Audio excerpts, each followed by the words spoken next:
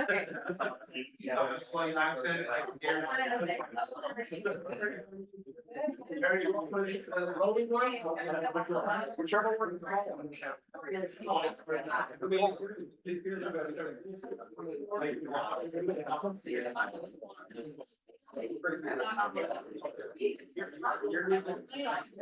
Where do you want this?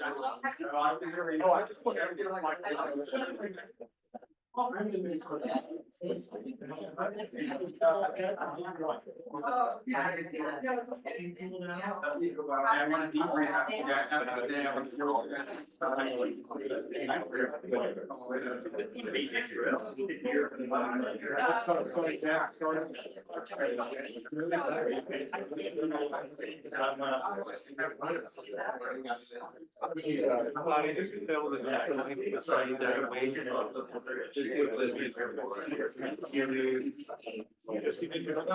That's the only guy.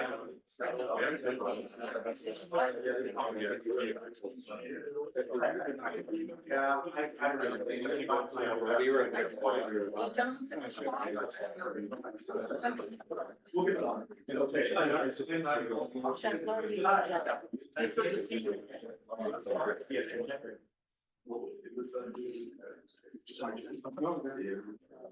I was.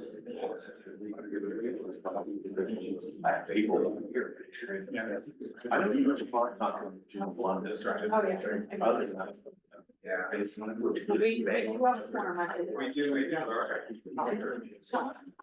What we're gonna do for the song that we were doing. So the pension.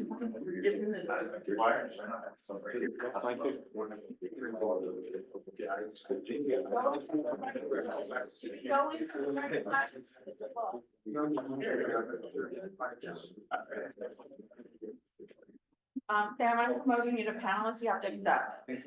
Yes. Yeah. And Josh, do you know you're gonna have to log on, go into the Zoom, I sent you an email? Yes, I saw that Okay, this morning. so I'm gonna send, when you go in, I'm gonna send you that invitation to be a panelist, you're gonna have to accept. Once I log in. I'll do that when you get in, yeah.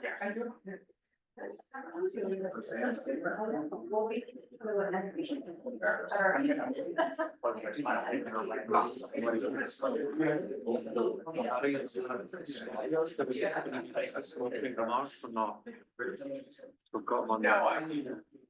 Yeah, he was supposed to come.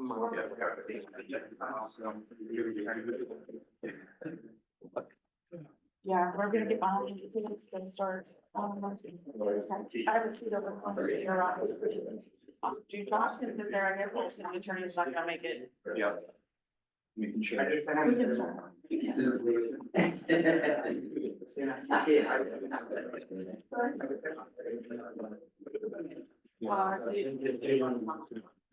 you? Yes, ma'am. Good morning, everybody. It is 9:05. It's Thursday, the 12th of September, 2024. And this is a special meeting for Palm Springs Airport Commission. Welcome to you all. I'd like to start today with a pledge of allegiance and also a welcome back. Ken Hendrick, one of our commissioners who's back on board. Ken, would you like to take the lead this morning? Sure. I pledge allegiance to the flag of the United States of America, to the republic which stands one nation under God, indivisible, with liberty and justice for all. Thank you. Christina, do we have an agenda that's been posted? Yes, the agenda has been posted. Okay, let's take a roll call and make sure we have a quorum. Commissioner Banks? Behrman? Burke is excused. Caldwell? Here. Delgado, or sorry, Corcoran? Here. Delgado?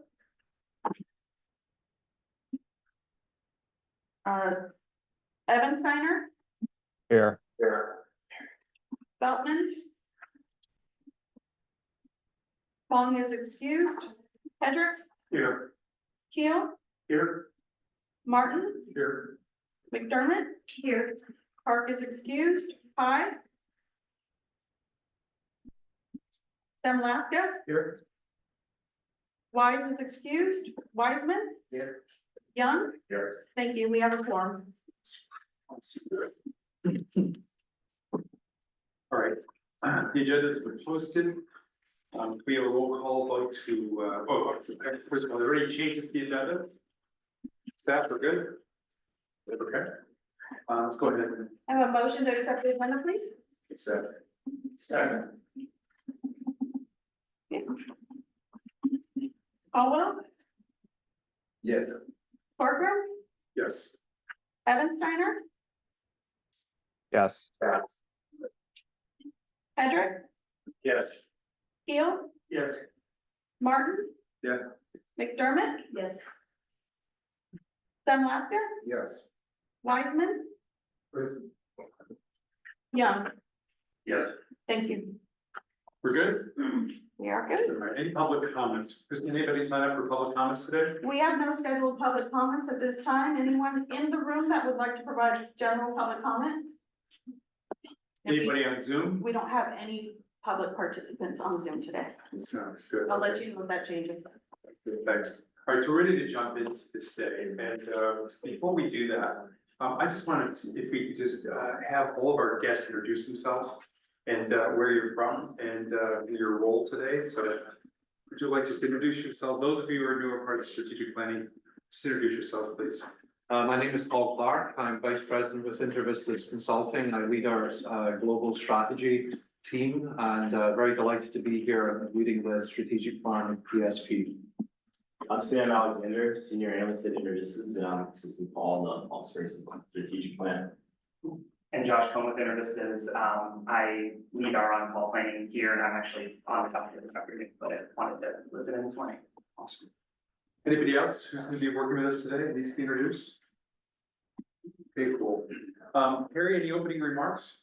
I do have opening remarks. So I actually want to thank everyone in the room for coming and attending and dedicating so much of your day today for this important effort. Many of you know, a few years ago when I started, we lacked a lot of structure, from procedures, basic procedures from day-to-day tasks to long-term planning. And we've been working on my team diligently to build those structures as we go. And so this is a part of that process, and we wanted to make sure the commission was involved in that process because it really is important to the future of the airport. While we for the last couple of years, had strategy meetings where we focused on the capital of the airport, the needs of the, related to capacity and congestion and things like that. But now we're charting the path for how to get there. We're looking at the organization, we're looking at the culture, we're looking at the priorities and what needs to be a priority. And for us in the airport world, things are constantly changing, right? So we have to worry about digitization and electrification and new regulations and all these things. So it's important for us to have these discussions so that we can put pen to paper, have a document, a guiding document to follow. So that we can actually make strategic decisions for the next few years. And that's the purpose of this. So again, I appreciate the time. I'm going to turn it over to Paul so that he can make his introduction and then we can kick this off. One comments going to build on something here is before we throw it to Paul for the session. For those of you who are new and those of you on Zoom who are new, this is the second time we've done this. Certainly not to the depth that we're going to experience today, but it was really important to us that the commissioners all, level set on all the issues that we're facing. Those of us who've been on the commission for several years, you'll notice there's kind of a short language that we use to talk about different issues that are important. And one of the reasons why we're so appreciative of everyone spending and committing their time to this is for those of you who are new, it'll level set you in terms of the knowledge required to be an effective commissioner here. And also to build on Harry's point, there are very big decisions we need to make in the next 2 years here. So hopefully this will fast forward, or not only fast forward our knowledge, but help us to move some of these decisions faster as a result of what's going to happen today and how we execute this plan moving forward. So from the commissioner's point of view, this is a really important opportunity for all of us to go deep on these issues and try to get smart about it. None of us have the experience the staff does, but here's our chance to jump in with both feet and try to get as smart as we can so we can make good decisions and recommendations moving forward. So Thanks again for that. With that, I'll turn it over to Paul. Thank you very much, Chair, and it's a real pleasure to be here. I'd like to say at the offset that I've been involved in airport strategic planning for 25 plus years, and we've been involved in more than 25 strategic plans as well at very deep levels throughout the States, in Canada and internationally. And I just want to let you know that in the early work that we're doing with Harry and team, I'm very impressed with the caliber and the skill sets and the teamwork of your team PSP. I think you're in very good hands, and with Harry's leadership, working on this endeavour for the strategic plan, I think is a critical piece, just to build on what the chair has mentioned. As we move into the physical planning aspects and expansion and extension and new air service development, it's incumbent upon the organisation to have its alignment on strategy, on its business planning. And it's obviously Palm Springs is a globally known tourism entity and community, but the community here in terms of its needs for airport access, both for everything from social reasons, tourism reasons, business development reasons, economic development reasons is very critical. And of course, we've got a worldwide network of aviation as well. So how do we make all of that work in terms of finding a way to move forward? Well, it's strategic planning and starting to move forward from there. So I know it's quite a tight agenda we have here, but it's very important for us to make sure that we have the interaction of all of the brain trust and great views and insights from around the table here as we move forward into the strategic plan.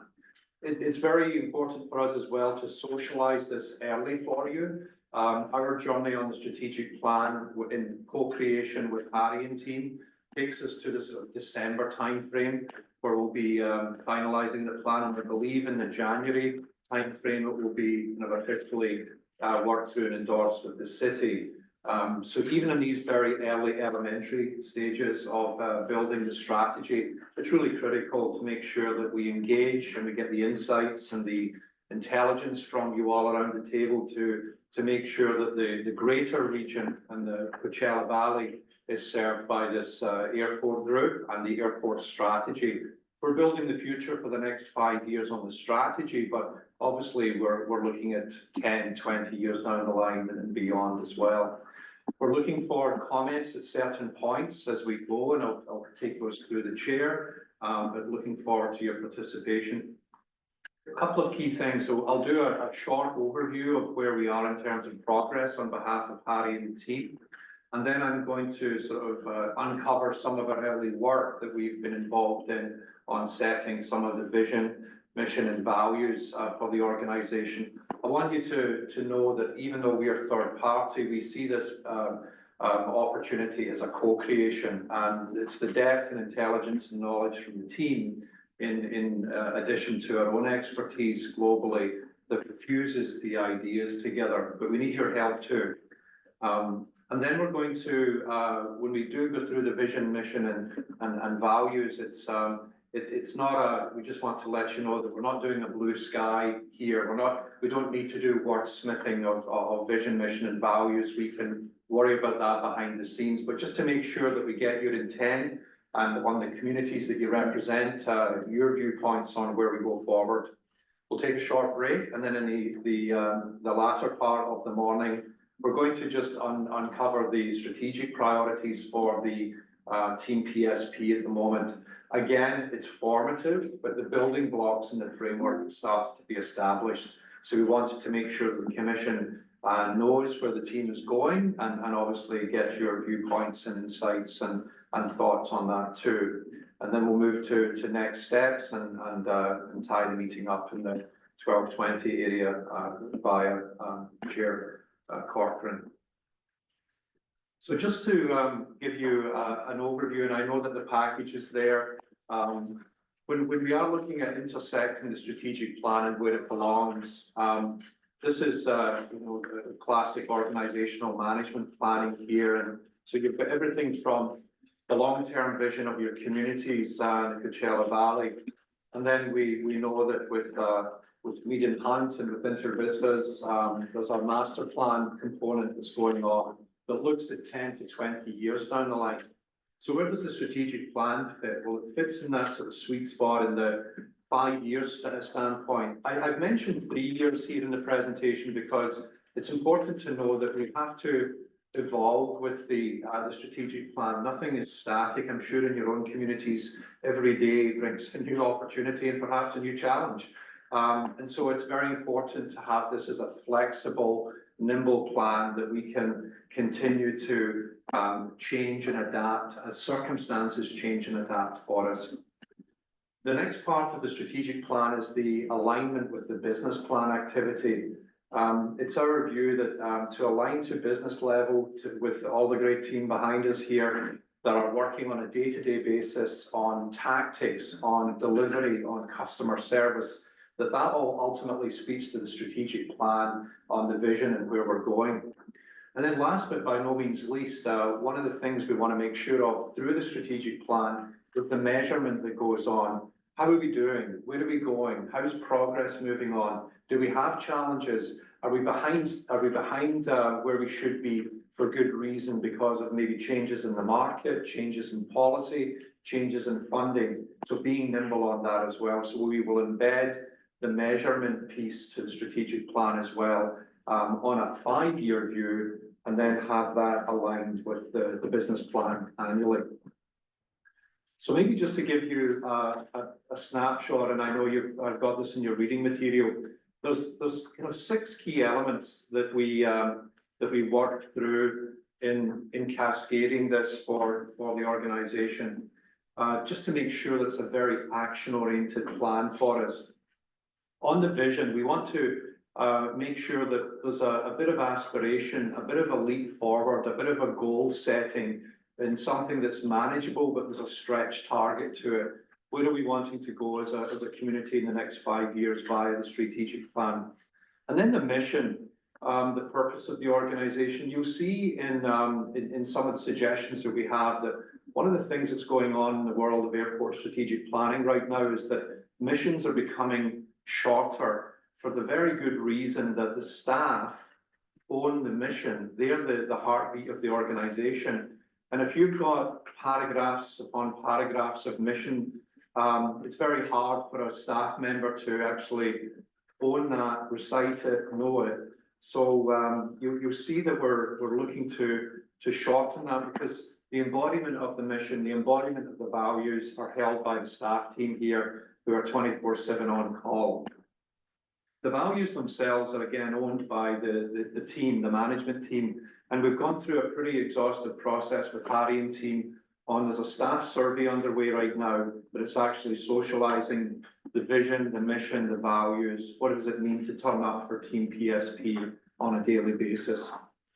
Then on the bigger platforms, the strategic priorities, we've got large-scale planks and platforms in which the organization is going to drive forward, which then have aligned goals to them and performance targets moving forward. So that's, I'm sure the learned folk around the table would know the structure of strategic plans, but that's the framework, the classic framework we're looking to follow. In terms of just where we're at, and we've been started on this endeavor a couple of months ago, and there's 4 kind of key inputs that then move us forward to the plan development stage.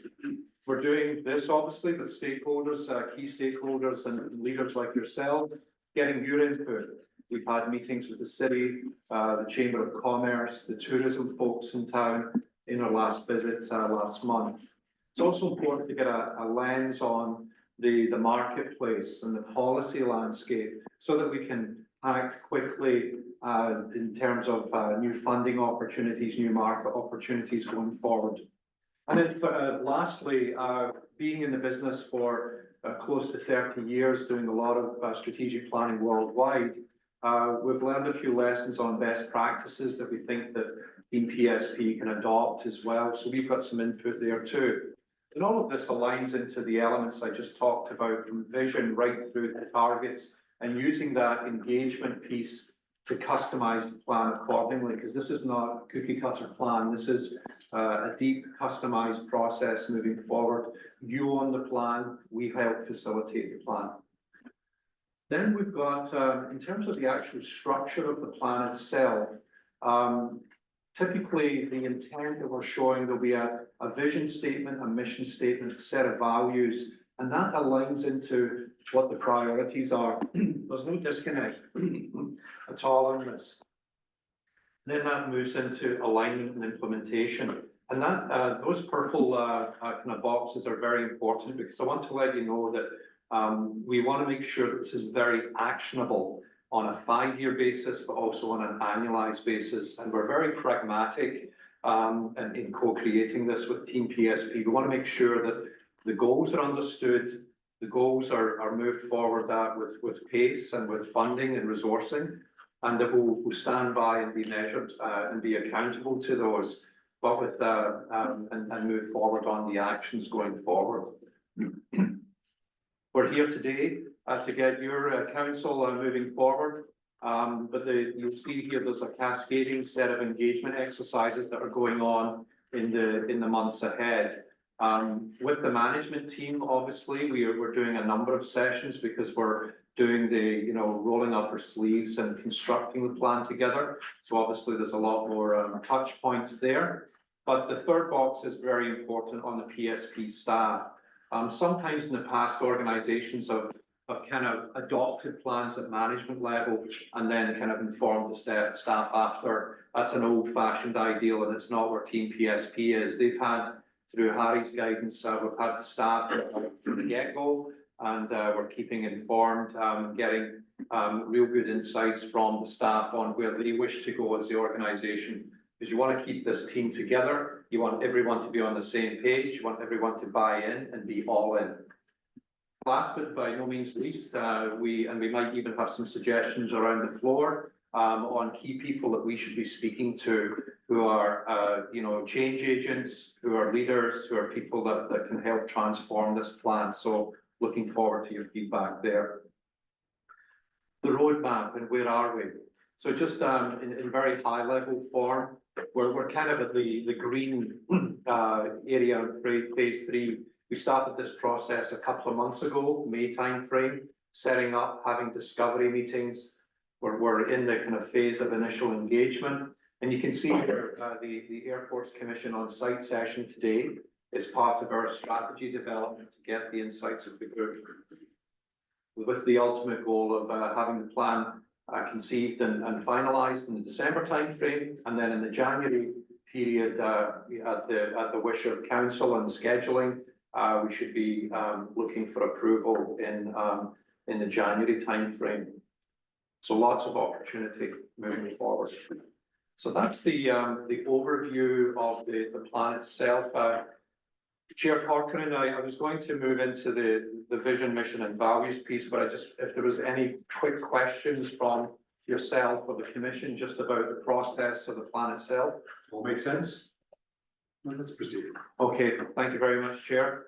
So moving on now to the vision, mission and values piece, and this is where we can have a little bit of engagement. If you let me go through just the progression of the slides, and then through the chair, I'll ask if there's any sort of immediate comments. And again, I'd like to sort of let you know from a very open standpoint and transparent standpoint that we've got a lot to go through today. And I know there's an afternoon session as well, but there'll be opportunity, I believe, if you have other insights through Harry and team and ourselves, we would be pleased to do that and have your insights. If we can't do it in the hours ahead, we can certainly do it in the days and weeks and months ahead. So just on the vision, so the current vision statement, which was conceived a couple of years ago, and it's a lot of building blocks to build on, is become the most admired airport by creating a world-class transportation hub, loyal passengers, and an enthusiastic workforce. Now, taking the team through this and working through the elements of this, there's a lot of building blocks, but we also wanted to think about, well, are there other elements in terms of our sort of global appeal, our appeal to the community to stretch further? So again, it's still in draft form, and as I was saying to the team, this is an iterative process, and when we're building visions, as we have done worldwide, you take a few stabs at this, and then you can, if you're creating the sculpture, you're not going to have it finished in one day. So there are elements we just wanted to bring you through here. So this is the first draft, so this is kind of hot off the press. One component here is an admired airport innovator. I think you have to sort of set your stall on, are we the best? Do we want to be admired? And when we're talking about admired, we're talking about the global airport community, the community at large here that lives in the valley, the tourism groups, the economic development groups moving forward. The word innovator is important because, as you can hear from Harry's early remarks, transformative statements moving forward, technology, internal and external processes, and being involved in innovation is something that's top of mind too. Passionately connecting.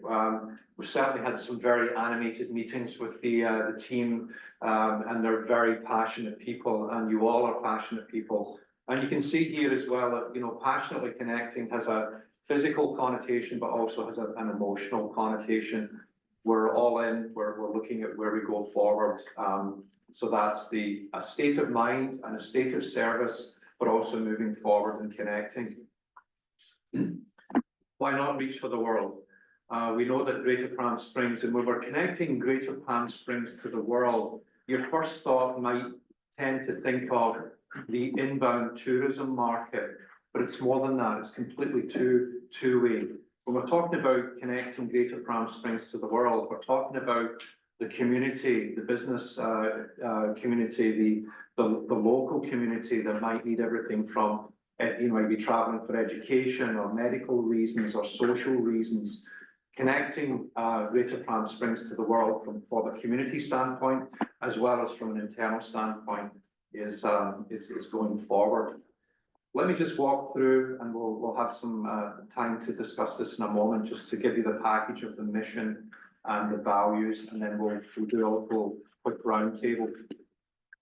So just thinking of the mission, and the mission itself would be the organizational heartbeat. What are we doing for a living? What are we doing when we turn up? Who are we? Where are we going?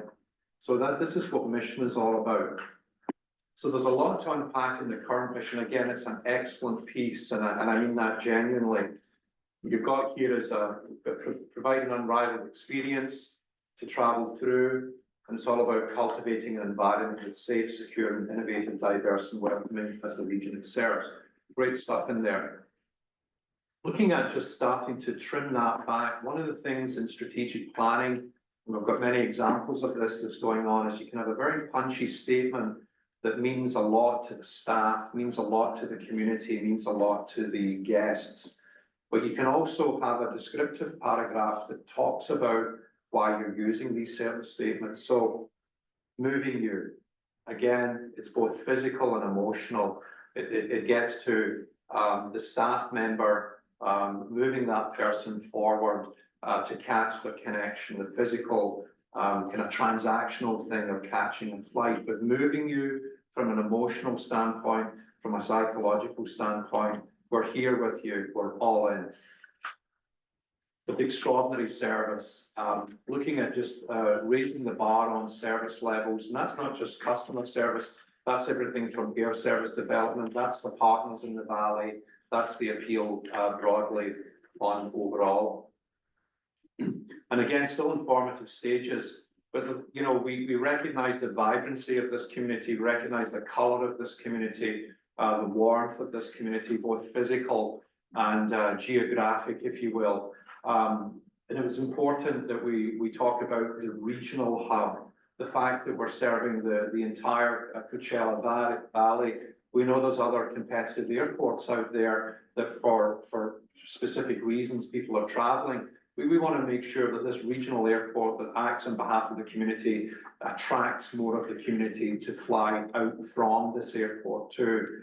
And it's very important because we know that from the inbound standpoint, we're bringing tourists from all over the world who are going into your communities and your resort areas right through. So it's a regional destination, it's a regional community going forward.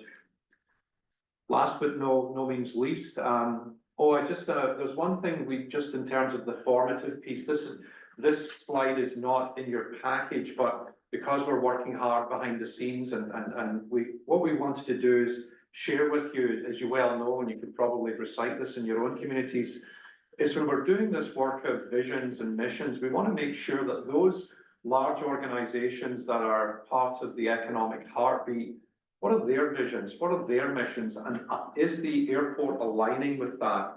And so we'll make sure this slide is there for you. But there's a lot in each of these elements, from the City of Palm Springs that Team PSP reports to, the Chamber of Commerce, the Destination Marketing Organization, Visit Greater Palm Springs, and then the airport itself. And if you just take a minute to sort of look at some of those words and statements, you can actually see there's build amongst there as well. The sentiments, the tone is there for all to see. Just wanted to lastly, before opening it up to the floor, and I'll start with Chair Corcoran, is on the current values, you would expect that the values of the organisation would not change. They would just be potentially fine-tuned as you've got new leadership, new staff members coming in, people who are piping up with ideas about what it means to them to be part of Team PSP as an organisation. This is excellent. We were very impressed to see this, and I know that team members like Daniel and others were critical to this set of values originally coming up a couple of years ago. So with that spirit, under Harry's leadership, where are we going with that? And so we're getting this out as well with the staff survey is still underway. We're getting comments back on this, but one of the things that's starting to unfold is we wanted to keep the pride piece because we felt that from a kind of a memorable device, it's very easy for the staff team and for the community to recognize what the value set is with the organization. We've made some potential tweaks and we've co-created this. So the pride acronym still holds, but we've swapped out the odd word. But what we want to make sure of is that we've not stopped the intent of the word, because you see in the pages next, the actual expressions of the descriptions have the words progress and empowerment, which have been, yes, dropped from the lead statement, but they're part and parcel of the value set. So we've got passion, responsibility, integrity, diversity, and exceptionalism. This is a new word that we've had introduced by your leader, Harry, and it's a very powerful word. And what it means is just that aspiration to never rest and look in a very innovative way and a very leading way on being exceptional. And it's something that I think is very strong, it's very emotive, it's very transformative, and I think it belongs. And we'll hear your opinions on that and open to discussion. Again, there's a fair bit of detail here, but I just wanted to let you know that the hard work is being done with Team PSP, and it is a co-creation exercise. So for each of these proposed values that you see on the screen, passion, responsibility, integrity, diversity, exceptionalism, well, what do they mean? Well, we put down here connecting summary definitions that illustrate and articulate what these values really mean on a day-to-day basis. Now, we wouldn't expect someone out on the ramp or in airside or in customer service on a busy peak season to be reciting, you know, the draft summary definitions, but we would kind of anticipate the pride would be something that would be, they would recall and remember and know that coming through every day on good times, on not so good times, on stressful times, that the level of customer service, the level of attention, the level of organizational intent as well, we're talking about not just frontline, but the management team and the staff and the way that they hold themselves and the way that they develop relationships and partnerships with you as the community, with the airlines, with all of the vendors, with all of the politicians, that we're holding each other to a high standard and excelling and accepting that. So, oops, we're not going to break quite yet, but I would just like to stop there. I know there's a lot, but I know that everyone has very diligently done their homework and looked at these as we go. But what I wanted to do, Chair Corcoran, is maybe we could open the floor a little bit just to get people's views. And again, we don't need to hear from absolutely everyone if you wish, but just to hear from folks and see if are we hitting the mark? Are we getting on the right page? Are there things that you would like to tick? Are there things that you would like to see and make sure that are involved? But Chair Corcoran. Let's open it up. Comments? Kevin? Yeah, just on the last slide here, the word exceptionalism and the idea I think is perfect for our valley. We have an exceptional community. The word exceptionalism is unfortunately, I feel a little tainted by the meaning that you most often hear in the context of American exceptionalism, which, you know, unfortunately, these days has quite a bit of undertones, which are baggage, politically speaking. And so if there are a way to capture that concept without the baggage that exceptionalism in particular carries, that would be good. That's an excellent comment, and then that's the reason for socializing some of these terms, because I think, Kevin, you would, just as you've very articulately stated, I think the words and the meaning of that, you know, we're talking about exceptional performance, exceeding expectations, being innovative. I mean, all of those I'm sure would be supported, Kevin, but that's a fair point. We want to make sure that if the words have other meanings that are not intended, that's something. Harry, do you want to speak to that? Is it just I think that's fair comment. That is a very fair comment. I hadn't thought about it from that perspective, so that's something to consider for sure. Yeah. I wonder if excellence would be an acceptable alternative. That's great. Excellence. Absolutely. Keith, I like that. And always keeps the pride piece going, and we'll certainly take that back. But those Kevin and Keith, those are great comments. One other option, extraordinary. Yes. Perfect. Real quickly, Thank for the proposed vision statement, an admired airport innovator passionately connecting Greater Falls Springs to the world. How about an admired airport? Leave out innovator, just an admired airport, Yes. passionately connecting Greater Falls Springs to the world. Yes, and the reason being, if you're admired, that intrinsically in the innovator piece would be underneath that and wouldn't be needed to be mentioned. Is that where you're going, Daniel? Right. Yes. Okay. Thank you. And there was a second one that kind of caught my eye.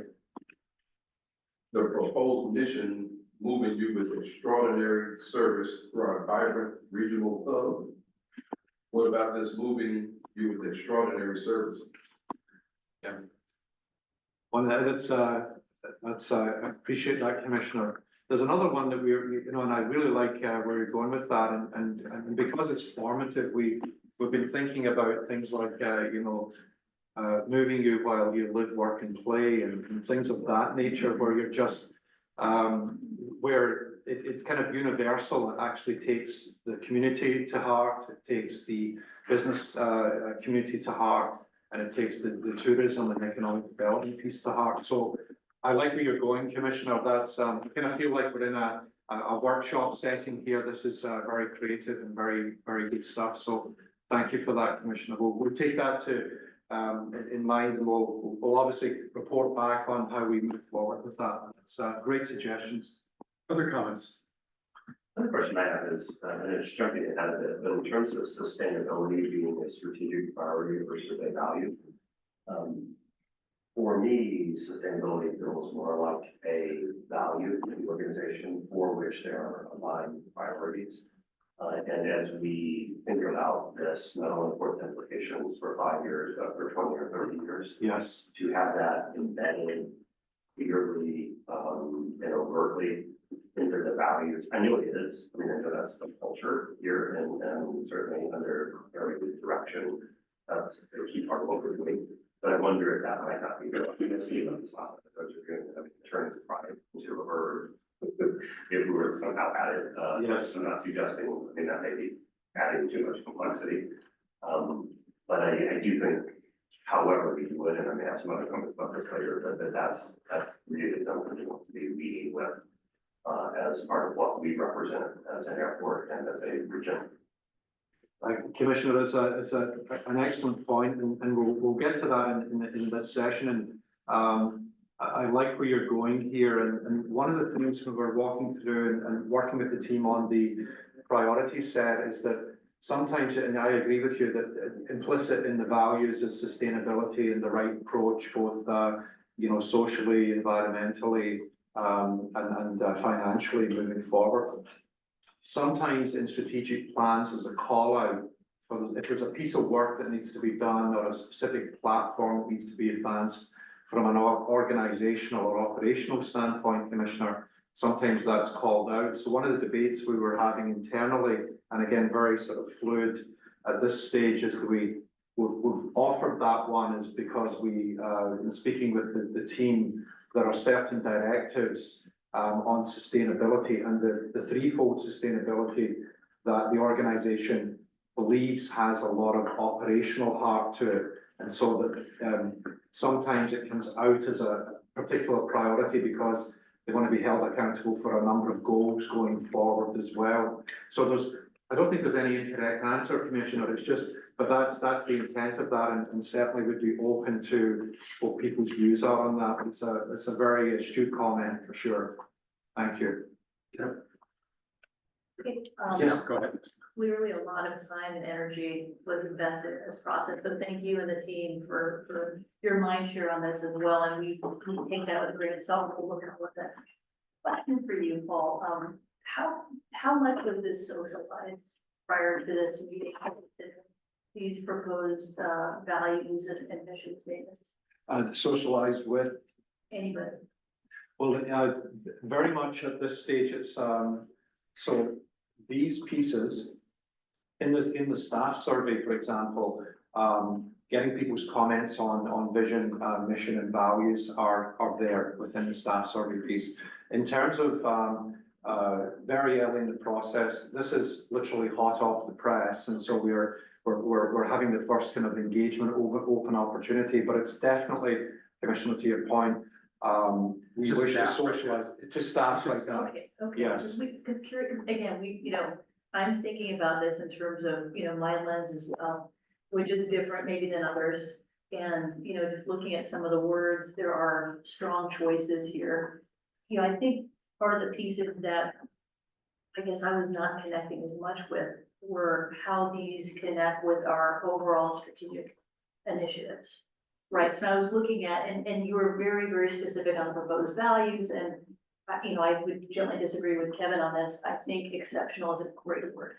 And I don't think that our current political climate should overpower any decision we make on that. It's a strong word, it's an aspirational word, it's something you're committed to, and I feel strongly about it. So I would say maybe it's not exceptionalism, maybe it's exceptional. That would be one piece on that. The other piece that I found that I was personally missing was connecting. So I know we're moving you, and I love that spirit. I like the consolidation on this, Paul, because a lot of the other mission and vision statements out there, and I did a lot of research ahead of this meeting, they're very long. Yes, they are. They're They are. exceptionally long. Yes, exceptional in another way. Yes. And not very moving, right? Yes. So I think there is something to be said for less is more. Yes. And that is a very difficult thing. So bravo to you and the team for undertaking this task. The one piece though I felt missing was connecting. Okay. And that's a That's big very part of what we're looking at within the business community, within the traveler experience, within the staff, within the team. If there's a way to weave that into one of these, that's a pretty strong word as well. I have a suggestion on that. Thank you. Sure. So the word service in the mission statement, I think maybe hospitality would capture that element, because hospitality is the combination of service and connection. And I'm sure there's other elements. You might be the expert in that area. You've got real ideas too. Yeah, no, I like that. One of the things that, and this is great commentary, commissioners. One of the things that we would do in expressing this in the plan itself, it's a short plan, is if we have the statement, we actually have a very short paragraph that sort of embodies what the spirit of that is, and we can actually use that word connection. And we can allow us to come back with another version based on this brainstorming, as well. Commissioner? So I agree with Mr. Wiseman on the exceptionalism. Excuse me a little bit, but what we're actually talking about is leadership. What this airport is trying to do is to be a leader in all these issues and the best. So the exceptional airport, but it's leadership. We're sort of showing the way. Yes. And I think that leadership may be a better term, a safer term that says the same thing. Yeah. Just a suggestion. So I appreciate that. I think is the exception, it's the ism. Isn't this? It- Yeah. Yeah. Yeah, and it has been thoroughly tainted. Yeah, but what we can do, Commissioner, just to your point, it's an excellent one, is that the word leadership, we can embody that into statements when we're describing in the plan the value system. You know, the fact that this organization, in combination with many around the table, will lead forward and be held to that standard, so we can make sure of that. Well, we're a leader in the world. We're Yeah. showing how to build an airport, service our customers, and be the best there is. Yes, absolutely. Like Sam, I really appreciate the succinct nature of the mission statement in particular. When I read through it, and maybe this is intentional and I haven't quite figured out why, but it seems the words safe and secure are, which were in their current, mission statement, are not included in this statement. As someone who travels very frequently, it's kind of innate to what I do. I assume that that's happened. Yes. At airports, and maybe that's the reason, but when I look at this and I see moving safely and securely with extraordinary service, it adds a dimension that brings comfort, and you know, I think that I don't want to minimize the extraordinary service or the level of customer service that becomes really important for an airport to be successful. But it's diminished if it isn't a safe and secure operation. Yes. So those words jumped out at me right away when I saw this the first time, and I was kind of looking through to see where I could find them somewhere else, and I didn't find them. And like I say, maybe there's an intentional reason to not include those. But I felt I needed to bring that up as a Yeah. consequence. No, it's a great point, Commissioner, and I think that because this is very evolutionary, and we're giving you sort of framework statements and pieces. A lot of the connecting narrative and language that we would implicitly have. I mean, safety and security is job one in the airport operations, and it's not been dismissed. But there will be actually language that connects all of this, and probably in the early statements as well as on behalf of when Harry's talking to introduce the plan with the city leadership yourselves. We can actually talk about that. We've got high ideals, but we hold ourselves to a standard of you know, safety and security, but those language pieces will be in there, Commissioner, for sure. Go ahead. I agree with Samantha. I heard you, and I heard you too. The exceptionalism, I think, ties in with responsibility, integrity, and diversity. And that's why there's exceptionalism. Yes. Just my thought.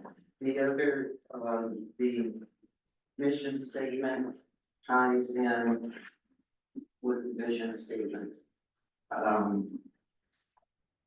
We have that with the difference in response and et cetera. So I think that's okay because it ties in. I'm done. Thank you, appreciate it, Commissioner. Other comments? Go ahead. Yeah, one I want to say, I agree with the safety comments, and I think it's easy to slot that word in, even if it's inherent. Extra people will want to hear that word. Be allowing the extras. On the vision, I struggle with the word admired, and I know we're not wordsmithing, but admired to me sounds like we're feeling insecure about ourselves and we want people to like us. So I would. Sounds on the intent. I don't think that's the intent. But that's a good point, so, we'll take that one back and see if we can, come up with something. Okay, I just, Yeah, and then on the mission, two comments. One, I struggled with the term regional hub because it sounds small. okay, And I like gateway to the Coachella Valley, Yes. that just says that we are big. much more expansive, and again, that was not intended to make it feel small, so Yeah. very good to get And I wasn't sure if that was a airport industry word, but from an outside marketing perspective, it sounds small. Yeah, And then the last comment I want to make is, you mentioned that the mission statement needs to be owned by the staff. And that means all the staff, not just staff. yes, I'm not sure the statement truly is ownable by someone working for the TSA or somebody that's in parking. It seems a little too fluffy. So I just challenge you to make sure that it does actually connect with all the staff. Because I'm not sure if I was taking the tickets of the parking that I would really be able to internalize what this needs to be. it's a great point, Commissioner, I'm just, in terms of the team, you're right, the kind of the ecosystem of the airport, we've got many players, many organizations. Obviously, the Team PSP is universal, but the organization of Palm Springs International Airport, that's the immediate staff that we're looking at. And so the partner staff, you wanted to embody that, but they would probably have their own definitions, and TSA's vision and mission is quite different from the organizations. But I understand where you're going, and I'll make sure that we revisit that and think about ways to ensure that people bring that on board when they turn up, that beyond this organization, everyone. Yeah, I would push back a little bit. I think our partner staff have to be considered as much of the staff as if they work for us directly. There is no difference. And I didn't mean to be dismissive, it was more just to thinking of the structural way that we would approach the other organizations to make sure that something like that can happen. Thank you. Please. Thanks. Thank you, Paul, for your presentation. I also appreciate that you and your staff put in so much work for this. And you bring the unique perspective of having worked with so many airports. You can see so many different things. And I talked to Harry recently, how my experience is a little dated. I was here 6 years ago, for a decade before that. And so it's kind of like I went on a mission to Mars and came back. Everything kind of looks the same, but a lot of faces have changed. But, and, you know, no criticism towards Harry or his staff, because I don't really know how things are now versus how it was then. But I just want to interject, adding on Tracy's thoughts, couple of my observations from my experience from that decade, that we're always there, always present in our minds. I was the finance director for the city for a decade, and I was over here a lot, working with the executive staff. But a couple of things for me that kind of jumped out that were issues back then that we never seemed to work through, that may still remain. And that it gets back to the staffing issue.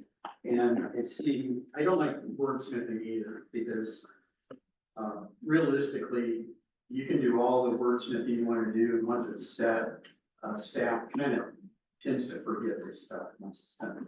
But if it helps guide the rest of our process on the master planning for this airport, then it's worth talking about. Yes. So the old vision statement mentioned the enthusiastic staff, okay? The ownership, the stewardship, the partnership, all of that is important as far as how are you gonna have an enthusiastic staff? The staff is buying into supporting this airport and this program. And there was definitely a disconnect in the days that I was here between airport staff, which is basically city staff, airline staff, TSA staff, vendor staff. We had these long lunch discussions over.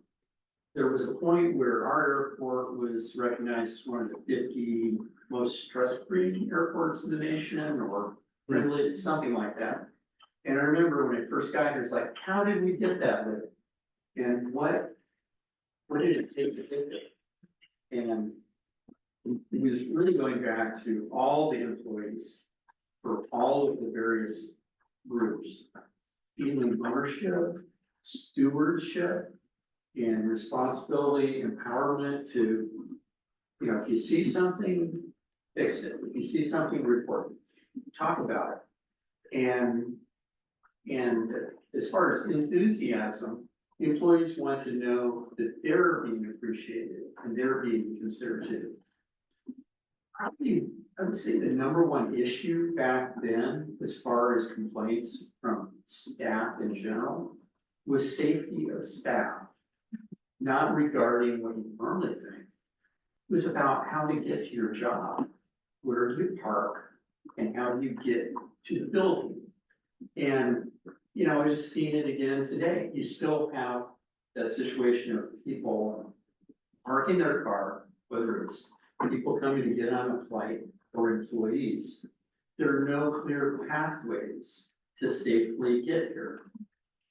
You know, accidents will happen. In my old role as finance director, risk management was a huge part of my job. And back when the council was trying to keep out Uber and Lyft and those guys and won't let them come to the airport. And they're saying, no, we're not gonna do it. And they passed a rule that you guys couldn't come. So what did they start doing? They started doing drop-off and pickups across the street at the city hall parking lot and the county lot. And I remember observing these people taking their suitcases across the street to and from. And I said to our city attorney one day, you know what? It's only gonna take one accident. And you're gonna have a multi-million-dollar lawsuit, and they're gonna regret that decision. Yeah. He said, you're right. They did discuss it with council, they flipped and that's when they allowed Uber and Lyft to start coming in. It's the same kind of thing.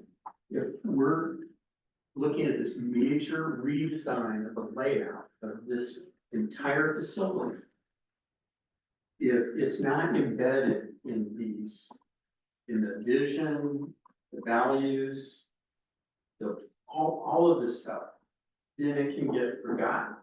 And, you know, I've seen a little bit of the plans that's talking about, well, we put parking here, parking there, and we put tunnels in, all that stuff. I'm like, nuts. Think about people going in tunnels to get to work or get to their flights. I mean, that's a safety issue for passengers and employees needs to be paramount. If you're expecting the passengers to have a comfortable, friendly, safe, pleasant experience, which is, I mean, we all know that flying is enormously stressful, right?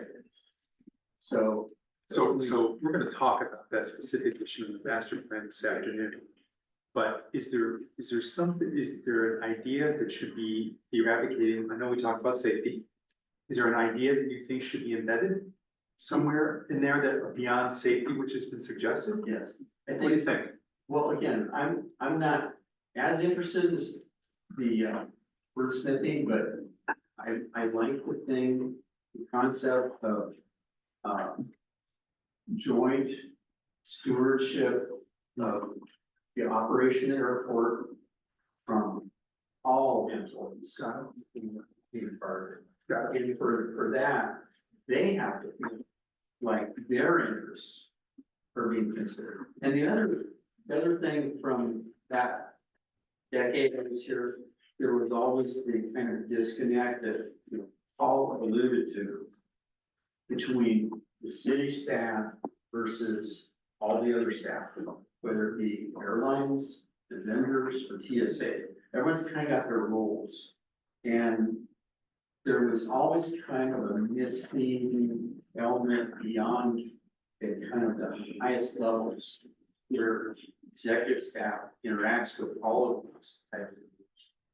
But there just felt to be something missing between partnership between the So considered. stewardship, partnership, the shared responsibility and commitment to all of this from all the different constituents. Yeah. Somehow has to be reflected in this. Absolutely, and to your point, Commissioner Keel, and to build on something that Commissioner Martin brought up, one thing I think that will help connect this is we are actually, with Victoria, leading on this initiative, we are actually doing a full partnership survey to, articulate these ideas and say, what suggestions do you have as well? So I think that will help sort of connect the dots a little bit with the all-in universal approach that we have here. So that's underway. And in fact, the timing is perfect. So some of the spirit you talk about on stewardship and alignment that you're saying as well, Commissioner Martin, we can actually bring that language into the survey that we're just working on literally in the days ahead to finalize. So we'll make sure that that language is in there. I think there are other issues we will discuss this afternoon. Yeah. Just gonna make sure there's a window for that. Yeah. Be anxious to have you jump in on that. I think, getting their feedback is helpful, but I think it's important for our airport staff to tell them what's expected of them when it Yes. comes to customer service, when it comes to safety, when it comes to, so that they're not in a silo. These are our values over here, and they may not be in alignment with the airport's values. So it's a two-way street. Yeah, and I know with working with the team in the last few short months, that spirit and that kind of communication is there in terms of this is where we are as Team PSP. We need you to come on board. Let's work this through. So I think in a very transparent manner, doing this survey, actually having those meetings, and I know Victoria has actually socialized that we're doing this effort and we're working through with your feedback. So I'm confident that we can get a resolution on that. Let me throw it to commissioners on Zoom. If you want to raise your hand or turn your cameras on, do you have any comments, anything that you want to add to this at this point? Okay, in the future, if you want to just raise your hand, we'll keep an eye on what's happening there.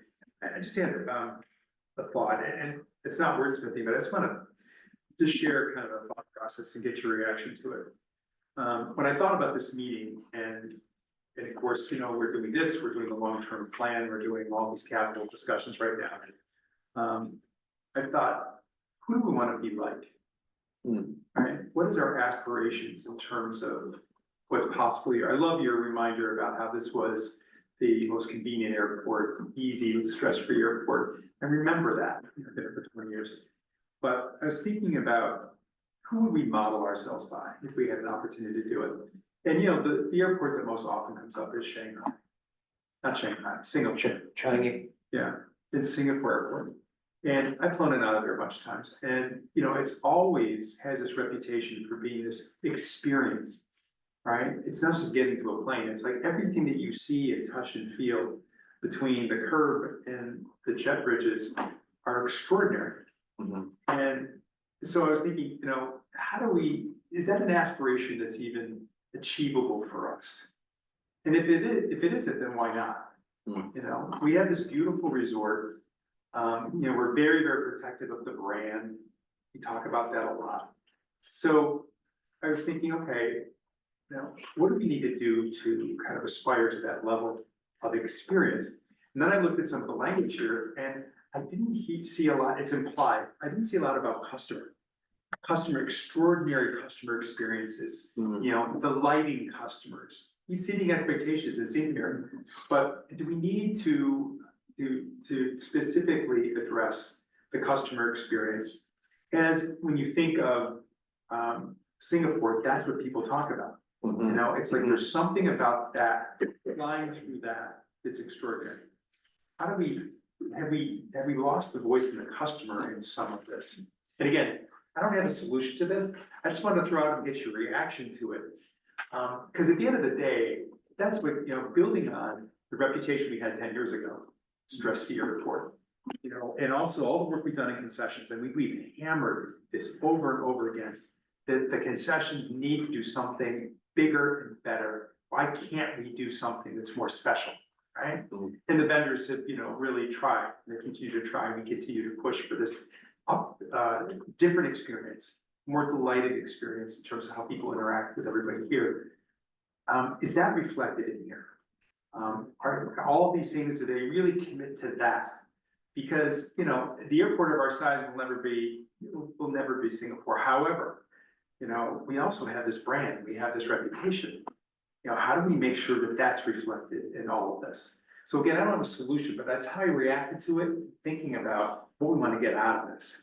And so I throw it out to the group. Any reactions to that, or just the voice of the customer? Do we think that's embedded enough in here? There's a lot of implications of it, but do we feel that that is strongly enough embedded in this?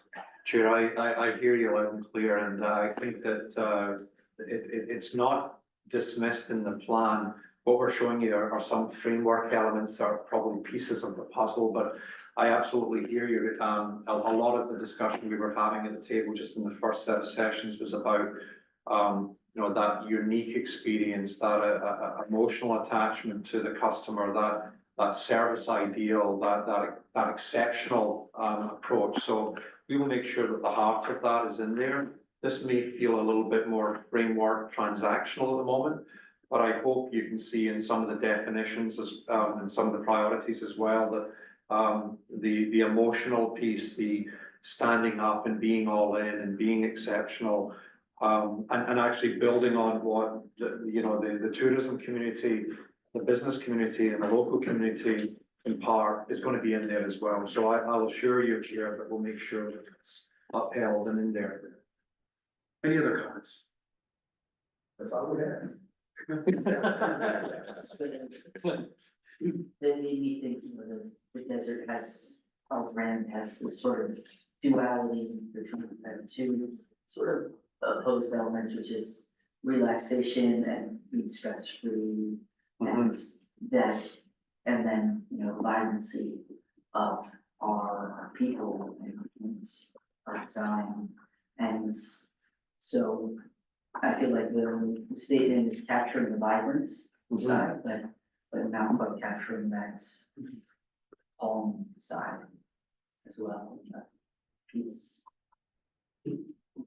And you know, Councillor Wiseman, we've had a few words actually bringing up things like resort or desert or calming, and so that there's we'll take another crack at that to make sure, because we want to sort of make sure that we're reflecting the spirit of the community, that being creative, that it has multiple meanings. So that's why we've kind of begun to land on the vibrancy piece, because, you know, when we think of vibrancy, we think of energy, we think of color, we think of commitment, but we also know in physical connotation, it means just what we see outside this window here.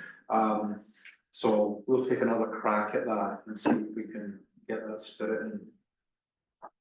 I mean, your ideas do resonate with me, and I think about the flying through, one thing that's obviously different about Changi versus here is that this is typically an embarkation or terminus for most flyers, and, you know, so in my own experience, I think there's somewhat different expectations related to that, as opposed to getting off a 12-hour flight and saying, this is fantastic, I've got 3 hours to explore the place. That said, you know, I really embrace the ideas that you're describing, and sort of what Kevin said as well, that, you know, if we can create that experience, and instead of it being a place where we come just because we have to arrive or depart, that is, and certainly, you know, much of the work that Harry and the team have already done in terms of the visit, can't remember the name of the past, but stay, play or whatever it is leaning into that. If we can create more of that experience, again, driven by a focus on extraordinary customer passenger experience, then we think that would be great. And I would just say if we can embed that even more fully in our vision statement, that would be fantastic. And then make sure we can do it, make it happen. It's like moving from a transactional experience to something that is thoughtfully curated as an Yes. experience. Yes. And, you know, people talk, they walk off the plane and they see the mountains and they come down the escalator and blown away by that first impression of the mountains. And people talk about that all the time. You know, obviously where we're located gives us the opportunity to have that experience, but are there other things? I mean, when I talk about the aspirations, I want to look at how you orchestrate processes that improve, that build on. So, you know, everybody, how do we take every single interaction point and put it on steroids? And just put it to a different level. And that's what they do in Singapore. Yes. So again, maybe too big a vision for where, but there's something unique in this opportunity here. And with the long range plan, with the construction, with the concessions, with that everything. I mean, somehow that spirit, I think has to be reflected in this plan. That we're gonna consciously improve the experience, to delight and be extraordinary. What does that look like from a day-to-day operational point of view? I think to build on your comments about how to get everybody on board, you know, all the constituents need to play, need to commit to that. I think that's our opportunity here. Yes. Other comments?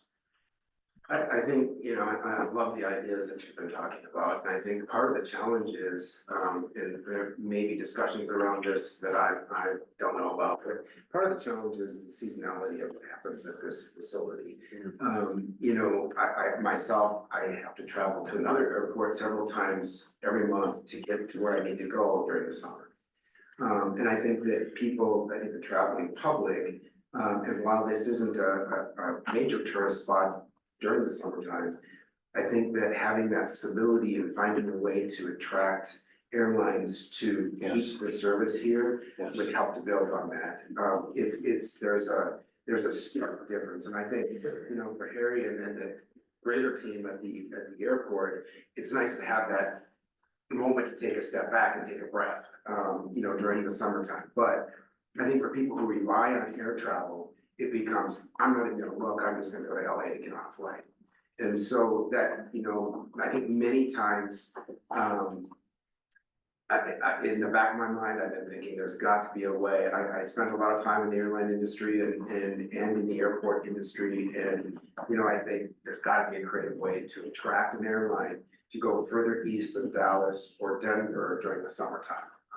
You know, it's a hassle, and I think that kind of detracts from what you're talking about, building this stable, exceptional customer service that where part of that is reliability. So two comments on it. One is if you look at the demand over the next 20 years, doubling the size of claimants here. We think, and I think we all suspect that this will be a year-round airport. But here's the tricky part. This summer has been really challenging for the hospitality industry here. And I think it's a little bit of a shock and a surprise because for all the post-COVID travel and why people came here and why other summers, the last 3 summers have been successful. This summer has been a real challenge for the hospitality industry. And then you look at climate change and we look at how hot it's been this summer and ask ourselves over the next 10 years, is this going to change? And it probably isn't. So the challenge now comes, I think it's back to the hospitality industry to say, we may need to redefine what the summer experiences are here, the summer opportunities, the experiences that are for travelers. I don't know what that means if we start to celebrate evenings in Palm Springs, the magic summer, stuff like that. But some of that's gonna have to happen based on what people are seeing from this summer. And again, I'm not deep into these numbers, but this is what I've heard. So it is a combination of the demand to make this a year-round airport. But I think the challenge the hospitality industry will have is, you know, how do we continue to market this through the hot months? And will that attract the airlines and attract the number of appointments that we're looking for? And if we get there, back to my original thought, how do we make sure that year-round This is an extraordinary experience to come here. There's something special that happens when you fly through this airport. And, you know, we have some challenges here, just based on the summer we just experienced, but, those are some thoughts. Any other comments? Just really quick, building on what the two of you just said, I completely agree with that. I think the challenge is gonna be threading the needle between some of the other key stakeholders in the community. Like you said, we've got so many folks who are committed to messaging out. How do we potentially pull it back together so that we create some internal messaging and develop those experiences? Even for the folks who are living here.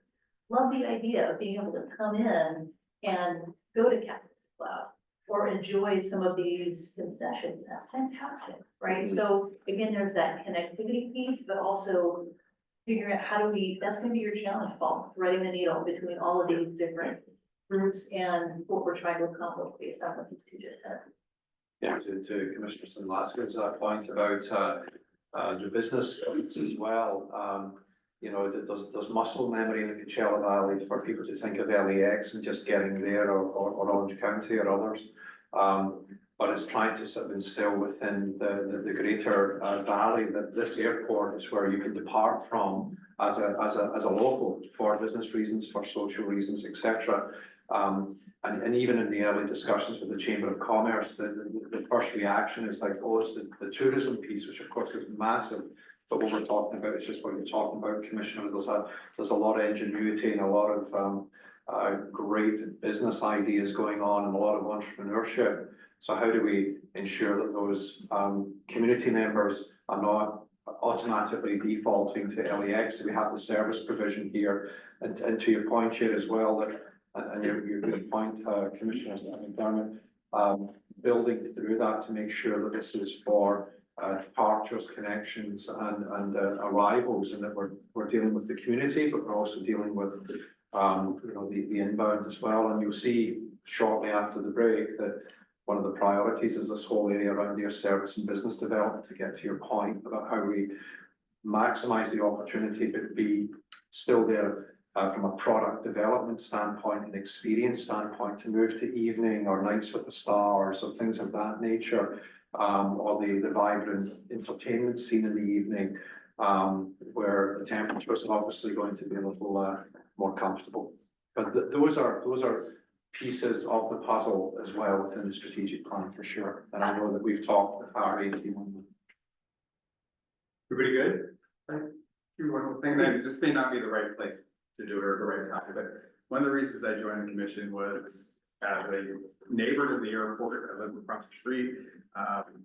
Having the airport be a real asset to the community and be a respectful neighbor for the community, I think is really important.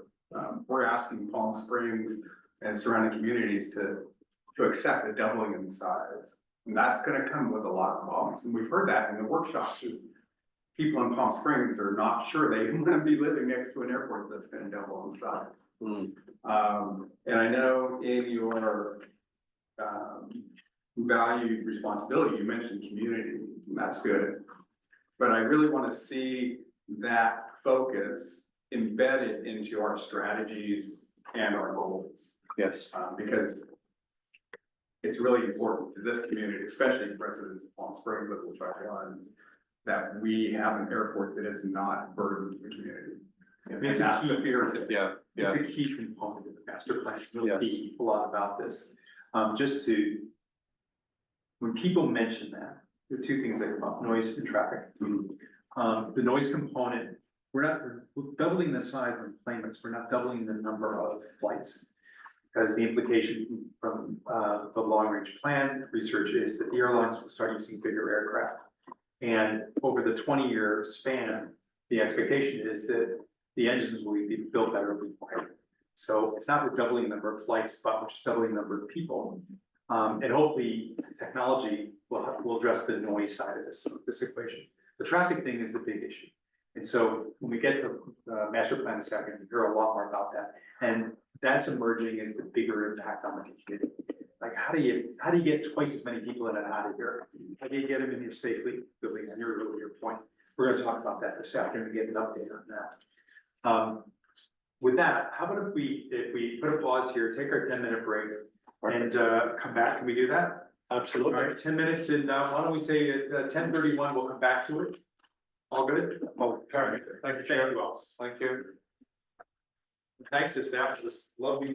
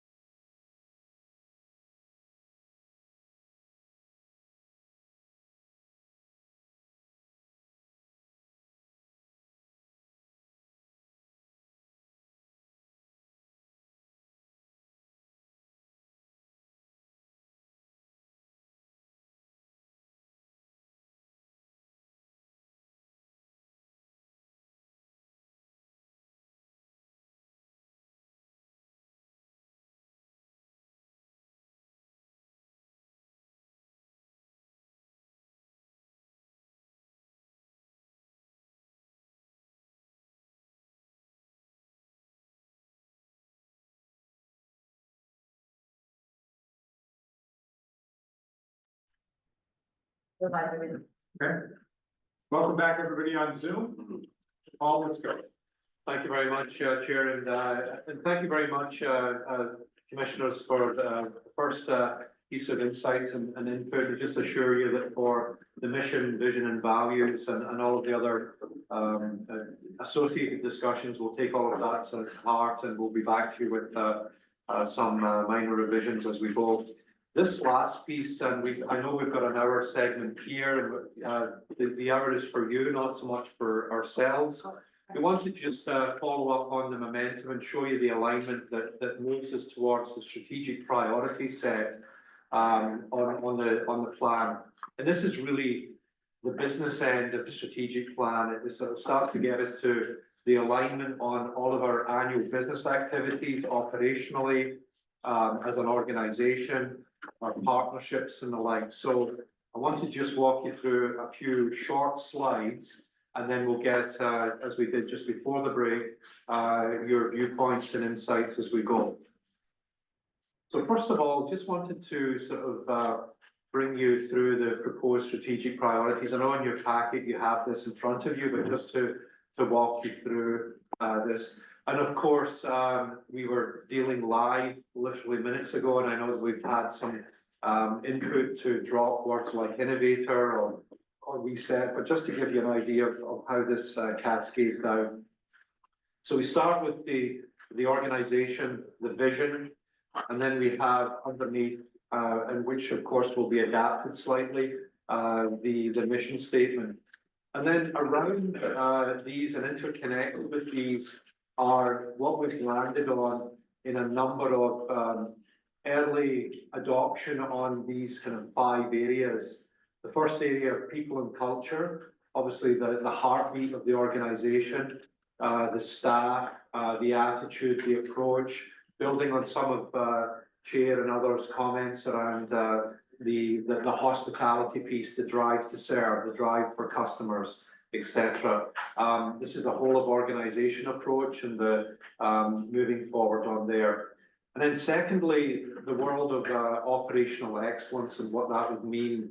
And this is universal. This is everything from approach to air service development, physical planning, community communications, and then everything from internal processes on the way that we are doing things, to technology and safety and security and things of that nature. The third one on partnerships, I think, is very important, and that was illustrated this morning or earlier this morning in some of the discussions with some of the commissioners around the fact that partnerships are so critical. We want to make sure that this is part of a service ecosystem here. This airport is part of an end-to-end service experience that moves forward from point of departure through the airport onto resort areas if it's a tourist, and then on the community side, making sure that there's the partners moving forward who are providing that level of service. But these partnerships also are governmental at the city level, at the state level, at the federal level. So there's advocacy in here and other things. Clearly, one of the other platforms is infrastructure. I know in this afternoon's session, there's talk of the master plan and the updates around that. So this is the physical manifestation of the strategy, the infrastructure piece, and how we actually build those components and build the business plans to ensure that the infrastructure is done the right way at the right time for the right future. Lastly, and I certainly take to heart Commissioner Young's comments before the break around the sustainability platform, and I hope I articulated a little bit about the thinking behind that. But again, this is a fluid process. We want to make sure that we hear from you all, get your insights on that as we move forward. Just to, as we move on to the other part of your packet, we take these 5 priorities, and rather than just statements of intent, what do these all mean? And excuse the fact that there's a bit more language here, and we're not going to drill down on the actual statements per se, but just to give you a notion of the spirit and the reason and the thinking behind this.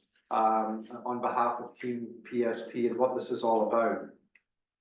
So draft summary definitions. Our people and our positive work culture are at the heart of our success.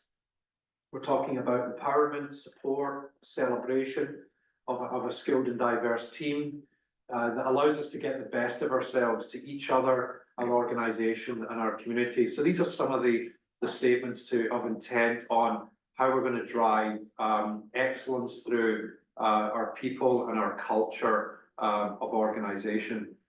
Then more on the transactional side, the operational side, pursuing ongoing excellence. And as you can see in this statement, it's very universal. It talks to safety, security, guest experience, air service development, the embodiment of internal processes, external processes, the all-in operational approach, and striving for excellence every minute of the day and every day of the week.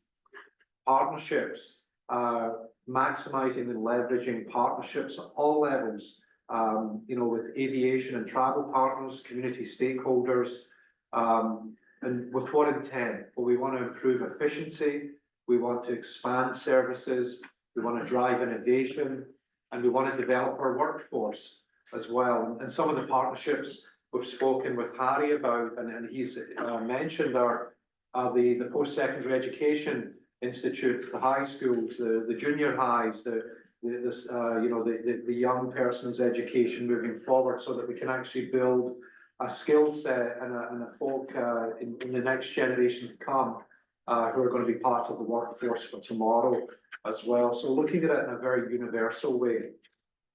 And we aim to elevate the travel experience, maybe building some of that Chinese spirit we talked about before the break, and just building on that and advance progressive solutions.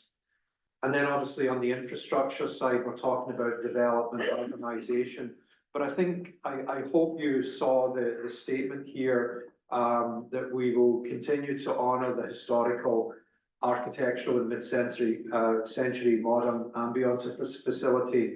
It's really connecting, as I put in the statement, on our collective behalf, connecting our iconic past with our vibrant future, and making sure that the build is in tone with the feeling of this place and the sense of place and the sense of belonging.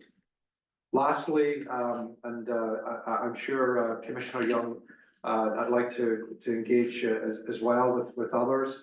What we're talking about on the sustainability front that has strategic priority is threefold. Obviously, there's a natural tendency to think of environment and climate, and we know that resiliency around climate in this community is paramount, and how we will actually have safe, secure, comfortable operations in weather extremes. But also there's a social sustainability piece as well, driving prosperity, ensuring also the financial sustainability, and that we've got an active social sustainability responsibility here to lift everyone up, to be part of a thriving, healthy, equitable, connected and livable region, so that we've got this universal approach to sustainability. So there's a lot in there, and the reason we put sustainability as a platform and a priority is that organizationally, in everything that the organization does, it has to be through that lens of social, financial, environmental.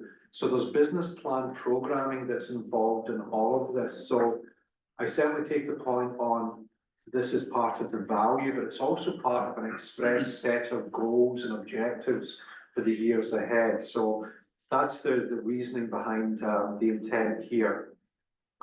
So I just I put the last slide up here and I'll go through the chair first and move on, but I just wanted to remind the commission about the 5 strategic priorities, and we deliberately set this schematic diagram together to show that the connection is there.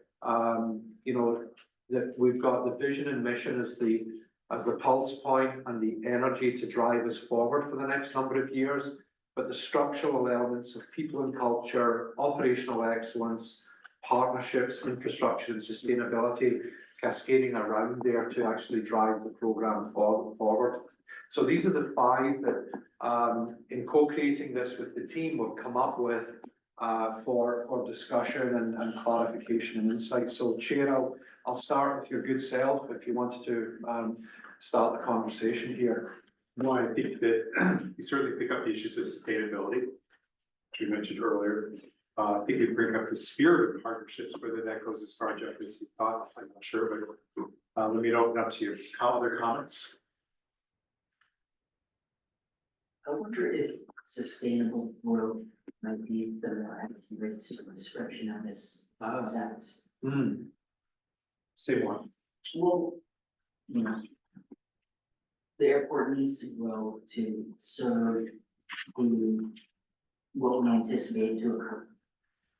But if we don't handle all of that sustainably, then we'll run into problems in the future. But if we would just have sustainability as a priority, and we're probably not going to go at all, we'll maybe start tearing it down. Who knows? There's a balance that we need to reach between the growth that there needs to provide and operating sustainably to make it all happen without leading or not leading to something that would not work. I think that your comment is relevant, especially because our long range plan shows we're going to double the size of employments here, size of the airport employments over the next 20 years. Yeah, and it's, I really like it, Commissioner Wiseman. I think that the one thing I would like to hear from you on is just, I understand the sustainable growth piece, and it makes absolute sense. How do we ensure that if we make that the priority, and maybe it's just in the language that we connect it with, to ensure that the social sustainability piece and the financial sustainability piece is not sort of lost in the intent of that? Because I absolutely see where you're going, Commissioner, but do you have any comments on ensuring that we have those pieces as well? I think they're definitely embedded in that sustainable section. Okay. If we grow too large, then it won't be sustainable. On all three levels, Yeah, yes. yeah, fiscally responsible Yeah. and, you know, responsibility. On the community If side, we don't grow enough, the community will not be sustainable. If yes. we grow too little, I'm sorry, if we grow too little, the community will not be sustained. If we grow too much, we'll waste resources and it will be detrimental to the community. Yes. I appreciate that. That makes complete sense. So these are nuances, I don't disagree, I do think there was some risk if you attach growth to sustainability, that it weakens the apparent commitment to sustainability. I really like, I'm a big fan of even sustainable development goals, which speak to many of the elements of sustainability that you've incorporated here. So I would applaud that, I think those are central. Before I forget, one words of anything I would speak up we might consider was instead of reduce our environmental impact, maybe even think about minimizing. Okay, good word choice, yes. But the sustainable growth, my sense is that growth is implied in everything that we do. Right? And so to attach growth to the terminology of sustainability, I think we just want to think about, does that actually weaken the apparent commitment as we're talking about this? Or the intent. Yeah, the intent. The only other thing in people and culture, frankly, I think it's probably already embedded in sort of the empowering terminology. So thinking about how we train and engage our workforce over time, because they are going to be operating, as we all are, in a very different world, and just as industry amongst the airports. Just as we think about the impact of generative AI and such, we need to think as an employee organization about how we provide the support and prioritize that. And again, that's part of empowering people, but I guess the question is, do we call that out in some specific way? That's a great point, Commissioner, and I know in speaking with Harry and team as well, that the training aspect and the skill set development and the people development is a central platform under people and culture, and I think that's a great suggestion that we actually call that out, because to just have it subtly applied, I think is probably underserving, and I think it should be in there as a great suggestion. Thank you. Commissioner McDermott? Yeah, I would say building on what Kevin had shared, I see what you're saying with the growth piece on sustainability, and I would add to that, I think we're looking at scalability, right? I mean, Yes, so when we look yes. at what we're doing, everything we're doing, we're having to thoughtfully scale. And we're tearing up an old building, there's a lot of layers to that, when you think about that. And so from a environmental stewardship perspective to what's the impact, yeah, global, but also within the. There's a lot of concern about that. So I think growth is embedded in some of the partnership piece, but I would agree with what Kevin said in terms of how do we kind of weave that into where we're articulating that thoughtfully scale. Yes, and I think there's an ability to serve all needs in the comments there. There's maybe if, and again, your call collectively, if sustainability is held as the word, I really think that the thoughtful words that Commissioner Wiseman's mentioned in terms of this growth, we could embed that within the statement. And to your point, Commissioner McDermott, make sure that scalability, growth, those words are in there so that it's just tied immediately to that, for sure. Other comments? Again, checking with our friends of Zoom. Any hands up for comments?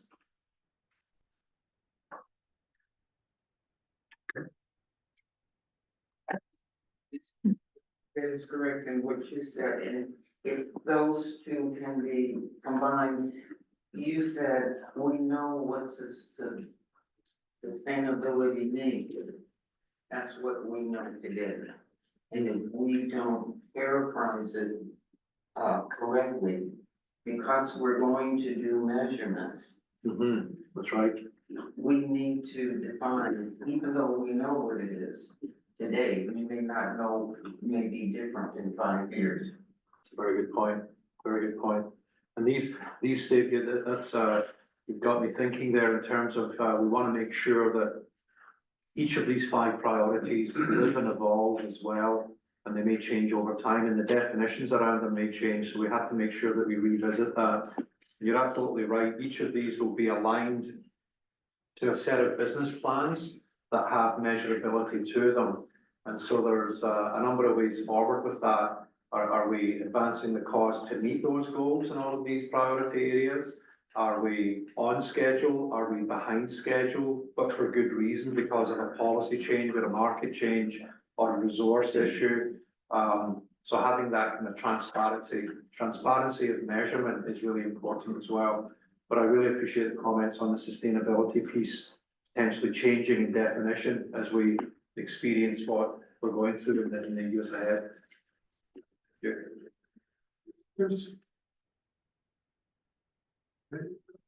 Steps.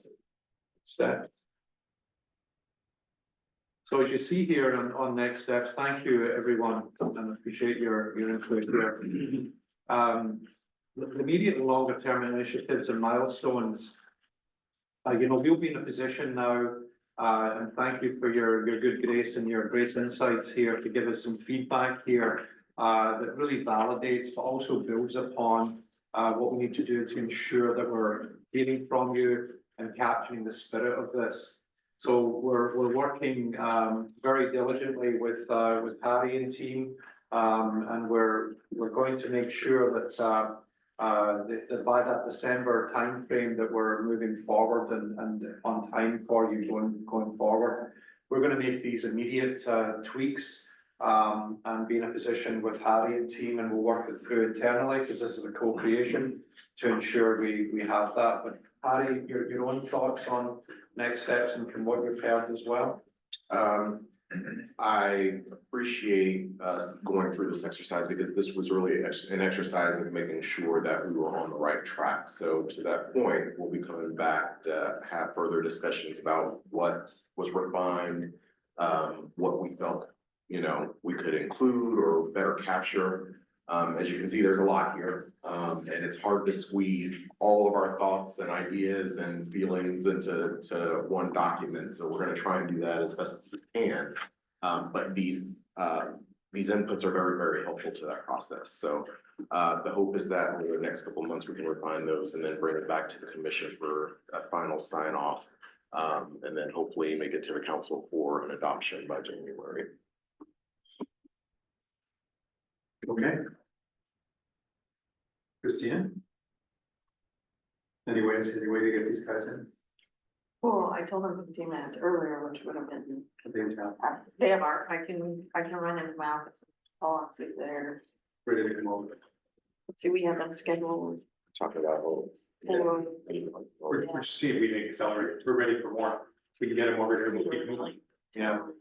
I think the only thing, Chair, is just that, it's just final comments from yourself and the commission, just to wrap this piece up. I really appreciate all the insights, but if you just have any final remarks, before we close on this section. No, someone made a comment earlier that, maybe Jeff, it was your comment. Once these things are done, they tend to be put in the bottom drawer. And, we'll bring them out 5 years from now, we'll polish them again. The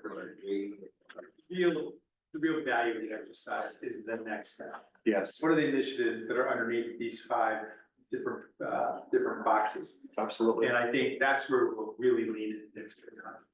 Because the big change, there's a marketing guy from Harvard that we consulted with at one point, and he said the biggest challenge for leadership is, he shows a slide of all these beautiful little puppies. And they're all cherub-like and beautiful. It said, the tough decisions in leadership is, which puppies do you have to drown? And the father goes, oh my God. Terrible thing to say. But what an image, because the real issue now is, how do we prioritize? Yes. What are the initiatives that will live underneath all of these pieces? And, the harder part about it is what you say no to. And we're gonna go this way, not this way. And, so I think, we will have energy ready to have that discussion when you're able to fill the initiatives into this. Some of the stuff we're gonna see this afternoon. So, great start, but, I think we'll put meat on the bones and then we'll really feel better about this initiative. Absolutely, and to your point, Chair, and to build on what Harry's talking about, our next steps beyond refinement of the framework pieces is really where the rubber hits the road or the flights take off, is the execution on the goals and initiatives and making sure that all of the alignment from the intent and where we're going in the future is built into goals, initiatives, measurement. And then we'll come back with that to have you deliberate, as the Chair has alluded to. Do we have what's the top priority? Do we have the intent? Do we have the resources? Do we have the funding to make this work? What are some of those tough choices going forward? And those are pieces that my colleagues and I will be working on with the team in the days, weeks ahead here. Great. Thank you, team, for your help with this. Appreciate that. I think we're gonna hold and see if we can. 5 minutes. Let's say 10 to 6. All right, we're gonna hold by 10. We're gonna bring the team in. Good news, they're close by. Let's see what. They're gonna be on Zoom. Oh, they're on Zoom. Even They're on better. Even better. All right, so 10 minutes and then we'll get them started. We'll go to the next step. But thank you all very much for your time and your energy and your insights. Extremely helpful for us as we're building this on your behalf. So thank you. Thank you. Thank you. Dan? Yeah, and we do not. Yeah, that's why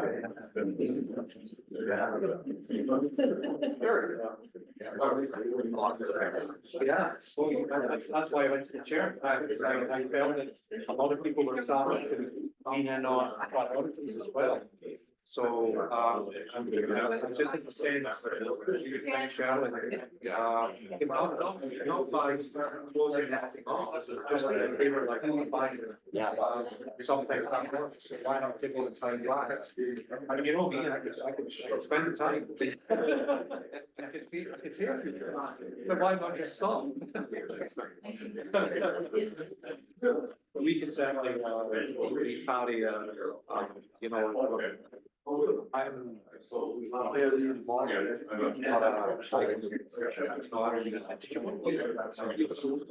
want us to? Not everyone would like to do this, but we're not completely virtual. Oh, we can sing that. Oh, yeah, that's We have to take, you on our call, things like that, you know. It's the next time I'm not calling my. Go on to the day, or you need to do it immediately for anything, or we can do that later? No, I'll be around. Yeah. At the city council.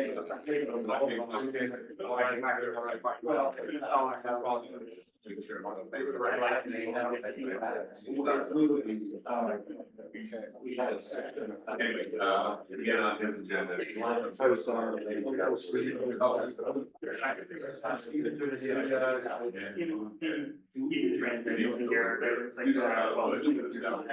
I mean, one of the issues right now. Yeah, yeah. Also. I'm sure there are other. Well, when it's always for the guys run. Yeah, we're. That's right. I knew that we had a schedule that I made some today or I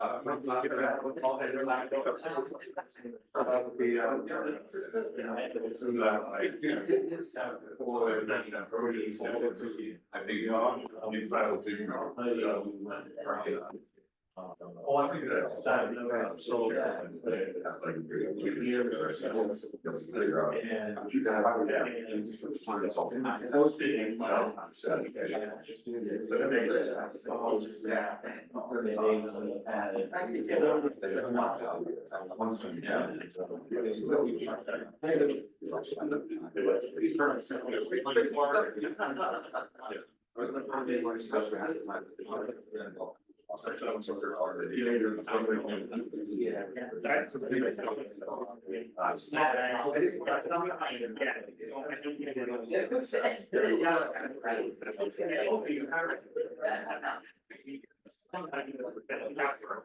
Well, we'll see you next.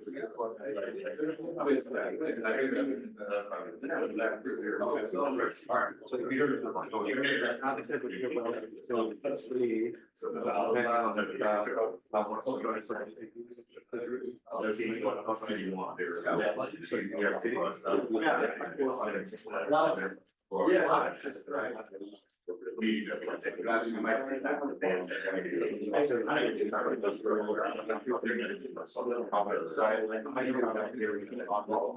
Yeah, yeah. Yeah, well, I think we're trying to get it all back. Besides, I'm gonna say these guys.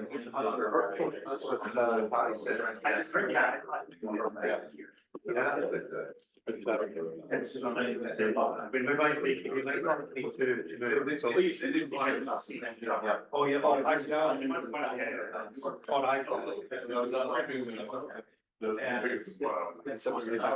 but I'm gonna do it. So I'm. Yeah, I think through lunch. Yeah, be here until. Oh, absolutely, yeah. I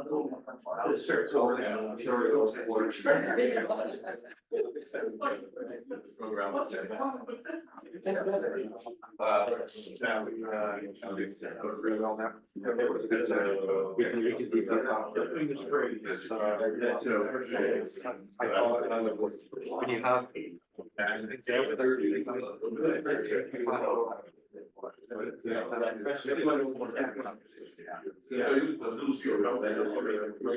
Well, Well, that's it. I'm not gonna, that's actually why I share there, just saying what I just.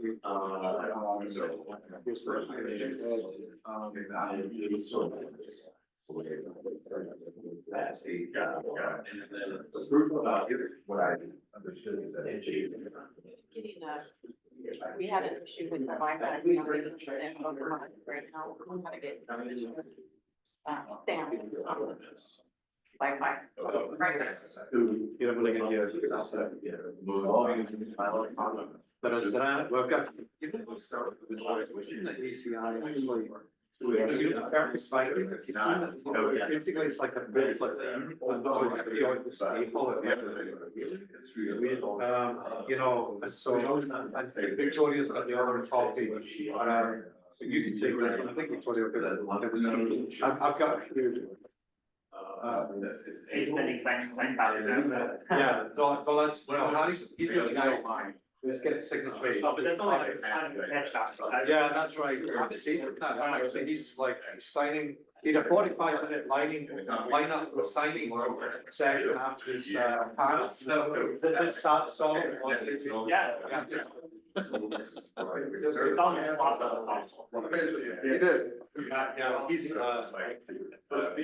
was a good spirit, because that's also the other thing as well, is that you get to these conferences and you can tell if the moderators, the panel, the back,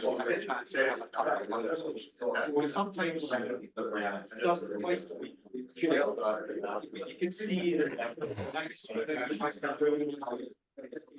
that's the thing, it's just preparation. When I facilitate organizations, you want to make sure you're giving the best. Allowing people to, you know, in advance. That's why it's really good.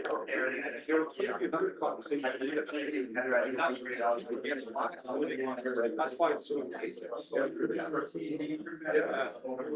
I don't know if anyone. What's that? Yeah. Speaking about like.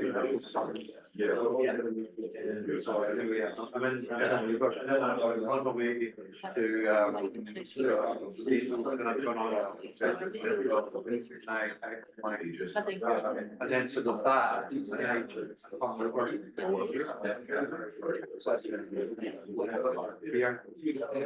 That's why I said. Are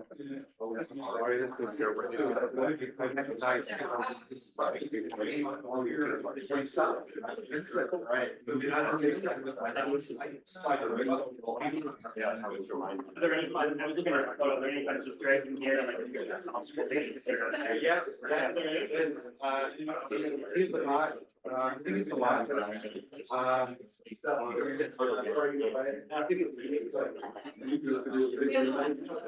The guys, have a better warning. Yeah.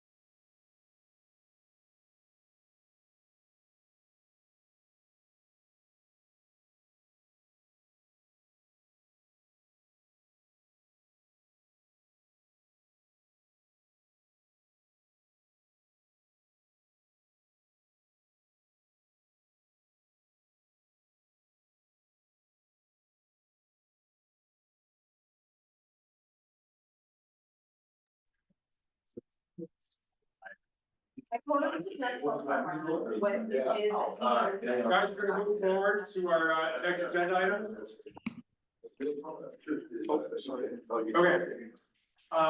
Ryan and team, we are banging through our agenda today. Thank you for accelerating your participation in this today. Do us a favor, because we have not only some guests here, but also some new commissioners. Those of you from Ryan's team, all of you introduce yourselves and let us know your background here, please. Sure, I'll start. Commissioner Corcoran, my name is Ryan Hayes. I Ryan, am your role? the project manager on the Palm Springs Airport Master Plan. Okay. Who else is on your team today, Ryan? So we have with us Brian and Stephanie. Brian, go ahead. Hi, everyone. I'm Brian Carranza. I'm a transportation planner with Mead and Hunt, working on the siting and sort of some of the circulation related items on the RCC location. So. Hi, everyone. I'm Stephanie Nico. I am an aviation planner, and I've been focused on the airside planning for the master plan. Thank you, guys. Ryan, it's yours. Go for it. Great. Good afternoon, everyone. We're looking forward to showing you some drawings today. Just if I could back up a little bit and give you all a reminder about why we're doing this additional work. We presented to City Council back in May, and they had City Council is very much in support of the master plan concept for the expansion of the terminal facilities at Palm Springs, with the notable exception of the rental car center. The primary City Council concerns, and Harry, correct me if I get any of this wrong, are the visual, aesthetic, and historic impacts of building a multi-story parking deck adjacent to or potentially even attached to the terminal building. And then secondly, the potential for traffic impacts primarily on El Cielo and some of the intersections along El Cielo adjacent to the airport, and the rental car, adding that rental car traffic to El Cielo and what that does to the intersections is another concern. So we've prepared a scope of work to look at some additional alternatives for the rental car center, and also address those two primary concerns that City Council has expressed.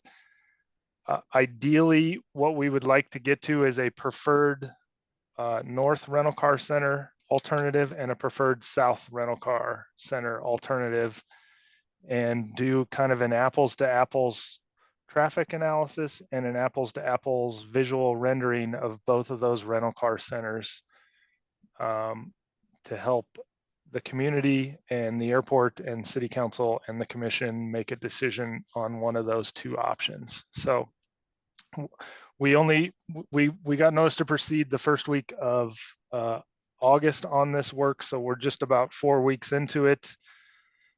On the traffic analysis side, we're doing some counts, and those counts are done, and because those counts are not during the peak time, we're working with some stakeholders to figure out how to apply some seasonality adjustments to those counts.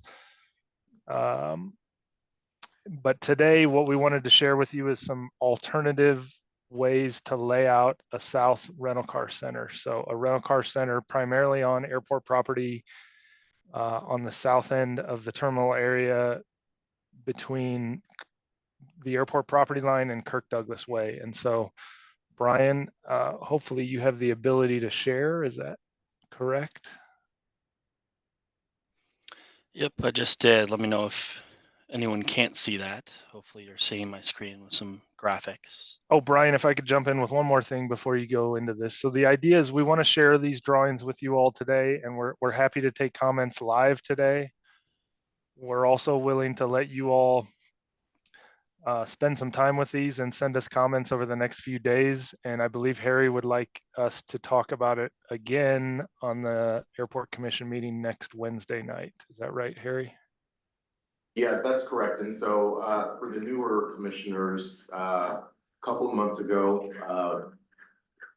backstory to this, we actually had a working group, a sub-working group consisting of airport commissioners, city staff, and, what am I missing? That's like all the group, airport commissioner, city staff, airport staff, working on this, in terms of the master planning effort. We made a decision a couple of months ago that the commission would be the working group for the master plan. So that's the context needed here for why this is being presented and why this will be coming back in the commission meeting next week. Thank you for that, Harry. Okay, Brian, you want to walk us through this first drawing? Yeah, definitely. So definitely familiarize yourself with this. This is really just sort of a download on a graphic that shows a lot of the opportunities and constraints that are related to some of the decision making around where to site it and potential opportunities that might change the layout and access to either a northern or a southern site. But I think the important thing here to note is that there's everything contemplated from potential property acquisition, realignment of Kirk Douglas Way, and then obviously reorienting things like the particular programming of each parking lot. So some of that, definitely do some homework and kind of make sure we understand that. But moving right into sort of the next graphic here, we're gonna see alternative one. So an alternative one on the south side, it's a 5-level structure between obviously Kirk Douglas and East Ramon Road. Rental vehicle traffic would have, that's in blue here, with the arrows designating the flow of traffic. One way to get in there would be 3 altogether in terms of ways to get to the RCC.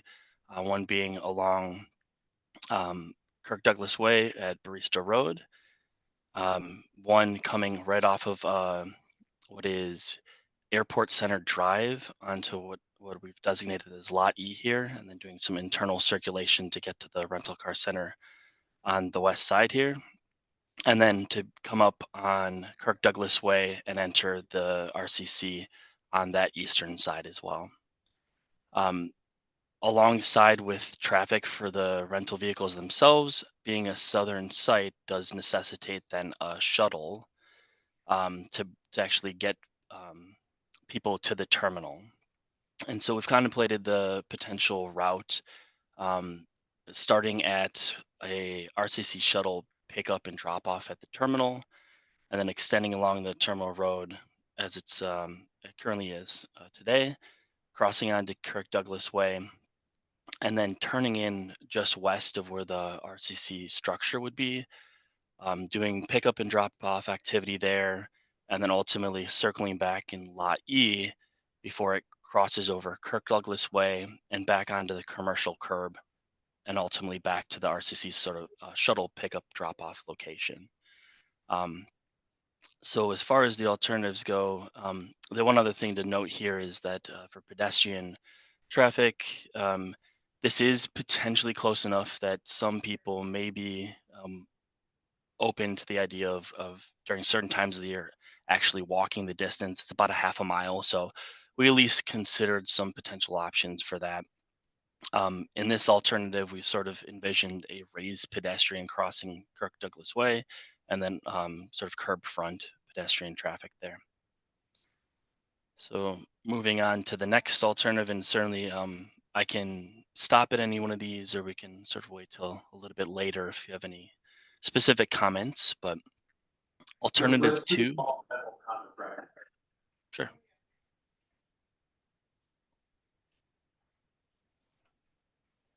Do we want to do comments on this first and then move So on? let's That's what I go ahead heard. and present all, then we'll come back with comments. Okay, perfect. So for alternative 2, again, it's a 5-level structure on the south side. The orientation of the structure would turn about 90 degrees onto the vacant parcel just to the south of the existing airport property. Obviously, that parcel would need to be acquired for this alternative to be viable. Rental vehicle traffic would again have the 3 different ways to access along Kirk Douglas Way as existing terminal road, two-way traffic onto Airport Center Drive, and then ultimately accessing the front of the RCC on the west side, and then one-way traffic on Kirk Douglas Way to enter on, again, that west side. Again, being the southern site, we'd have to have the potential shuttle traffic. So in this circumstance or this option, again, same RCC shuttle pickup and drop off near the terminal, same similar route, but in this case, the shuttle would actually just pass the structure and be able to drop off vehicles on that eastern side of the structure, circle around, and then do pickups on the west side of the structure before crossing Kirk Douglas and then moving on to the commercial curb and then ultimately the RCC shuttle route. In this circumstance is another viable alternative. We did consider pedestrian traffic crossing via a tunnel, ultimately directionally boring underneath Kirk Douglas to access the other side. Moving on to alternative 3, similar orientation back to alternative 1. In this this option, similar three different ways to get the rental vehicle traffic there. This time moving rental vehicle traffic rather than on Kirk Douglas Way to an access point just south of where Baristo Drive or Road is currently. And then entering into sort of the frontage of Lot C before it accesses the rental car center, and then the same 2 access points as the alternative 1. This is an option that ultimately requires the closure of access from Baristo Road here to the to Kirk Douglas Way. This allows for Lot C to sort of be an extension or sort of a combination. There's some benefits, obviously, from this perspective for internal flow, for public parking, and some other benefits and constraints. But ultimately, that's a requirement to allow for this one to happen. And then moving on to the shuttle traffic, a similar pickup drop off at the RCC shuttle at the terminal, coming around the terminal road, but rather than turning into Kirk Douglas Way, we would have the terminal road extend south to that same entry point. I believe it's labeled, it's East Baristo Road on the southern section, and then use this internal extension of East Baristo Road to the rental car center. All pickup and drop off would occur again on that western side of the rental car center, and then cross Kirk Douglas, moving on in a similar path as the other alternatives. Then the fourth alternative, or I guess the northern site alternative, would be to have that rental car center be located on the north side, either attached or in close proximity to the terminal. All activity would occur here in terms of all the planning activity level 4 requirements. So ultimately, it'd be 5 levels of structure needed. Some of that is contemplated being subterranean to accommodate some of the concerns council has talked about. Yeah, Brian, if I But- could jump in here, just Sure. to confirm this was our preferred alternative. And this is the one that we have developed renderings on. So this assumes that 2 of those 5 levels are subsurface. So this would be a 3-story rental car center, and again, that's the one that we have existing renderings done by Gensler for. Ryan, just a clarification. Mhm. The big issue with this was 5 stories across street from City Hall, looks like hell, big mammoth thing. And so. Yep. However, coming right from baggage claim right into there is obviously why we led with this idea. The last conversation, and so we said, bury it. And it can be addressed, that objection, by just burying it. Brian, I thought in the last conversation, we were burying 1 story. Now you hear you're burying 2, which would give us a 3-story structure. Is that new in our discussion?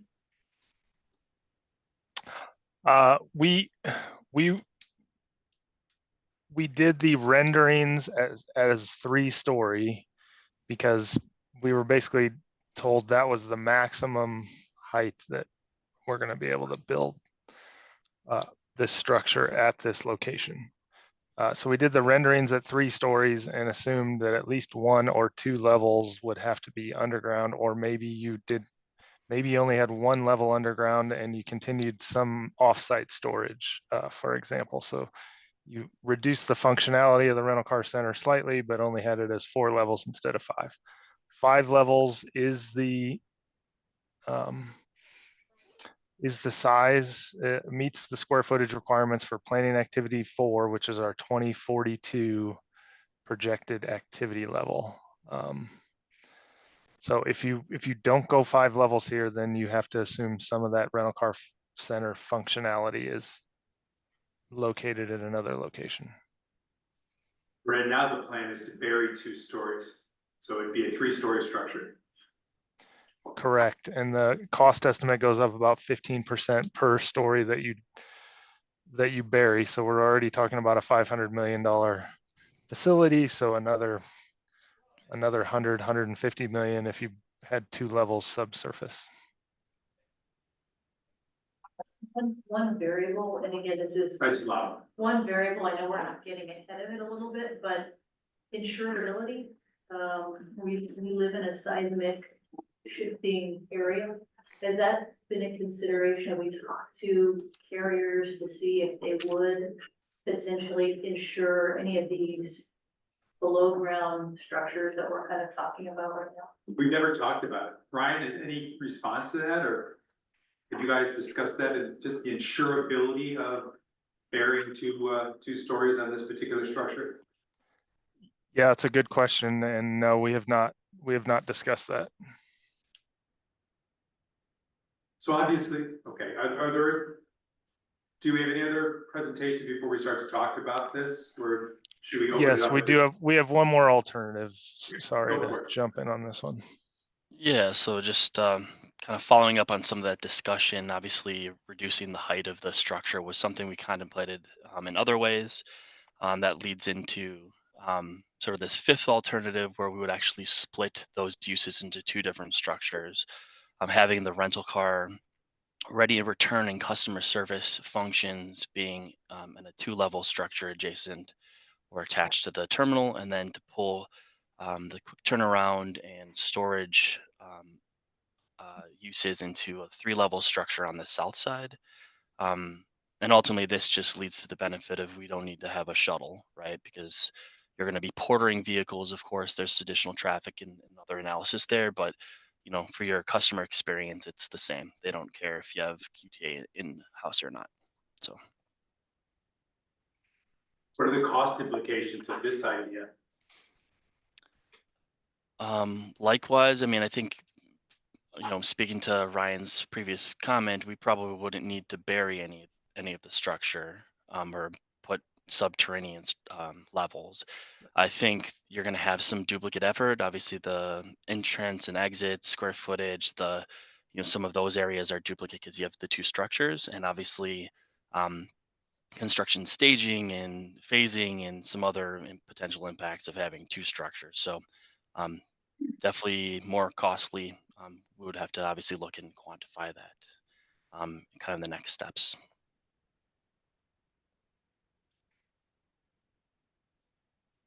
Anything else? That's all I have. Can jump to the beginning or any specific alternative if we want to get discussion going. Well, let's go to the option 4, just the north side, kind of where we began. So for those of you who are new, the convenience factor here has always been the priority. That you come off your plane, you go down, you get your bags, and the car is right there, and you take off with them. And so this option has always been the one of interest. Second piece was 5 stories. Now we're burying, possibly at some cost, we're burying 2 stories. So I think that addresses the big concern about this behemoth to the north of this beautiful building, this terminal. The other question was traffic. Now the traffic is on El Cielo and, you know, we should talk about that.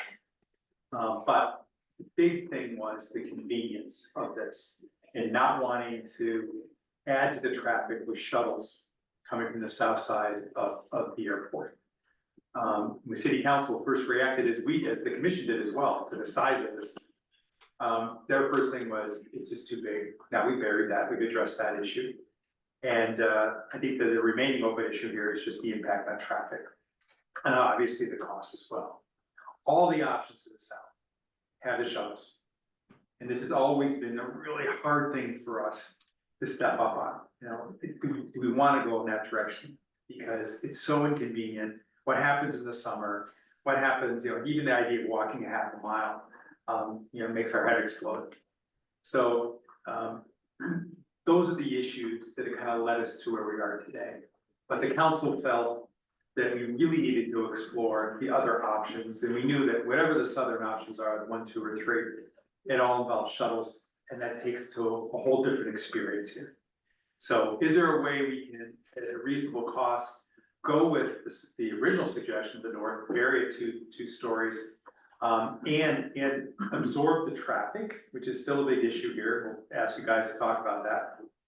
If we can address the traffic issue on El Cielo, you know, is that really, do we really want to continue to go in this direction because of the convenience and because of eliminating the shuttle experience from this? And I think where we left last this discussion was if we could address the traffic, this would still be the preferred option. And if we have to bury 2 stories for aesthetic reasons, that would be worth it because the overall experience would be consistent with what it is today. The ease of coming down the escalator, getting your bags, your car's right there, you're out. So that's kind of a summary of where we were in the ad hoc or the subcommittee on this. Now we'll open it up to you for further comments. So a question, it appears that that moving this to a south end option or a split option potentially sits on top of general parking options. Even today, general parking was difficult for me to find a place to park. Is that fact? Do we take away potential expandability on general parking options for the airport if we utilize a south end option or a split option? Good question. Brian, you want Guys? to take that one? Yeah, so we contemplated all these things as we sort of thought about the siting of these and the potential impacts to existing and future kind of surface parking, and we are able to accommodate the planning activity level 4 requirements for general use parking as well as the rental parking requirements with each of these alternatives. So they are definitely thought of, and it's sort of the moving pieces, you know, pulling a thread, and we see something that we need to change elsewhere. We've accommodated that here.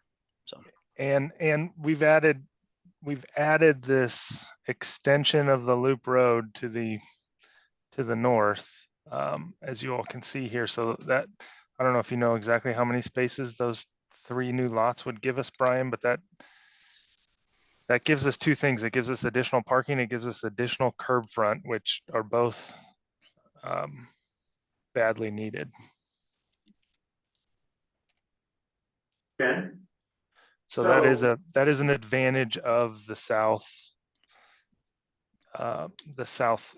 rental car center alternatives. So I understand about having the facility in the north end. And I see the reason for having it on the south end, but and we talked about the customer experience. We have to integrate that with the total customer experience. Not everyone's using a rental car. Some people are parking. So how do when I drive here for the 5:30 flight in the morning, and A, B, C are full, how do I get from lot E to the terminal at 4:30 in the morning? Is there a shuttle bus? Interesting you asked that question. So going to council tonight is the procurement of 3 shuttle buses, 0 emission shuttle buses for the airport. So this is an issue I can remember when DFW was built, the big thing about DFW, I'm old. But 55 years when DFW opened, the big thing was that you parked your car, you walked 100 feet, you checked in, and then there was your gate. And you could basically park wherever your gate was. Well, DFW's changed a little bit in 55 years, but that is the idea. The beautiful thing about Palm Springs that I always remember from way back until, and even today, is that I could park my car, walk a couple hundred feet, go through security, and in 10 minutes from my car, I could be at my plane. That was one of the great things. We're losing a lot of that with all this expansion. But when you have to wait for shuttle buses at 5 a.m. in the morning or 4:30, or trying to find a shuttle bus when your plane gets in, as my plane the other day did, at 1:30 in the morning, and I don't know how you keep drivers that late, you've got a problem. And so I think you have to look at this in an integrated fashion of, do you want shuttle buses or not? My proposal is no shuttle buses. And where you have Lot E, you can move the rental car facility closer, build a 5-story parking garage and run a, I know you hate the word tunnel, underground concourse to the airport with moving sidewalks, places to walk on either side, and you can also make it an experience. I mean, many years ago, United at Chicago did the art experience from their main terminal to their exterior terminal. Technology is, with AI and graphics and stuff, we can make that a wonderful Palm Springs experience. And make it easy for people to get, no matter what time they're arriving, what time they're leaving, easily get to the airport and eliminate shuttle buses. If I remember reading, just to run the shuttle buses to the rental car facility is gonna cost $66 million over 10 years. So we're looking at, if you're also doing the parking lot, you're looking at $128 million over 10 years. And I can tell you, if I had a parking garage and I could park in and not leave my car out in the sun, I'm willing to pay a premium price to park my car. So if the rate's 26, I'll pay $40 a day to have my car in a garage out in the sun and be able to take an elevator to a whatever to get into the terminal. The other advantage is we could have a check-in terminal with electronics. If you're in the parking garage or the rental car facility with electronic check-ins, you can check in right there and I can look here, show it.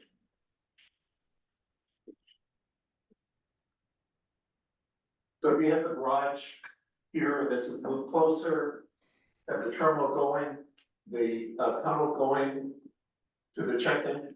You could actually, at some future point when this is available, have security here and allow people that are gonna be on this wing to get to that line of planes, and you won't have the problem like that you have at many airports. I'm referring to Brandenburg as, I think, one of the worst new airports I've ever been in, where you walk for miles to get to the airport. We have a population that's average age 55 plus, that even if you're toting a bunch of kids, not have to walk that great distance would really be nice. And it would relieve pressure on the main terminal and TSA. So I'm smiling because 2.5 years ago, Ken was part of our commission. He raised this issue, and we referred to it as the Ken Hendrick Memorial Tunnel idea. Wait, he's still alive. But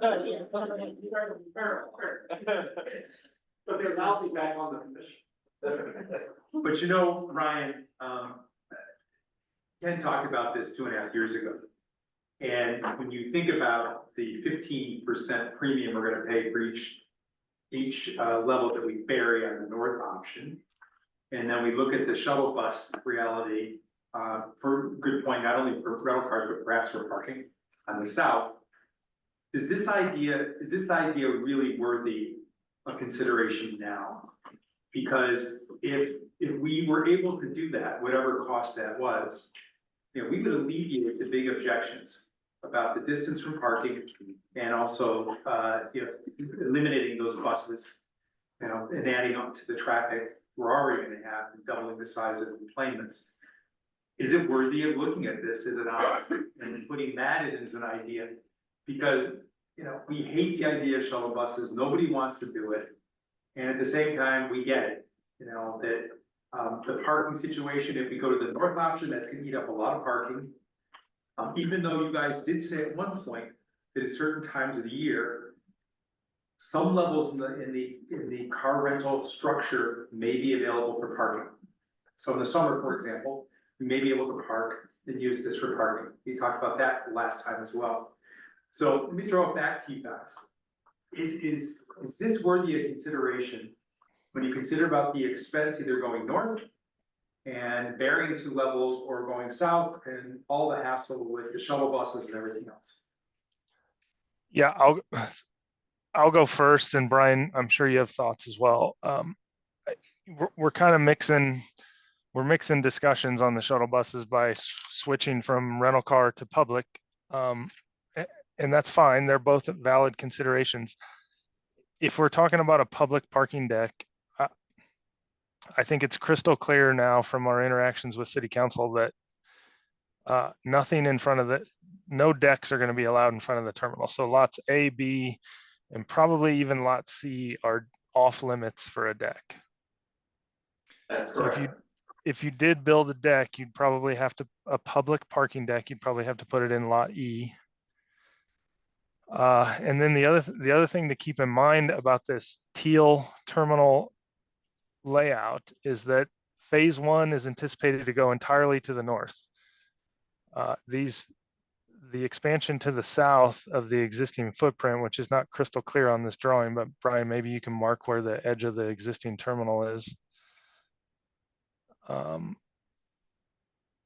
So that's the access point for probably, we're not contemplating the second and third phases of this terminal expansion until the well outside of 10 years, maybe 15 years down the road. So we're trying to access that point that Brian just drew the red line. So that's well over 1,000 feet from lot E.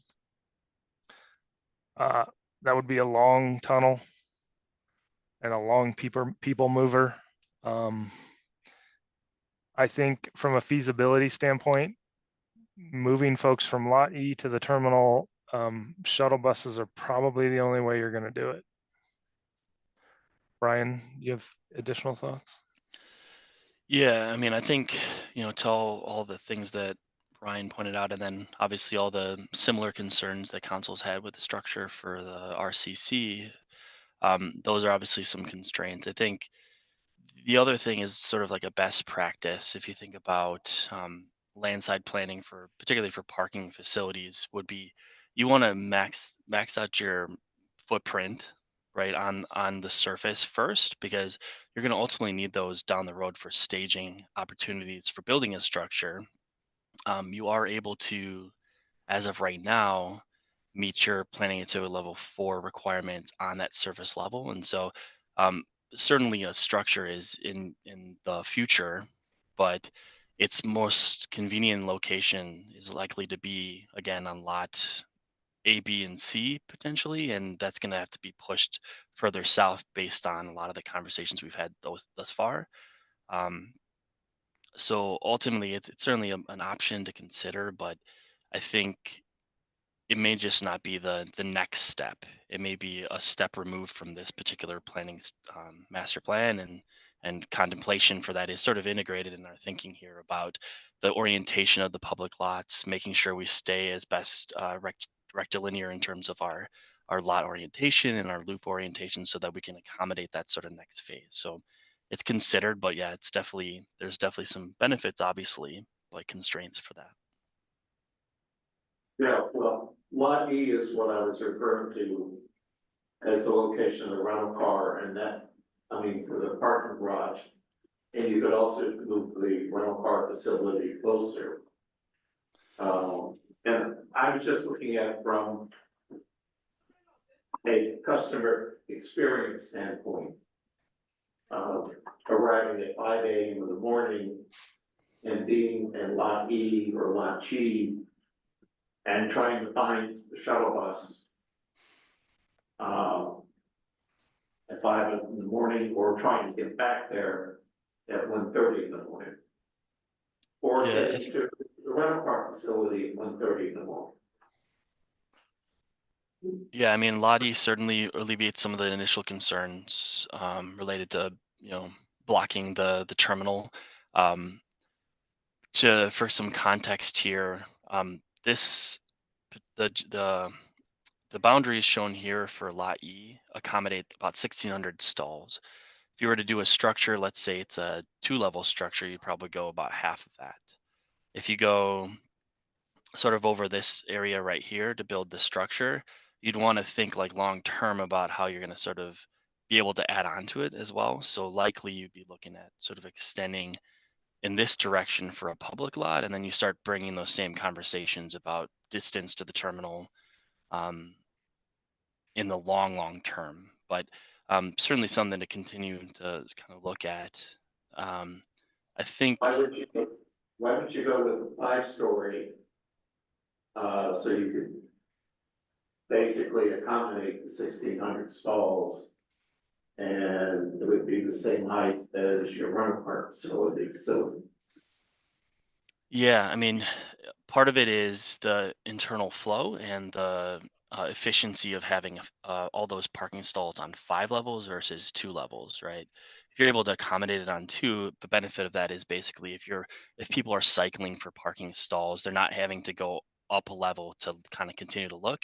Those are pinch points in a parking structure, and so as sort of a best practice, we try to spread it out as best possible.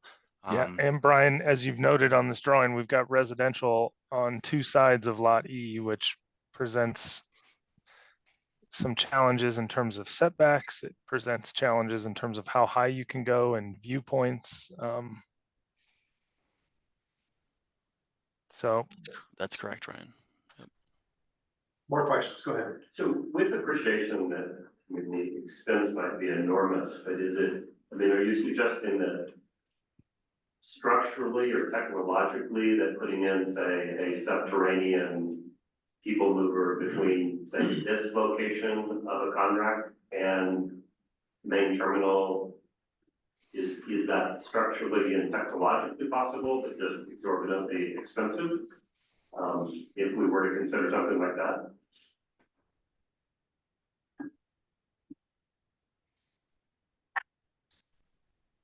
So was that a question for us? Yes. Okay, I think I heard part of that. Yeah, I think all the above. So obviously it's a technological challenge. There's engineering, options and solutions that they're achievable here, but definitely the costs would go up. The other thing is to consider potential disruptions to your existing uses. If you're ultimately building a substructure or tunnel underneath existing facilities like parking, you're going to have to disrupt those, pretty much anything around either the terminal loop or some of the existing parking to accommodate it. So as soon as you're sort of considering those options that sort of touch each piece of your parking facilities or your landside uses, you're starting to talk about disruption of sort of the existing condition. And then there's a lot of question marks that go along with that. And if I could, Commissioner Hendrick, I appreciate the idea. It's out of the box thinking for sure. I don't think it fits with the Palm Springs experience to go into a 1,000-foot tunnel or a 2,000-foot tunnel, even if it has a people mover system. I just don't see how that works with the indoor-outdoor unique Palm Springs charm. Commissioner Evan Steiner, you can unmute yourself and speak at this time. All right, thank you. Yeah, not to change the discussion that's been going on, but one of the things that precipitated this whole idea in these different scenarios was because of the concern of the flow of traffic based on the recommendation of having it on the north end and connect to the terminal, which obviously we know brings a lot of, I think, uniqueness to the airport, and certainly is a very good experience for those that are renting cars. So one of the questions I have is, what is the breakdown between parking revenue and car rental revenue? I think car rental is a very big revenue source for us, but more importantly, from the discussion from the city council and the reason for this scenarios was also because of the traffic flow on El Cielo. And I was just wondering, do we have that information based on these different scenarios, how it compares to today and what it would look like depending on where the car rental facility was located and whether we were doing shuttles or, there's a lot of, concern I have is if you have a, car rental, the shuttle, but then you also end up still having to move the cars over to the car rental facilities for, cleaning and maintenance, et cetera, and driving back and all of that. So have we done that kind of work? Do we have any idea what that looks like yet? Yeah, I can answer the the second question, and Harry, maybe you can take the parking revenue versus rental car revenue question after that. But the idea here is to narrow these alternatives, as I said at the beginning, to one north rental car center alternative and one south rental car center alternative. Once we have those two, we're going to do traffic analysis on both, and we're going to do renderings on both. So to the council's top two issues, they want to know, what are the traffic impacts? What does it look like? We're going to answer those questions, but we can't answer those questions for all of these alternatives. We need your help as the commission to narrow this to one north option and one south option. And then we can look at what are the concerns on El Cielo with the shuttling, with the rental car traffic ingress into the rental car center and egress. Are there going to be any intersections at El Cielo that are going to reach a low level of service? And do we have mitigation ideas for those intersections, or is it just a non-starter? But that's the idea, is narrow this down to two alternatives, do traffic analysis on both, do visual renderings on both to help make the decision between north or south. Ryan, let me see if I can help. Let me propose that now that they've buried it, and it's a 3-story structure on the north side, can we declare that would be our north preferred? Because they've addressed the big issue, which is the big ass structure. So now that we buried two of them and we're going to incorporate those costs into the project, would this be our recommendation, or if we had to pick one, still lead with what our first proposal was, which is this? Now buried 3 stories, doable. And then can we declare that? And then let's just review quickly the 3 options for the south. For all the objections that we had about shuttles and everything else, I've spent less attention on the south options, but I'm not sure which one, at least to me, has a clear, priority than the others. But can we declare that this would be our lead-in for at least the north? Are we comfortable with the added cost of burying it a second level? I mean, $75 million is not chump change just to make city council happy, but it's not so much. Not sure the answer to that question, but the fact that they made that change from the original proposal at least satisfies the subcommittee. Because we were saying, you know, for the convenience sake, all the benefits to option one, if you bury it two, then it removes that objection. But, and then, like I said, then move to the south and see, does one of these make more sense than the other? You're also saving $66 million over 10 years by not having the shuttle. Absolutely. So there are some offsets. Yeah, no, I'm questioning 4-story versus 3. Is $75 million worth dropping 20 feet on this, the height of the building? Right now, it seems like the 3 is the max. Like people will live with 3 and scale. And we've gone to council and said, it's 4 and it's this cost, or it's 3 and Well, it's this cost, and you guys wanna spend that much more? We went to city council with 5. I thought we last. Well, the last presentation we did blow a 3-story facility above ground and then 2 sub. And they understand the cost of locations of that. We did at that time explain that it would be a percentage above the record of the. And it's all aesthetics. No, it's, I'd love to hear from Harry and Jeremy and Victoria and Ben on this. I mean, you guys live this every day. You know what the bottlenecks look like. Are any of these options more appealing than another based on what you know of now and then what we're projecting ahead in terms of more people moving through this space in the future? I think our recommendation, on the city staff would still be to maintain the rental car facility to the north. this one. Correct. Yeah. Mostly for customer experience, but also because as a staff, it's easier for us to manage, when it's closer to the facility. So that would be our preference. Now, understanding there's some community concerns about that, you know, we'll do what we have to do to make the airport operate, but that's our recommendation. Okay. I think an argument for going with this system with alternative is that city council wanted to understand the traffic impact of this situation. And if we analyze the other, we don't get that, the traffic situation that they were worried about. So then we can truly, you know, show them and show us whether it is a problem traffic wise or it's not.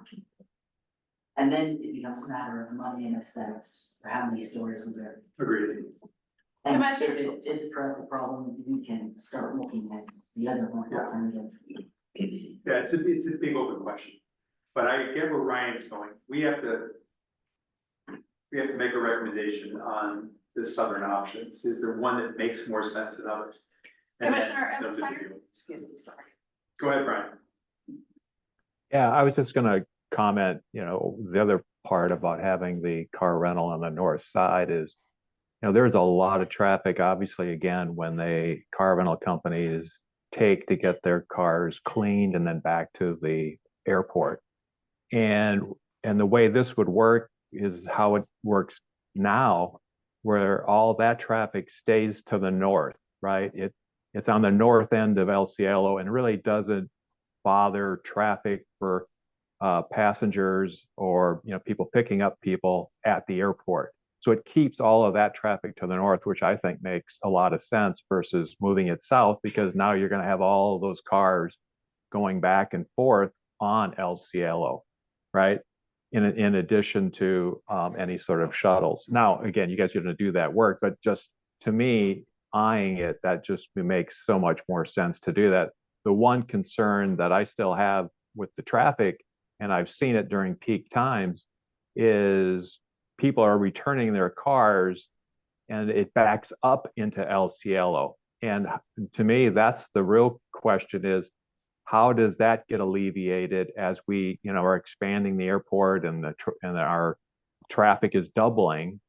You know, what happens to that issue of cars being returned to the car rental and avoiding that from having to back up into El Cielo as people are trying to return their cars? So Brian, Let me build on that question.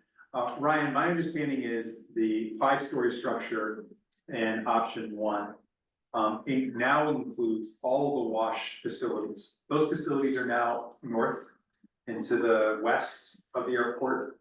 Correct. All that would be incorporated into that facility. So there'd be no moving cars from a wash lot into this. Is that right, Ryan? That's correct in the 5-level option, yes. Okay, so Brian, to your point, all of this would be consumed into one building. And the traffic question is, because we have the space, the 5 stories, we don't anticipate that we would have the long line of people on El Cielo because they would be directed to different levels where the car companies are, right? Or would be in this future setup. Is that right, Brian? I think that's correct. There's also there's a line that's kind of fairly visible inside the orange box that there's a setback from El Cielo, and there would be some, in the design of this rental car center, there would be some space for queuing to keep those cars from queuing on El Cielo. So just kind of to kind of aid the discussion, I mean, we would probably look at maybe having an entrance and then sort of like a turnaround or sort of like a backlog that can sort of weave around, much like you'd see queuing at a movie theater or something, but with vehicles to enter. There's potentially other solutions, but just kind of spitballing here.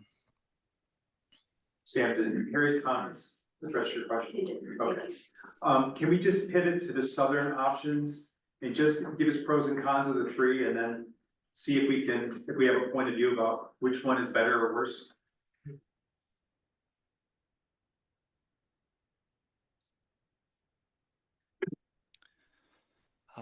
So sort of high level alternative 1, you have obviously the RCC being located on the southeastern side here.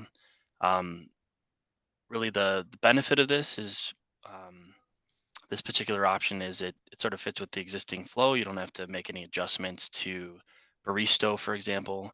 One of the constraints that I see with this one would really be that you sort of have, particularly with the shuttling, you have all of the shuttling, pickup, and drop off occurring on a single side of the structure. And that may be inevitable, but ultimately in this option, that can be something to consider. There's less space ultimately for those buses to sort of pick up. And this alternative, it also requires, because the vehicles will be exited and entered on the right side of the bus or the shuttle. And this alternative has the vehicle sort of left facing the structure. And so there would have to be some sort of refuge or median to accommodate sort of loading to occur on the front face there. Other than that, let me move on to this one. I think really that is somewhat solved in this orientation. The constraint for this option really comes down to the fact that you need to acquire that that parcel in order to make it work. And for this particular option, obviously, as I mentioned, the constraint being you have closure of Baristo or this existing terminal loop. But this sort of allows an opportunity for free flow, and this is probably the best in terms of flow for the vehicle, for the actual rental shuttle. But again, that constraint of being on that sort of western side for pickup and drop off altogether. This does have the orientation where the shuttle bus would be able to be entered and exited on the correct side, if you will. So high level, those are probably the best so opportunities and constraints of each of these, and I'll certainly lay out a more thorough thing for you guys to evaluate in the coming days. But elevator pitch.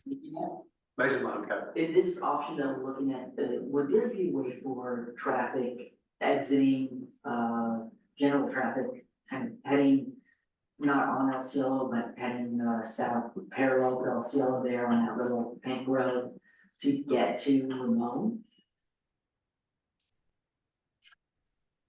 Without getting onto El Cielo?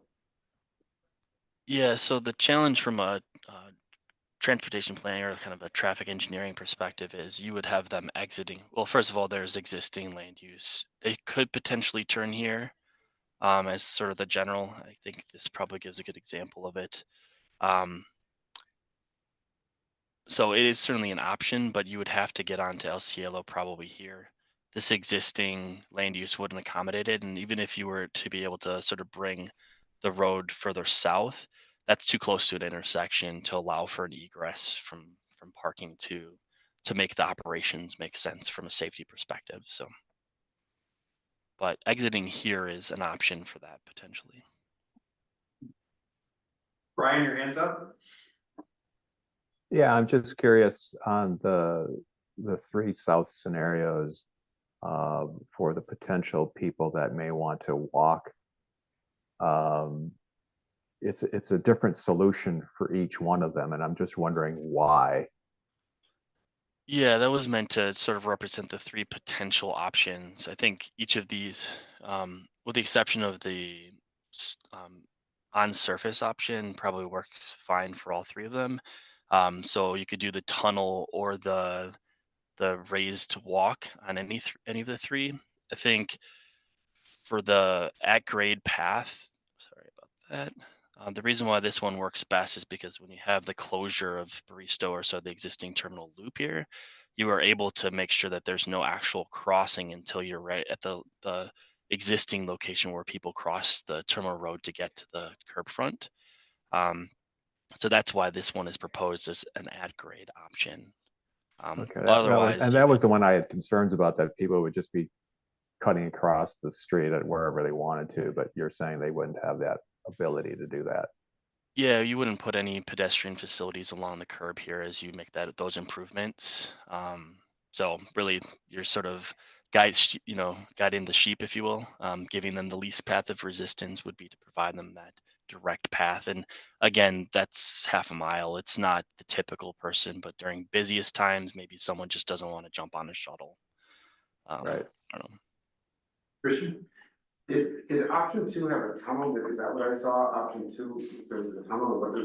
What's the impact of that? The south. Yeah, so bear with me here. So this is contemplated as a tunnel. You basically do a directional bore and build yourself a pedestrian tunnel underneath the existing Kirk Douglas Way.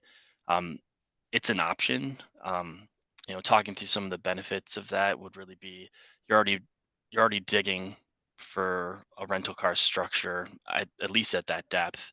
So it's a sort of a paralleled project. To whether or not you need to close Kirk Douglas at that section while you're doing the construction or not. It's probably the highest cost option because you're going to have vehicles traveling over Kirk Douglas. So you got to consider the fact that you got to build enough structure to accommodate that. So it's just an option, but probably the most expensive with potentially the most constraints. Ryan, what's the feasibility of, and also the projected cost of acquiring that property in this particular option?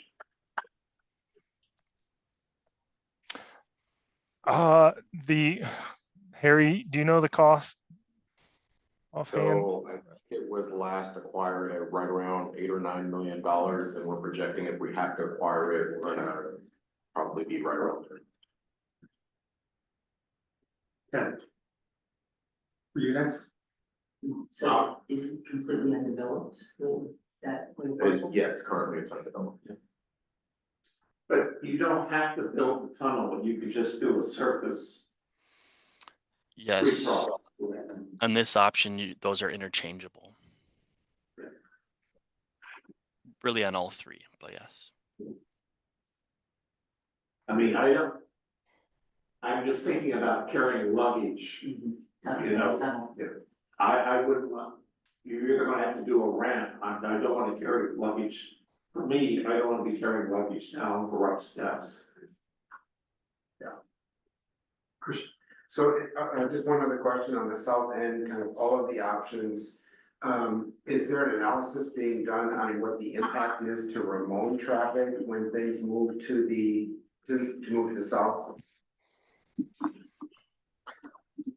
Yeah, I can take that, Ryan, if you want. But Yes, yes, please. traffic analysis considers basically the limits that you see here of both El Cielo, as well as for East Ramon. So it's going to evaluate all the intersections and the traffic on both those segments, and just get a better understanding of how the both options might impact those options. So. Yeah, that comes next. So let me ask you guys, what are your thoughts? You had a stat, if you had to stat rank them, how would you rank the options from your perspective? And, you know, the priority being cost and, let's say, customer experience. I would go with this as number one. Because if I have to walk, that's gonna be the shortest walk. Can we ask us or? I was asking Ryan and the team, but no, let's keep it here. Dave, you have a sense of which one you go for? It's obvious to me, more parking. But on the south options, which of the south options would we want to land on for their further study? Does anyone have a point of view? I feel strongly that this is the way to go. Because that shuttle stops at all of your parking, naturally. So that's a bonus. The pedestrian going next to the terminal is more appealing and then provides a pedestrian route for all of the lot C and, parking as well. It also, from the new terminal will be a smaller sort of footprint as you're looking at the short end of the Conrail. Go ahead. Is it possible to, do a shuttle for both parking and Conrail as one instead of having two separate? Yes, and so we are actually right now planning for that scenario. Not that that's gonna be implemented, but we're planning for that scenario. You all should know that, wherever we land in this decision, the whole operation is gonna move to the south during construction. So we're gonna have some real life experience with these shuttles, because we've already decided that we're all moving the car wreck to the south temporarily in one of these lots. And so we have the buses on order and, you know, we're gonna have some experience with this as well. But that's where it's gonna go during construction, somewhere in the south here. Can we look at that split option again? That's the first split, the split option where they had north-south, just, I'm curious about that again, what that was looking like. But not everybody rents cars, you know, again, a lot of folks use Turo, a lot use their own private, you know, means of transportation, and again, just kind of unpacking this and looking at our different customer types. I mean, obviously Ken is one type, you have your Europeans that are, your global travelers are another type, we have our team members that are another type, they need to find parking. And it'd be interesting to see if we kind of look at those customer journeys individually, kind of tie it back into our strategic plan and what we're trying to align to down the road. Well, this option, I don't think has an impact on customer experience. It just takes a chunk of the storage space, it just moves it south. So whether it's 3 stories plus 2 or a total of 5, I'm not sure this option, which was like the north option, or this where you split and you send some of those cars to a different structure, whether that'll have an impact on customer experience. And when we talk about the south side, I think it's very relevant. But this side of the sustainability issue, you're running a lot of cars back and forth. Unless there are, you're creating a lot of pollution.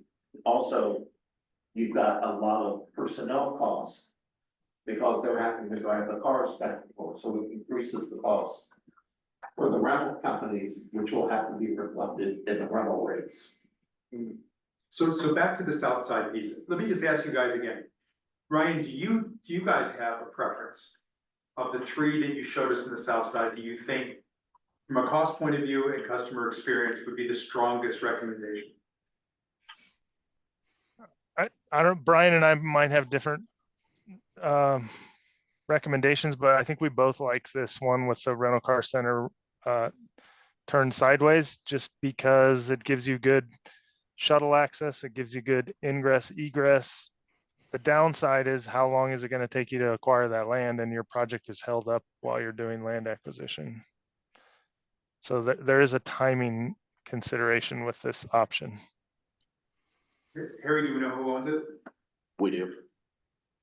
An investor out of Canada.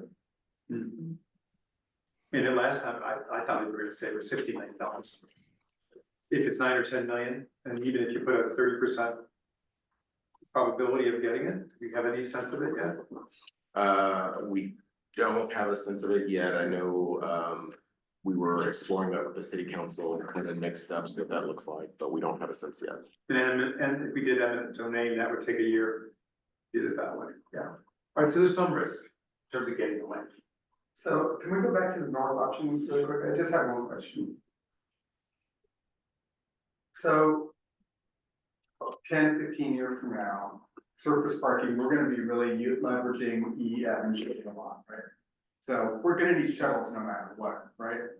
So are we doubling the cost by spending a lot of money on the north side and then still having to have a lot of shuttles versus just having it all on the south side and the shuttle serves both the car rental and those parking lots? Let me challenge your assumption, because one of the other discussions that came up early on is, you know, where will we be kind of as a city society in 10 to 15 years? And one point of view is that all this parking won't be needed, because eventually we're gonna be calling our Ubers, our private Ubers, and we're gonna be transporting people back and forth in their lives, let alone to the airport. And using these type of on-call car systems. So we've actually gotten pushback for some people saying, you know, this idea of scaling, like we're gonna double the employment, therefore we should double the parking, right? That logic is totally counter to what transportation experts say will be the reality of what we're working on. You know, people today have cars, they use it 10% of the time. The idea of car sharing, the idea of, you know, getting rid of cars and everything will be on demand is really pushing a lot of people who are thinking about parking in parking lots to change the structures. So for example, in Los Angeles, all new parking structures are being built so they can be converted to apartment buildings.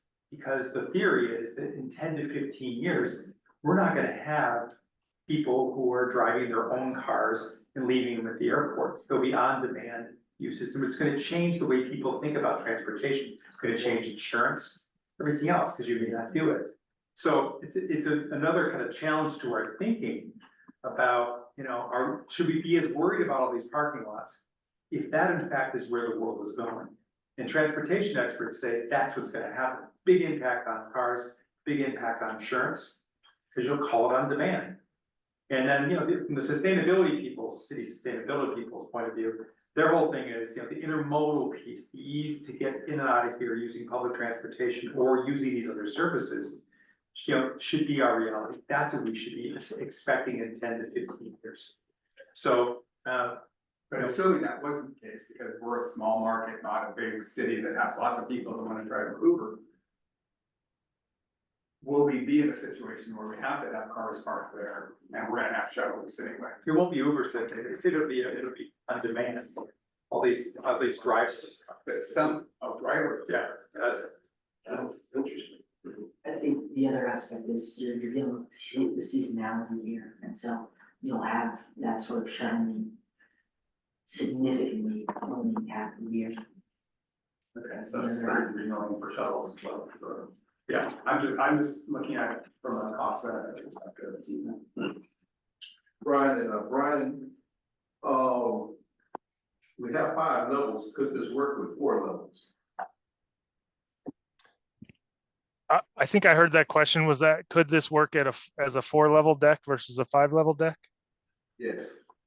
Yes, the answer is yes. And it's, you know, the thought has always been from a master plan perspective, let's consider all functionality in the rental car center to be conservative. But the reality is when you go down to actually designing this and funding this, you may not be able to afford 5 levels, and you may choose to build 4 levels and continue to have some of those functions, either storage or QTA facilities offsite.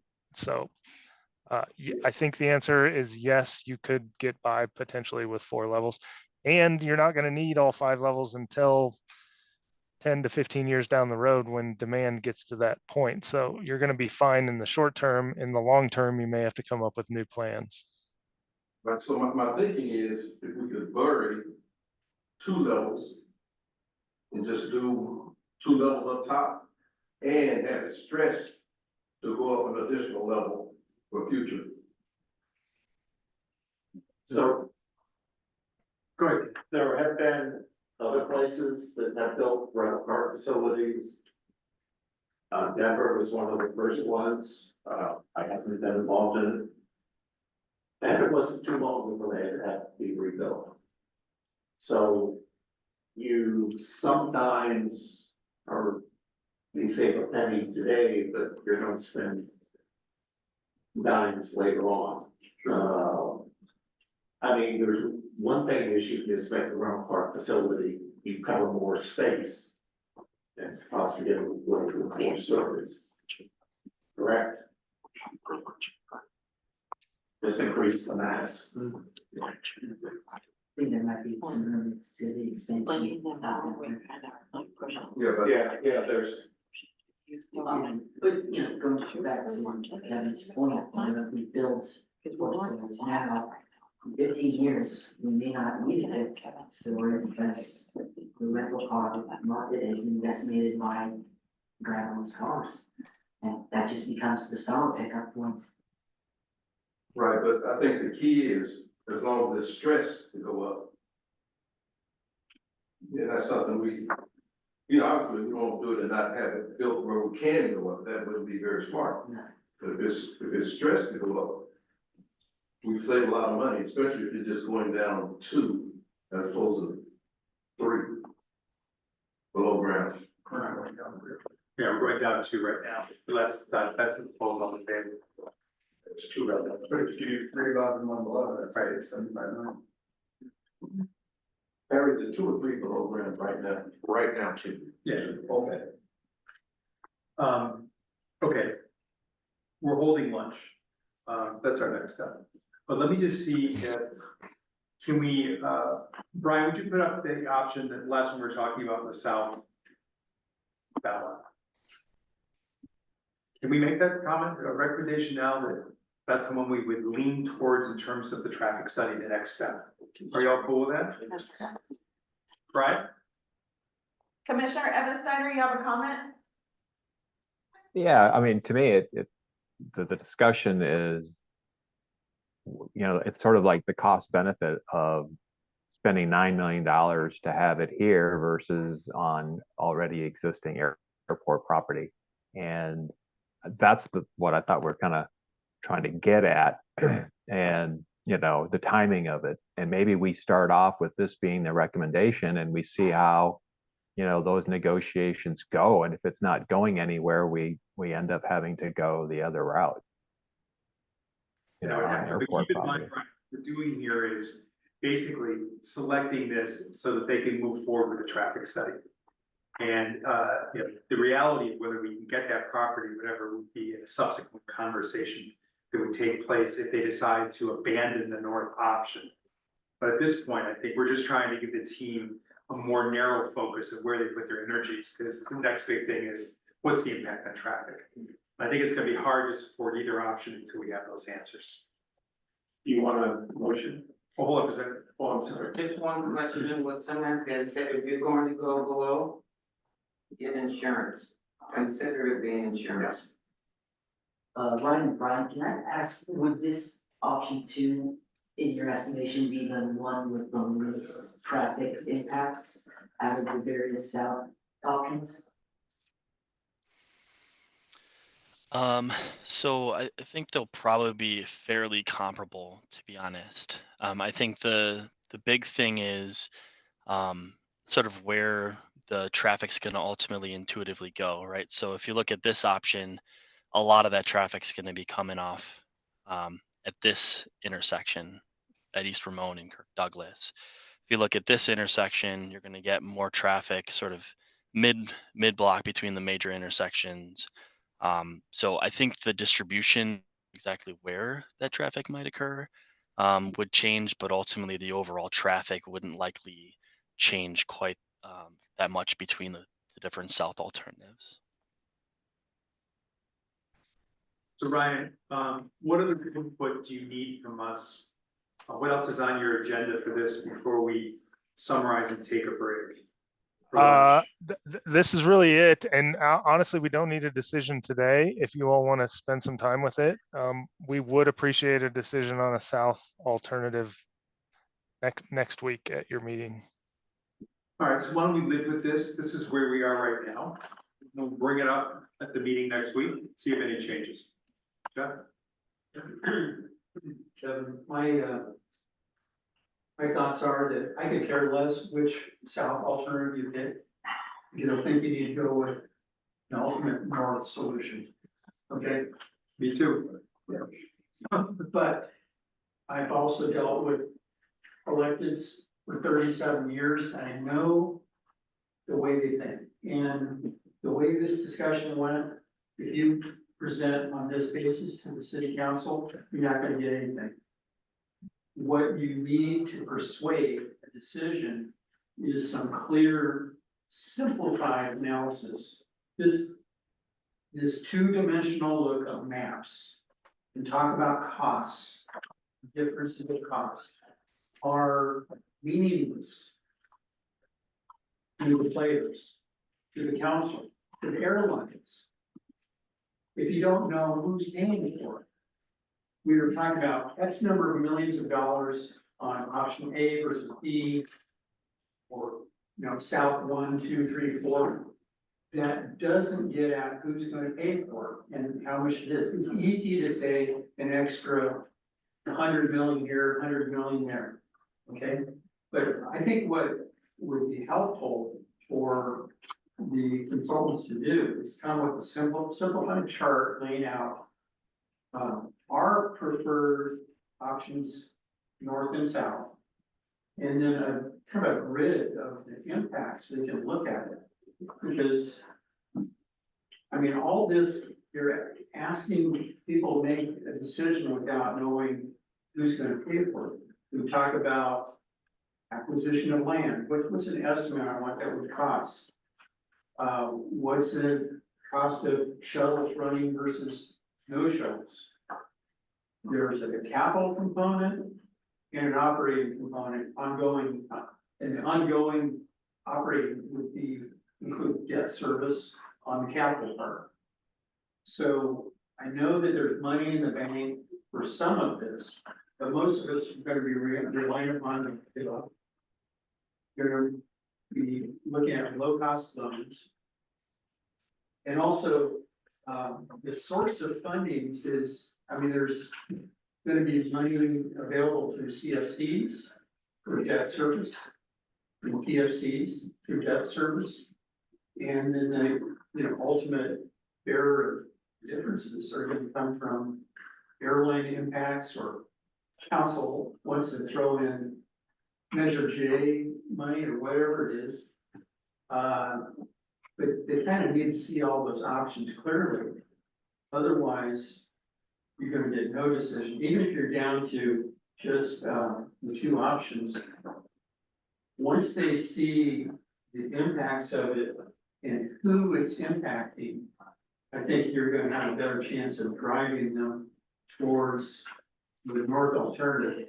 Because from my sense, if the higher costs go towards a rental facility, aside from BII monies that you get, the CFCs is really funded by visitors. How many Coachella Valley residents are renting cars? I don't think it's a huge percentage. So you're talking about your outside visitors. That takes kind of the pressure off of raising the costs for the rental car facility. It's more palatable to pay for extra costs of varying levels if Coachella Valley residents aren't going to pay for them. Ken, you have some knowledge about this, right? So I assume, and please correct me if I'm wrong, Mr. Barrett, that this will be a self-supporting rental car facility paid for by the rental car fees, that you won't be using CFCs or city money or anybody else, that this is strictly being paid by, the fees on rental cars. So CFCs are rental car. I mean, sorry.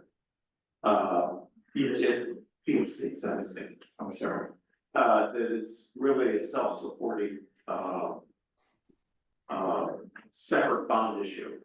And that where you come down to is the cost that's gonna be passed on to the, renter. Right now, I think it's $10 a day for 4 days. It's $45 per rate. Yeah, so, $9 per day, up to 5 days. Yeah, so. And that would probably go up, if, you know, when you rent a car at S and O or some of the other places. Your rental car rate's pretty low, but it's all the other fees they tack on, and that's what would happen here. Is that your understanding, Harry and Ryan? That's your understanding of this, how it's funded? So we are, and Ryan, I think Mead Hunt has kind of done an analysis, and then we've actually been working on a separate analysis with Frasca that Victoria can speak a little more to. But we're actually exploring a couple of different options, part of it being revenue bonding and self-supported by the rental car fees and transactions in the CSCs. The other one that's gaining more traction is a P3 and potentially using a P3 to help the rental car facility pay for itself. So P3? Public-private partnership, I'm sorry. We'll have some work on that in a future meeting. Some of us had been through a year and a half ago. A couple organizations came in and did just a review of the impact of using public-private partnerships to really accelerate the funding as well as the construction of the overall project. And we'll give you an update on what that is and get smart about that too.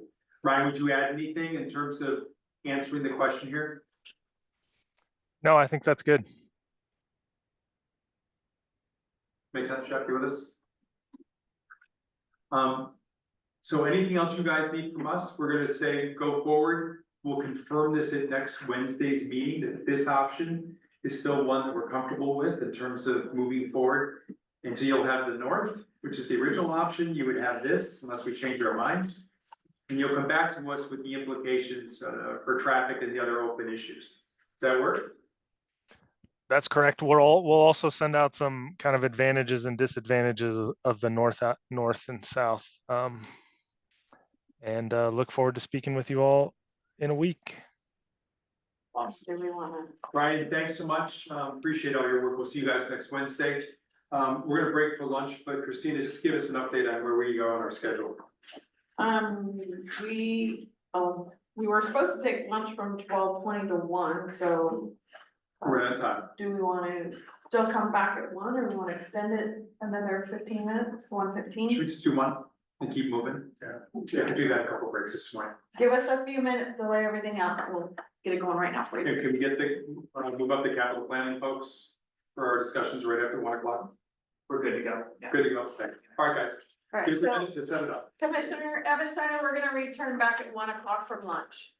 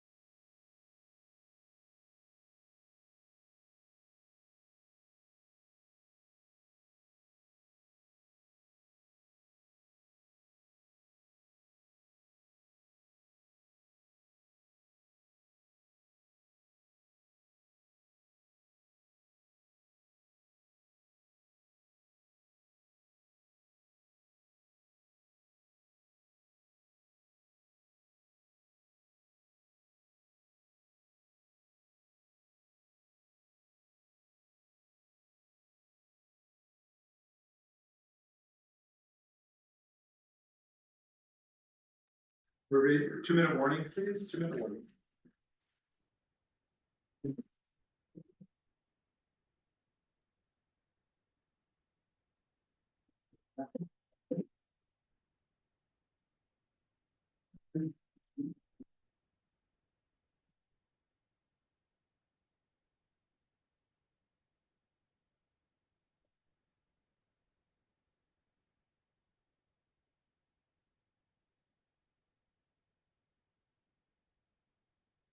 Folks on Zoom are about to go live.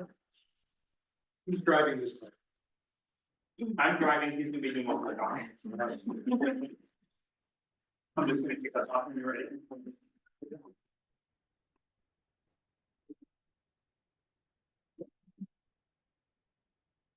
This capital planning program is scheduled reduction, correct? Correct. The floor is yours, go for it. Perfect. Thanks, everybody. I know it's always challenging to go after lunch here, so I appreciate everybody bearing with us here. In this next, or the last session, I guess, of the day, we wanted to introduce you to some of the work that we are doing on capital planning and program scheduling side, and Stephen will explain more about what that really looks like and means. But given the master plan completion and all the other projects that this airport has coming in the next 10 and 20 years, we really wanted to help focus on what are those primary goals for the next 5. What are the things that we need to ensure we get going on the life cycle of a project to deliver on those near-term items. And that includes a 5-year capital improvement program and plan that of course meets the needs of your users, your tenants, and also helps figure out how do we sequence those events and those items, given that, again, a lot of these projects have a longer life cycle, and we have to determine affordability, but how do we put those projects in order that can then be followed by airport staff? And also, how do we identify and pinpoint where those milestones are and those actions that we need to get there so that we stay on schedule? One of the things we will see is a lot of these projects are obviously tied together, so doing one project has implications on another project, and so this whole sort of life cycle, we have to understand how all these projects play together in terms of sequencing and timing and environmental and construction and things like that. So what Stephen's gonna go through here in the next half hour or so is how we have looked at some of the capital planning pieces, and then how we turn that into this large project schedule or this pathway on how we deliver these projects in terms of, again, how they're connected, the stages that you go through, and the timing of these things, so that we can help you report and this community move forward on a lot of the great work that's been done through the master plan and through some of the other initiatives as well. So Stephen, I think with that, I will let you run. Perfect. Well, thanks, Josh. Great to see everybody. Good afternoon. So as Josh mentioned, as we're preparing this capital plan, it's really a sensible capital plan that we're putting together. So when we first started this process, we wanted to understand some guiding principles and establish those guiding principles as part of this process. So what you see here on the screen are 3 guiding principles or 3 lenses in which we use to develop the 5-year capital plan as well, to not get confused with the overall master plan project. So the 3 lenses that we looked at in particular was 1, the airfield infrastructure, making sure that it's maintained and operated in a safe operating environment, conforms to FAA standards as well. The other is enhancing the passenger experience, making modifications both to the terminal building itself and also to the landside components as well, to really enhance that passenger experience. The third one in particular is for environmental stewardship. So initiatives, projects that are really driven to promote environmental sustainability, such as a zero emission bus, for instance. So those would fall into that category. So those were the 3 lenses that we started with when we prepared this capital plan. So once we had those guiding principles identified, we then set out this path that you can see here on the screen, is this road in which we went through. So we had those guiding principles as kind of our compass, but then there was 4 major check boxes along the way. So we started with incorporating other known projects that the airport has. The master plan provides us with a very good long-range plan. However, the airport also has some other capital needs in the short term that need to be incorporated. So we want to make sure that we're incorporating all of those needs, all of those work items appropriately.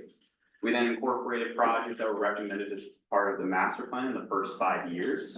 And then we took those needs and those projects, and we looked at opportunities to either bundle them from an FAA eligibility or from a grant perspective to make them more competitive, or to decouple them if it didn't make sense to have them together based on maybe potential funding sources down the road, or maybe adjacencies with operational impacts. We then took all of those projects, once we had them bundled and decoupled and everything, and we categorized them into very specific functional areas. And Josh, if you go to the next slide, when we categorize these projects, we put them into these 6 categories that you see here on the screen. So those projects were grouped into either airfield infrastructure, which is defined as your runways, taxiways, security and safety projects that are essentially in the fenced area. Then moving to the right, we have the terminal. So anything related to the terminal, both interior to the terminal and exterior, such as expansions. There's also landside infrastructure for parking or non-aeronautical developments. We also categorize them in airport facilities, so new hangar development, for instance, or an ARC station, that would fall under this category. Then we have airport fleet vehicles, so things with wheels, essentially, so your ARC vehicles and operational vehicles. And then finally, the last category is planning, environmental, and contingency. So this is more airport-wide initiatives, such as an airport master plan would fall under this category, or a full environmental assessment of multiple projects would fall under this category. So the way that we wanted to structure this and why we put these projects into these categories is to help organize thought processes. So as we look at prioritizing projects, understanding staff resources to execute and carry out these projects, we can understand, how do these projects fit within not only just the category, but then also to those 3 guiding principles that we mentioned earlier. Yes, any questions before we start to dive into each of the categories, or sort of that overview makes sense to everybody? We're all good? Good. Let's proceed. So the next series of slides will be kind of set up very similar to one another. So what we're going to do is we're going to look at each one of those 6 categories, and we just want to provide you kind of just some highlights of what those categories are aiming to accomplish over the next 5 years. So we'll first start with airfield infrastructure. So as you can see here on the slide, some key metrics we wanted to point out about this category and what to potentially expect moving forward. The first one is the number of projects. So we have roughly about 14 projects that are slated to be completed just overall for the airfield category itself. Those 14 projects equate to roughly about $100 million in total projects to be implemented. On the bottom left-hand side, you can see some of the key projects. This isn't an exhaustive list of all the projects, but we just wanted to highlight some of the major ones that we're seeing. So the first one in particular is the main runway will need to be rehabilitated over the next 5 years, coming up to the end of its useful life. So rehabbing it will preserve that asset for the airport. The other is the commercial aircraft parking apron that's around the terminal. That also is coming up to the end of its useful life and showing signs of distress associated with that pavement. So that will also be rehabbed as well. The final one too is the remain overnight, the RON parking, and that's to gain additional capacity in the apron area for aircraft to park. The last thing I'll mention on this particular slide before we do kind of a dive into some of these key projects that I mentioned is really over the next 5 years, these categories are really aimed to enhance safety. Talked about rehabbing pavement, promoting pavement, preserving these assets as well, but then also to providing that additional capacity, and that's directly related to the RON parking. So as I mentioned, so one of the initiatives we actually had was to help the airport define some of these projects that are, coming up in the next 5 years, and we developed these project point pages, and we'll do a deeper dive on that here momentarily. But as you can see here on the screen, so that runway rehabilitation and taxiway projects, we've highlighted for you kind of the general bounds of where that rehab will be. So you can see there on the screen, it's the runway itself, plus some taxiway connectors up to the hold short markings, which is kind of the defining boundary between the runway and the taxiway environment. And the reason that's done is just from an operational standpoint, to minimize some of the operational impacts when you had to rehab the taxiway in the future. So, and really the driver of this is really just to promote the integrity of the pavement itself. For the next project, we have the rehabilitate the commercial aircraft apron around the terminal. This is really to do kind of a rehabilitation of the overall pavement area. It's showing signs of distress, needs to be rehabilitated. So some extensive repair of the product itself will be needed. And then finally, the last one is that remain overnight lawn parking. So you can see there on the right-hand side, we kind of delineated just the general box of where that project would occur with the blue that you see there on the screen, just to show a reference of where this would be in relation to the terminal. But it's gonna be about, roughly 150,000 square feet of new additional pavement. Possibly a combination of concrete or asphalt, depending on how that actually gets programmed in the future. But it's supposed to provide additional capacity for aircraft parking positions and reduce overall apron congestion.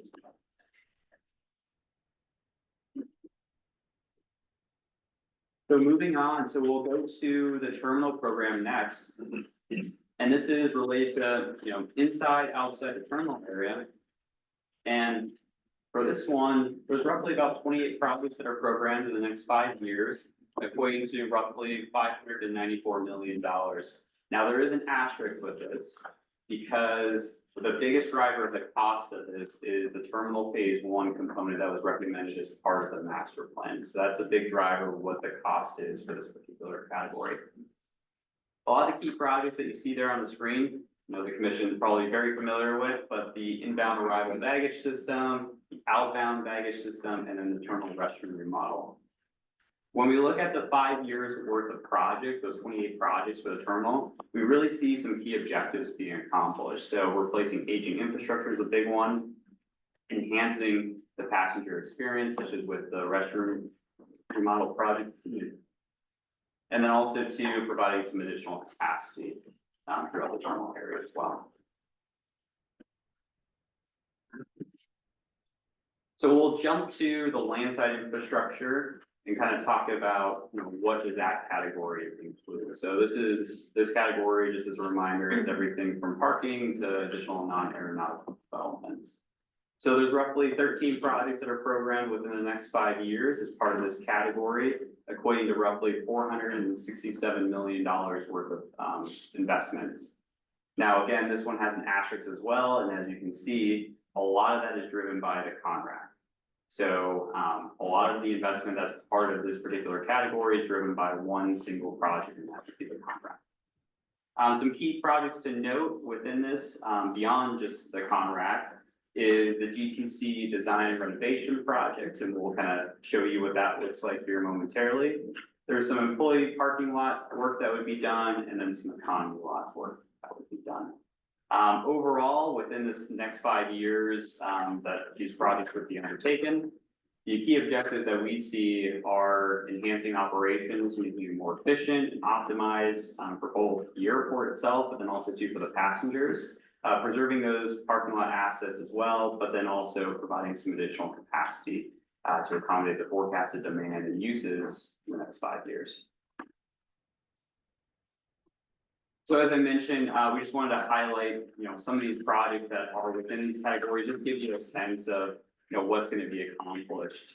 So with the GTC design and renovation, it's to relocate some of the airport security and badging offices into this space. So there's a little bit of remodel that would need to be done, a little bit of enhancement to accommodate those particular airport functions into this space. So ultimately, when this project is performed and carried out, is to help make the workspace a little bit more cohesive and streamline things for that particular division. What's GTC?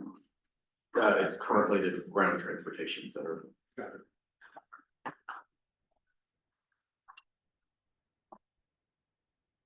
The next category we wanted to highlight was the airport facility. So these are hangars and other support facility functions.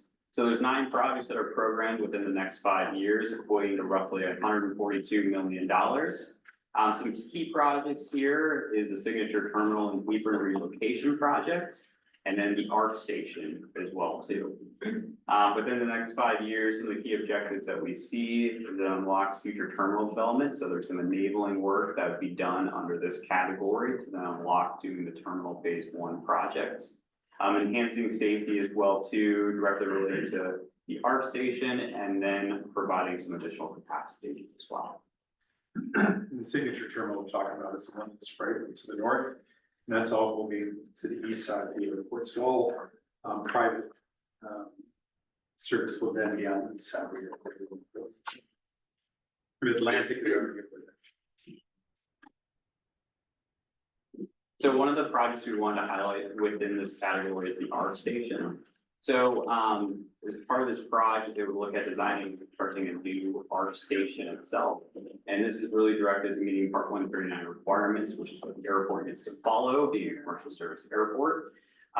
There's 3 potential sites that this could go in based on future studies that would need to be conducted, but really it's to enhance the emergency responsiveness for the airport. The next one is the airport fleet vehicles. So there's 9 projects in total that equates to roughly about $7 million. And these range from zero emission vehicles to new trucks, and then also to some rubber removal and paint removal equipment as well. Overall, within the next 5 years, we really see this having really 2 key objectives. One is for environmental stewardship, but then also to trying to enhance the passenger experience as well too. And that's really with those zero emission vehicles as well. And finally, the last category is kind of the planning, environmental, and contingency, which is kind of a catch-all for all airport-wide initiatives. So over the next 5 years, we see 4 projects being implemented that equate to roughly $33 million of investment. And there's 3 key projects that are associated with this particular category. So the first one is a land acquisition project that's roughly between Kirk Douglas Way and Ramon Drive. There's also an airport drainage master plan that would be conducted as well too, that would also inform future engineering efforts. And then a utility improvement and central utility plant project as well. So this is where the acreage is on the south side recommendation. It's in this piece. And then finally, the 5-year objectives is to provide additional capacity and project completion. All right, so we went through all the categories themselves. So now to sum it up for the group is what you see here on the screen is a number of projects by category, just to kind of give you a sense of the magnitude of where the projects will be happening. Most of it's within the terminal, 28 projects in that particular category itself. The next closest is the airfield infrastructure. And as you recall, at the very beginning, we talked about the guiding principles for developing the CIP. So as that compass that we used for developing the CIP, you can see most of the projects geared towards passenger experience to capacity, that second lens, while also to recognizing the airfield infrastructure as well. And then if we flip the coin a little bit per se, we look at it from a cost standpoint, you can see a lot of the costs is associated with the terminal and the land side, which those 2 category costs are really skewed for 2 projects in particular, the terminal phase 1 project and then the Conrack. But then the next set of investments are really for airfield infrastructure with your runway rehabilitations, your apron rehabs and some RON parking positions, but then the airport facilities with doing a new ARC station and then starting the process with relocating Signature to the other side of the field. So before we go into sort of how do we now do these projects and sequence them, any questions just on the projects, the categories, just Stephen's going to dive into a little bit more on how do we put these together. Can you explain what the cogen utility improvement is? And Yeah, so one of the things, right now, we're on a cogen plant that's shared with the city, and basically feeds cold water to us throughout the facility so that we can actually cool the entire terminal space. One of the proposed projects is to separate from the city and build our own basically utility site across the street, which would allow us to reduce our reliance on some of the city processes. One of the challenges that we have continuously is if something trips with that or fails, it impacts not only the rest of the city facilities, but also the airport facilities. And so we have continued problems trying to keep the airport cool, particularly over the summer. And we have a high reliance, not only on the system itself, but a high reliance on the Public Works Department to assist with maintaining that. So is the cogen, is this gonna be a solar or wind system, or are you actually learning something? No, well, it hasn't been designed yet. It's the proposed conceptual development right now, so we don't know yet. When we talk about the 594 for the terminal, phase one, that includes 7 or 8 gates plus the international facility, everything that's under the umbrella of phase one and long-term plan. Yeah, on the airport drainage master plan, does that, factor in keeping the water off of city streets? Because I know when we get a lot of rain, the airport drains into the intersection of Ramon and Gene Autry sometimes, and it really causes traffic problems there. Is that going to be evaluated, or is that not? Yeah, ideally. So there are two kind of concurrent projects, right? So the city, on the city hall side, the city engineer is working on a drainage master plan for the city, because there are some areas that still are underdeveloped. And so they're trying to identify those areas and fill those gaps. And then on our side, we don't have a drainage master plan at all. And so we're trying to design one, build one for this facility, and it will tie into the city's plan, but also consider those impacts of draining into the public roads. Other questions?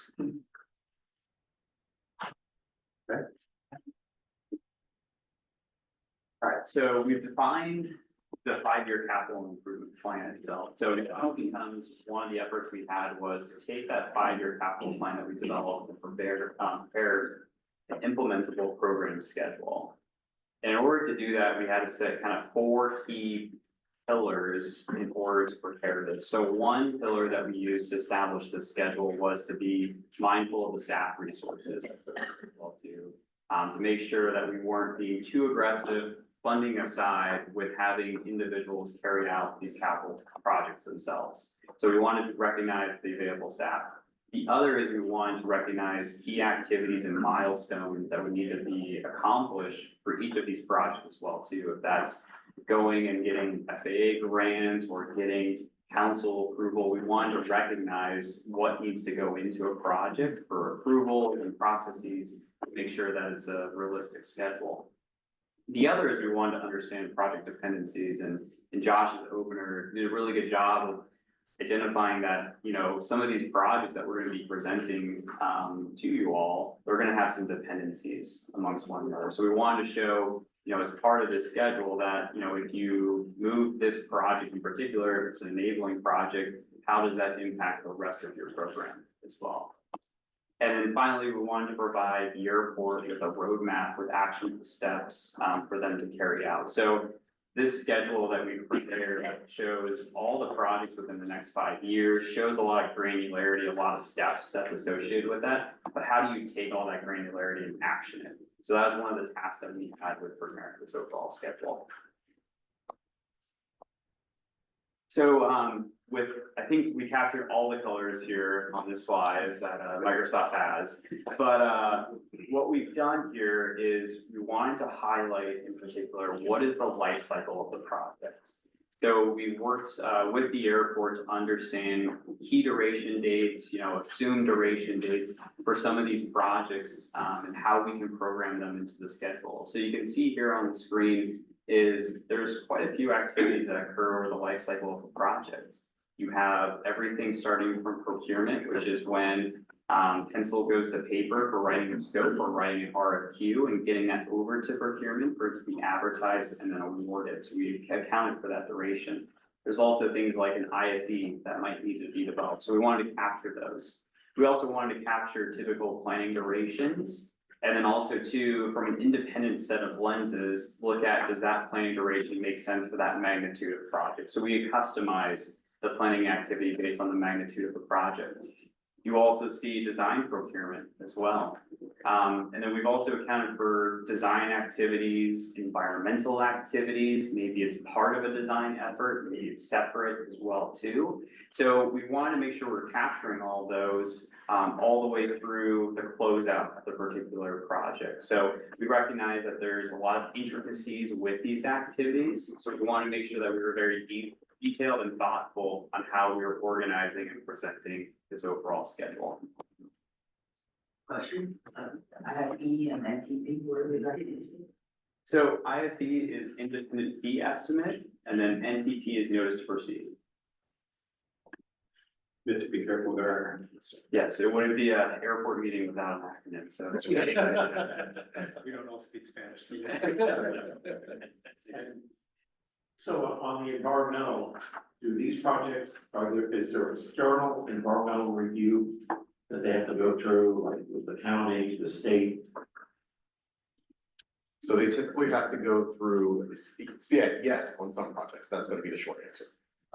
They have to go through the CEQA and NEPA process, and typically, if it's an FAA funded project, FAA wants us to complete the CEQA process first, and then they'll go into the NEPA. So depending on what the project is, it might require multiple levels of review, some with other state agencies, some with other federal agencies, and that affects the timeline of that environmental review wildly.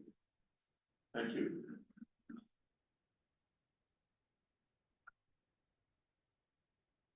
So within those. Just a question, if I may. Evan Steiner? Go ahead, Brian. Yeah, I was just wondering, from a funding perspective, have we, and obviously we must know this, but which of these projects are from a lack of a better word, general funds versus needing a special grant? And how does that play into the timeline and the ranking of these projects and those that are, for safety, security, for, airline operational needs that are must-haves?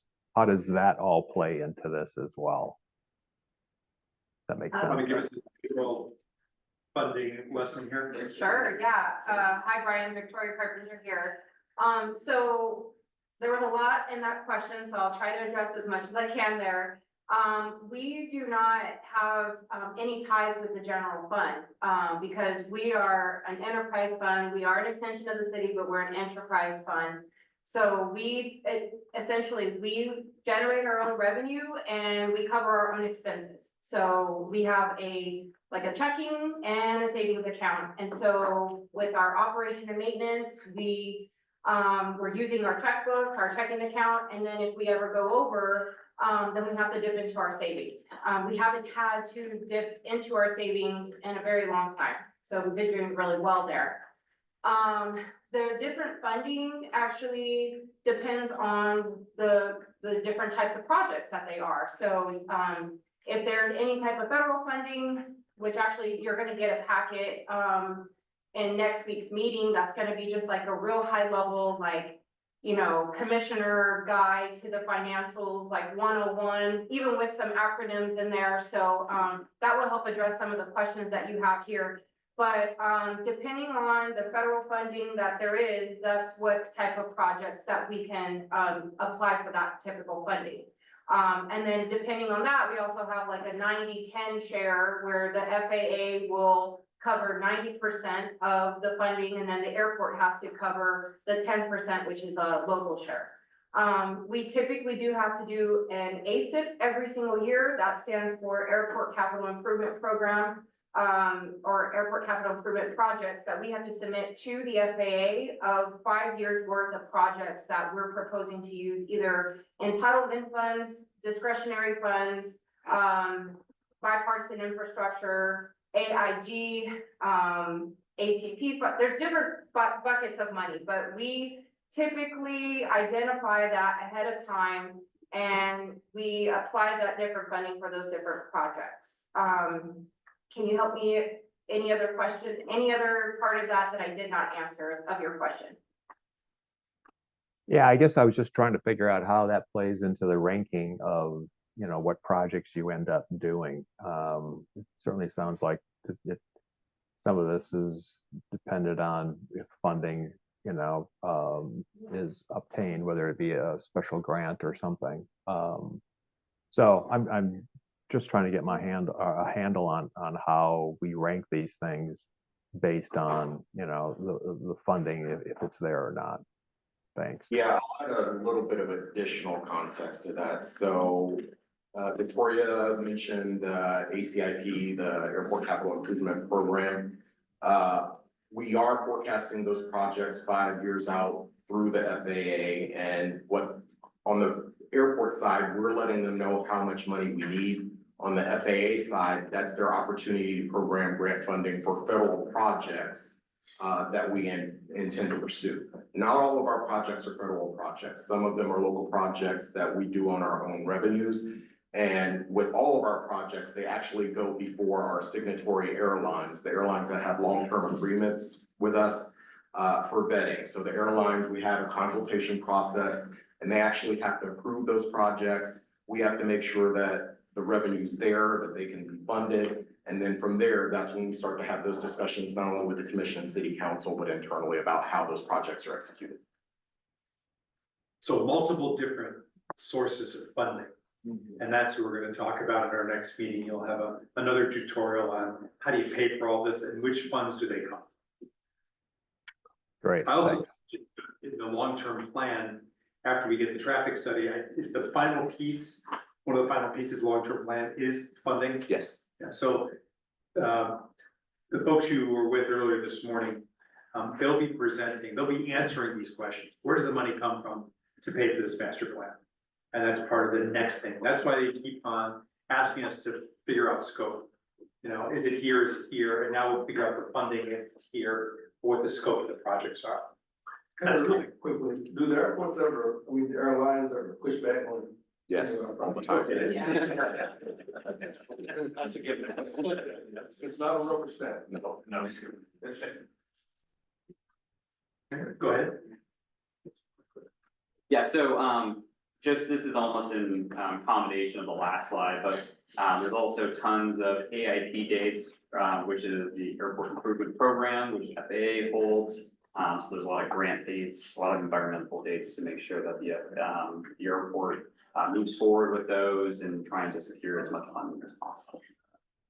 Which factor into our schedule, right? To make sure we keep these in mind so we don't miss a cycle for those opportunities. So we talked a lot about the schedule itself, so we wanted to provide just a couple of snapshots of it. So there's really over 400 lines of activities, lines, projects that are part of the schedule that we developed. If we went through each line, I think we'd be here till midnight going through it. That's just how much detail and granularity that the schedule has. So if we flip to the next slide, Josh, is we just wanted to highlight just some of the major ones that we've kind of talked about. So you can see at a high level what some of the trends we're starting to see with the overall schedule itself. So you can see there with the different colored bars, which each bar represents all those subcolors that we just walked through. So these are complete project units that we like to call them. So it's everything from planning, environmental design, construction, all the procurement activities are part of that one bar. And you can see that there's quite a bit of overlap with projects as well too. So there's going to be a lot of activities happening with the airport itself in different functional areas over the next 5 years, predominantly in years 2026 through 2028. And we're starting to ramp up in 2025. So they touch all functional areas of the airport. Predominantly, as we saw within the capital improvement plan itself, it's going to be your airfield. So there will be some operational coordination that will need to occur there, but then also too within your terminal area, as we look at different functional areas and making improvements there. I don't see the phase one terminal expansion on this. Is it embedded here someplace? We did not call that one out in particular. It's a really good question. We just wanted to highlight some other ones besides the terminal phase one and the contract as well. But that is in our overall master schedule. We looked at the impact, I mean, I know we're talking about the financial impact, but the impact to the day-to-day operations. So I can only imagine we need to staff up quite a bit for something like this. And given all of these different projects that are happening concurrently and also managing the day-to-day operations, where does that fit into this? Yeah, so that's a really good question. High level, yes, we have looked at it. Well, in part, what we were waiting for was for Intervistas to do some of their work, just in terms of identifying a master's plan schedule. So that we could figure out where the gaps were and the holes were, and then start to staff up based on that. So we have looked at it from that perspective. We're also looking at potential supplemental, manpower, staff augmentation for operational readiness. So we'll have basically one team working on capital projects and making sure that those transitions happen smoothly. The other team, which would be my team, running the actual airport the day-to-day. We also had a bigger discussion about the reality, let's say phase one. If any of you traveled through LaGuardia last 5 years, you know, there was a monumental effort to move people around and everything was under construction. You saw that pretty pictures of the future. And all of a sudden, the thing is transformed into this magnificent deal. We've also acknowledged that we're going to go through some of that pain through all these different projects. It will affect the customer experience, but our hope is, evidenced by the concessions project, that on the other side of these things, it's going to be a much better experience. But even talking about this with the public, the idea that these are really exciting plans and are really going to move the needle overall in this operation for the next 5 years. But there's going to be some inconvenience. One being we're moving the car rack to the south, and we're going to see shuttle buses as an example of that.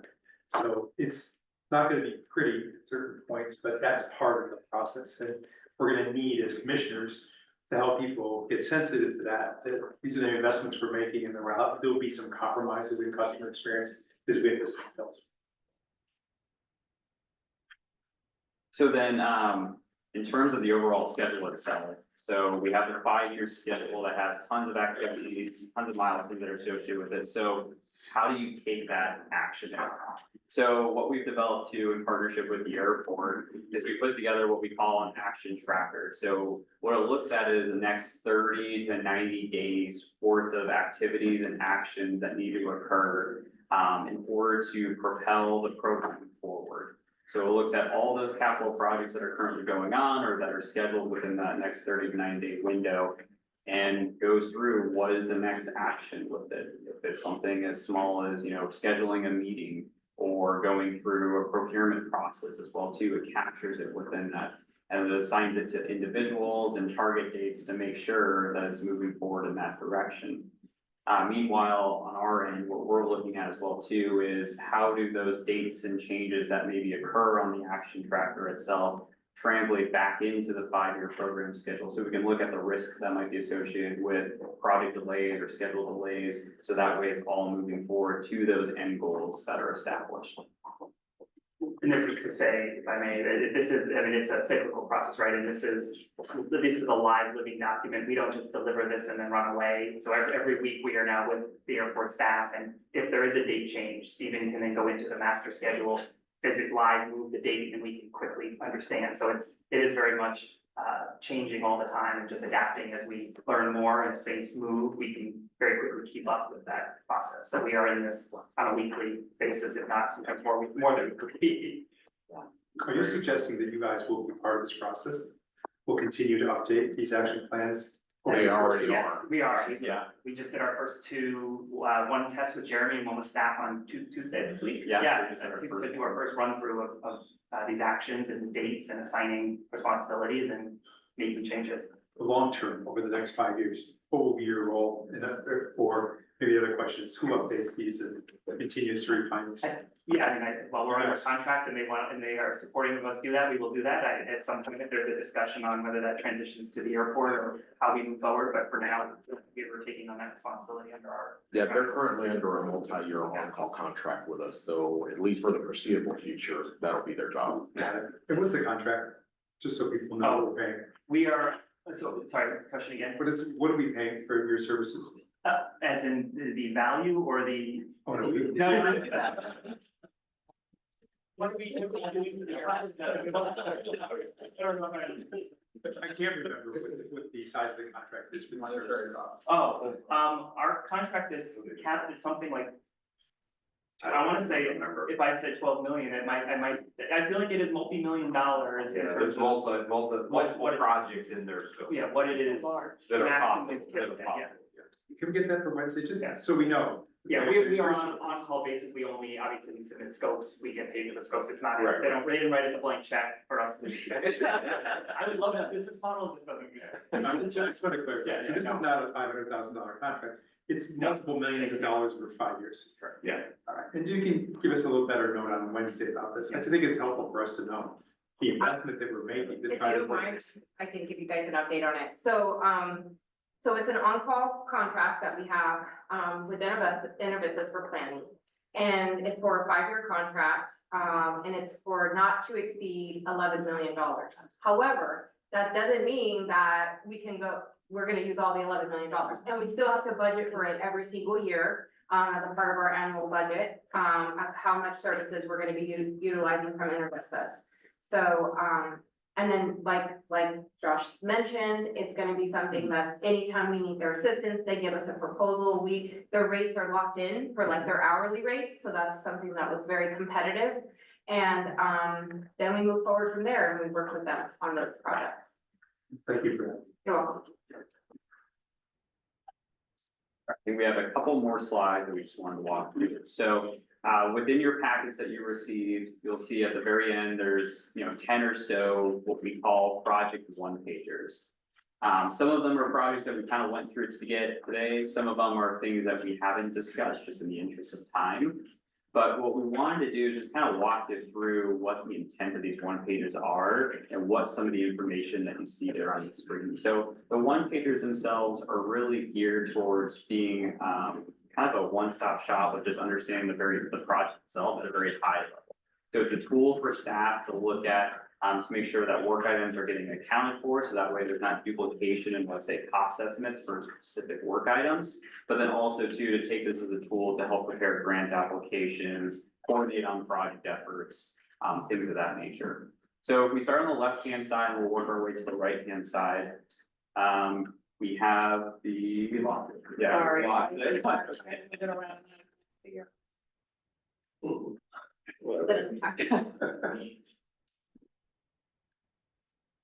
Sorry. It's okay. Try clicking on down there below. See how it's on top. Stop. So remove the pin on him, right? It's like. Yeah, I think And he's that's been, it. where it says. On switch the, to- yeah. I don't know what. And then switch to shared content, the other pin on the left above Brian's name, top corner Down. of it's right on, it's right there. Okay, Perfect. sorry. No, It's okay. I almost had to mime it, but that would have been really, really bad. So moving from left to right, so we have the project title and the responsible individual itself. And the responsible individual, we left it as more of a general category because it could either be a project manager for the project, or it could be a person that's simply developing one and has kind of this need to do this type of initiative. Next, you'll see project justification kind of midway down. This is really the intent of why this project should be done. So it looks at things of key themes with FAA, such as, what are the key priorities? What's the justification behind the project? As we move down the left-hand side, you'll see a project schedule itself. So this takes things from the overall 5-year project schedule and just kind of distills it down just into key milestone dates. So you'll see things like procurement start date, design and end dates, construction dates, and then overall when the project ends, just to give a general sense of when this project will occur. The bottom left one is the project location graphic. So that just shows generally where the project is in relation to other major points of interest. We go back to the right-hand side, you'll see we have the project manager itself, and then the NPR, which stands for the National Priority Ranking, which is something that FAA uses to rank and prioritize projects based on components or where the project's occurring and what the intent or type of the project is. We then have the project description itself, so this gives a general sense of what the work items are that are associated with the project, in terms of some quantities maybe, if it's that well defined, where it's generally gonna be, you know, what needs to occur in order to implement that project. As we move down, we have the estimated costs, and we have these broken out by kind of general buckets, such as preliminary planning would be a bucket, design services, the actual construction itself. So you can see, you know, let's say it's a $10 million project, how that cost is actually broken out to get up to that $10 million. We also have the project value and benefits. We recognize FAA has their own priority system, which is great for them, but then also too, the airport needs to understand kind of their priorities, how they want to prioritize projects as well too. So we came up with this project value benefits based on what we've seen just across the nation on key initiatives that generally have occurred, but then also to try to make that localized to the Palm Springs Airport in particular. So there's about 8 or so different project values and benefits. We've also included an other box as well too, because there might be some specific projects or unique projects that need its own general category. Finally, the last one at the very bottom right is kind of an AIP administrative checklist. And this is to help staff understand, one, is this project AIP eligible to receive FAA funding for it? And if it is, what are some other administrative items that need to accomplish before this project can be implemented? So there's 4 other ones there, such as having this be part of the airport layout plan or ALP. If the airspace has been done for the project, has the environmental been done, and then the design. The reason we wanted to put this here as well is not only just to make sure that these items are being accounted for, but then also to put the airport in position to capture maybe additional funding. So FAA tends to typically come out with Q4 discretionary grants. And they want them to be, I'll call them quote unquote shovel ready. So making sure that all those administrative items are identified and done. So then they can move forward with potentially getting additional funds for some of these projects as well. So we wanted to understand that and encapsulate that there. And as you said, these are in all of their packets. Correct. And then the last thing I will say with the one-pagers is it's a very fluid one-pager as well too. Kind of Josh alluded to the schedule as well too as being fluid based on new information that's received. These one-pagers are just as fluid as well too, based on new items or information that's identified or other studies or. Commissioner Wise, you have a question? Yeah, just another acronym thing, NPR. Yeah, so it's the National Priority Ranking System that FAA has. So there's 4 components that make up the NPR code, which is a numerical value. It's things like where the project is located, like if it's a runway or if it's a taxiway.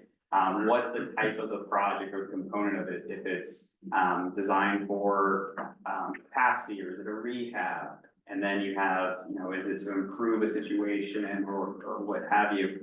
There's one component of that code, unfortunately, that really can't change, and that's your hub classification. So it's based on if you're a large hub, you get a certain numerical value. If you're a non-hub, then it's another numerical value. But then all of those numbers that are part of those categories get combed together into an equation and, you know, multiplied and all that and spits out the number. Lower is better? Higher is better. Yeah, you want to try to get as close to 100 as possible. It's on a scale of 0 to 100. Gotcha. And then that brings the priority of the project? Correct. Okay, And FAA is, yeah. sorry, go ahead. Yeah, and FAA is lenses, yeah. Perhaps on project value benefits, this is thematically consistent with other things I've said today, but I would love to see a box that says something about improved and enhanced sustainability. And have that be something that we identify and when we do these.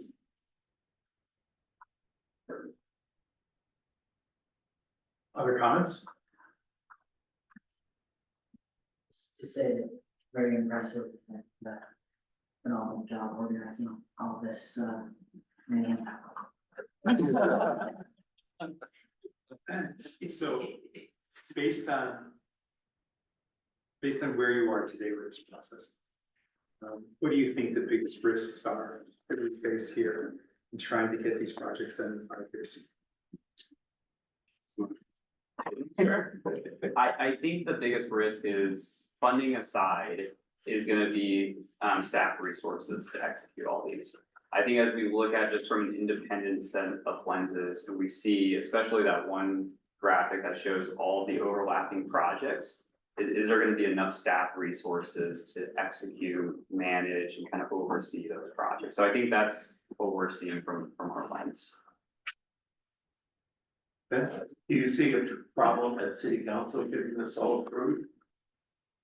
Or do they approve each project, or do they approve the plan which allows you to proceed with all these projects? It's kind of a hybrid. So, in the budgeting process, they approve a number of projects. So for example, when we took the budget to them last year, I think we submitted 30 or 40 projects that they approved for the next 2 years. But depending on the size of the project, and whether it's a capital project or just a maintenance project, we might have to take that back to the city council for them to further vet it and approve it. But I mean, yeah, some of these projects are big. Yeah. Multi-millions of dollars and. You know, the major capital projects, none of them are particularly controversial. With the exception of the Ron Hart facility, that's always gonna be controversial, but when we're talking about adding capacity or enhancing safety or improving infrastructure, none of those are controversial. So I can't see the city council really hesitating on those. So 2 years ago, I think it was 52, I think 50-ish headcount were approved. It would almost double the size of the employees here. And it's been approved by city council, budgeted the whole shebang. And biggest challenge, building on your comments and also conversations in the area, the biggest challenge is we're having a hard time finding people who can come on board that have the background, the expertise.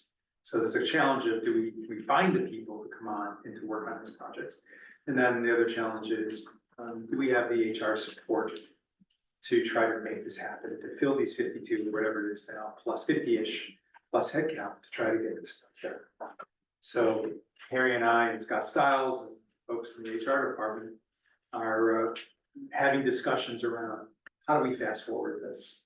Are there process improvements from the HR point of view, now those processes, they can identify qualified candidates? Do we have to change salary scope to get qualified candidates? Because we've had some challenges there. And then how do we fill these jobs? But, and I'll give you a second here to do color commentary on this. I mean, these are very ambitious plans. And what's frustrating is, and again, in terms of support from city council's like, you got the head count, it's approved, go do it. But we can't get the people and we're really struggling with the processes. And so we're taking a look at what those processes are. There's gotta be a way for us to improve our ability to find talent, to pay them and to get them on board. And so, this will be an ongoing discussion for our commission meetings. But right now, I think it's our biggest exposure. I'll just leave it at that. Harry, you wanna, any comments to that? I'm gonna add to that real quick, Kevin. I know, staffing is always a challenge when you have any kind of business. And there's usually 1 or 2 reasons why that becomes an obstacle. And I think you mentioned it. We're not paying people enough potentially, or the desire to take on this kind of opportunity isn't quite there. So it'd be interesting to kind of see where we are in comparison to other regional airports that have had a similar undertaking, or maybe not regional, maybe other airports that have had major projects like this. Where have they had their issues and where do we land in comparison to that in terms of what we have to offer a new potential team member, and then obviously the financial piece. Yeah, I mean, salary and skill set are 2 kind of largest challenges here. So we are, for a lot of our frontline positions, we pay very well, but for a lot of our skilled positions, we're underwater by a mile on some of those positions relative to other airports of our size. One of the things I've communicated to my boss in recent history, in fact, a number of times, he's probably tired of hearing from me, is that you don't see an airport of this size supported by a city population of 46,000 people. You typically see an airport of this size with a city population of 500,000 people. Where that translates to salaries for us is our salaries are pegged against the salaries of the rest of the city personnel. So we're having challenges there just in terms of that gap, fixing that gap. I don't know how to fix that gap. I think how you articulate that. There's gotta, I mean, if we're all charged with being ambassadors, obviously, to this, and stewards of this plan and where we're going, I mean, is there a way for us to support? What, because that's, you can't do it with no people. There's just no way to do it. Data, facts, the coalition of voices, really, because if it's Harry saying it, it's Harry's trying to get a pay increase, which, that'd be great, but it's not really the case. A lot of the talent that I'm sourcing is the same talent that's going to enter business, so they pay more. Your point though, about this is an industry problem, right? Yes, Because very much so. for the folks then you are competing with, they are also competing with jobs across the country, which exacerbates the problem. I mean, just Yes. thinking about the clients Stephen and I work with, the shortages of people in planning, design, construction, development positions at airports. Everybody's looking from here to Denver and everywhere in between. And so that, I think, just makes it harder because you are up against not just yourselves, but everybody else. Yes. So what we're trying to do, I hope it's supportive, is basically challenge the assumptions that are getting in the way. And, the good news is we're part of Palm Springs. The bad news is we're part of Palm Springs. Because now, and we struggle with those of us who've been working on the IT issues here. David Feldman, when he comes back, will tell you a litany of all these things, that what seems to be an obvious solution to us, we got the money to do it. We have Measure J money to put in the drinking fountains and everything else. It's already been approved. Money's there, the whole shebang. There's nobody to do the work. And in case of the IT situation, the standards for IT have to match across the city. Well, now our set of requirements may be very, very different than the requirements across the street. All right, however, there's one department and we have to work with that department. So the same thing is happening on the HR side. And, and so we started to challenge our thinking. If this job pays $100,000, but the market for this job to work at an airport is, with this skill set, is $140,000, then maybe what we need to do is combine the headcount and just pay more, right? And we need to get creative, and we need to really look at the process for how we source, how we recruit, how we interview, and how we hire and onboard. And because everything we're talking about here is going to be impacted by this. So we're going to have this be an ongoing discussion for the commission to see how we can be supportive. But we've had these conversations with the city manager and the folks in HR. And our success will have a lot to do with, can we get the right people on board to get this work done? Because, when you talk about you guys, we're paying you guys to come in and to hold us accountable to these plans. And if the answer continues to be, we just don't have the people to do it. Right? And we hammered the hell out of Jeremy about all of these, these little projects. Where are the damn 10 drinking fountains? The first one is in. 2 years. Crazy. So, all that to say is, this is the big issue. And we're continuing to work with Harry and with Scott to say, there's gotta be some breakthroughs here. There's gotta be another way to do it. And can we provide the support here, the support across the street to say, let's look at a different way of getting these jobs done? Because I don't know how many projects we have, 150 projects. How's this gonna get done if we don't have the right people? So I wanna put that out there so you'll have a different appreciation when we start to look at the deliverables and the timelines of these projects. What really is the risk here in its headcount, and my opinion, so. Perhaps, Kevin, we could look at maybe doing some kind of additional research on this. Obviously, you are experts in working with other airports. You've probably seen this movie dozens of times before. Maybe there's a way for us to unpack this officially, so that there is some data points that we go back to the city with and say, okay, based on this analysis, based on the roadblocks we're facing right now, we're not gonna get from point A to Z without this happening. And this is based on real data. And not just us sort of theorizing it based on our experience. Is this issue in your scope of work, or could it be? And What's creative thinking? Yeah. We're masters of making anything our scope of work, if you give us the. Love to ourselves. The answer is yes. In all seriousness, I mean, I think there are ways we can not. This is a critical issue. Yeah. So at other airports, aren't HR, et cetera, within the airport? And a lot of these issues separate from the city. I was trying to talk, yeah, locally, I'm not talking about, you know, like at DFW or the city of Houston, I mean, which are all quote unquote part of the airport, I mean, part of the city. But do they have their own HR departments and their own IT departments and their own this department, and that department, and police force? I'm gonna say it depends, unfortunately, I know that's not a really good answer, but it really depends on a couple of things. One is the governance model which the airport uses, if it's gonna be a city-run facility or if it's an authority itself too, then that HR function may either be with the authority as well too, and be kind of under that umbrella, or it's with the city. And depending upon, you know, how big the airport is under the city model, there's not a direct benchmark, like FAA says, once you reach non-hub status, you have to have an HR department. Unfortunately, it doesn't work that way. With some of these smaller commercially served airports, we tend to see that it's within the city, just to help allocate some of the costs as well too, depending on how busy the HR department is in the city. Well, I know that's not a very straightforward answer because there's a lot of variables, and a lot of depends and specific items that really go into it.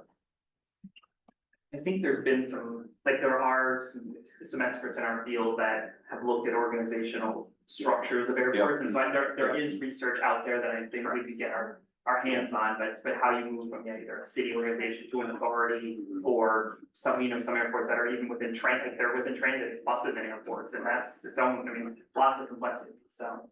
Yeah, and there's hybrid models as well, like we're doing a bit of work on the organizational front as well, and to your point, Ken, having greater autonomy to have HR and other components within the airport system is becoming more of the norm nationally.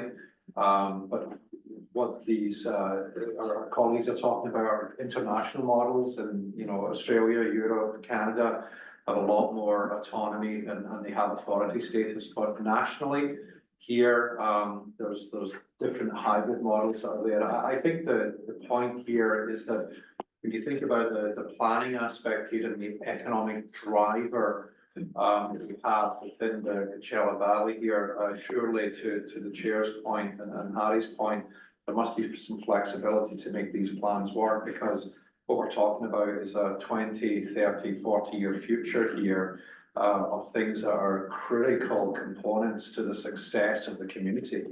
So you would have to feel that you can appeal on that level to make sure that the team behind us who are working round the clock have the capacity to work on and actualize all of these tremendous plans that need to happen for the future of the community. Let me ask you this. And the other issue is the airport's becoming bigger than the city. And, you know, as far as money going through the budget, et cetera. Both the budget and terms of personnel, actually. So I think next year will be the largest department in the city. The year after that, by far, the largest department in the city. So let me ask you this. Does this issue warrant its own plan?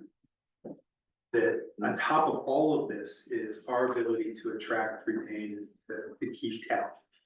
And should we have a workflow that's designed to look at this process, look at these processes, these relationships, and to see if we have a plan in place, or put a plan in place, try to support the whole recruiting and hiring process here?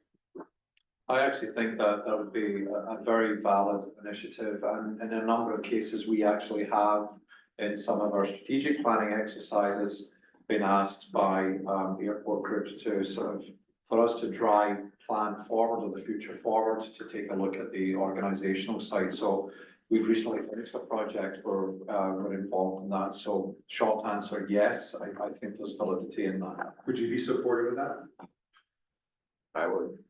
I lean on my executive team. Do you want more staff?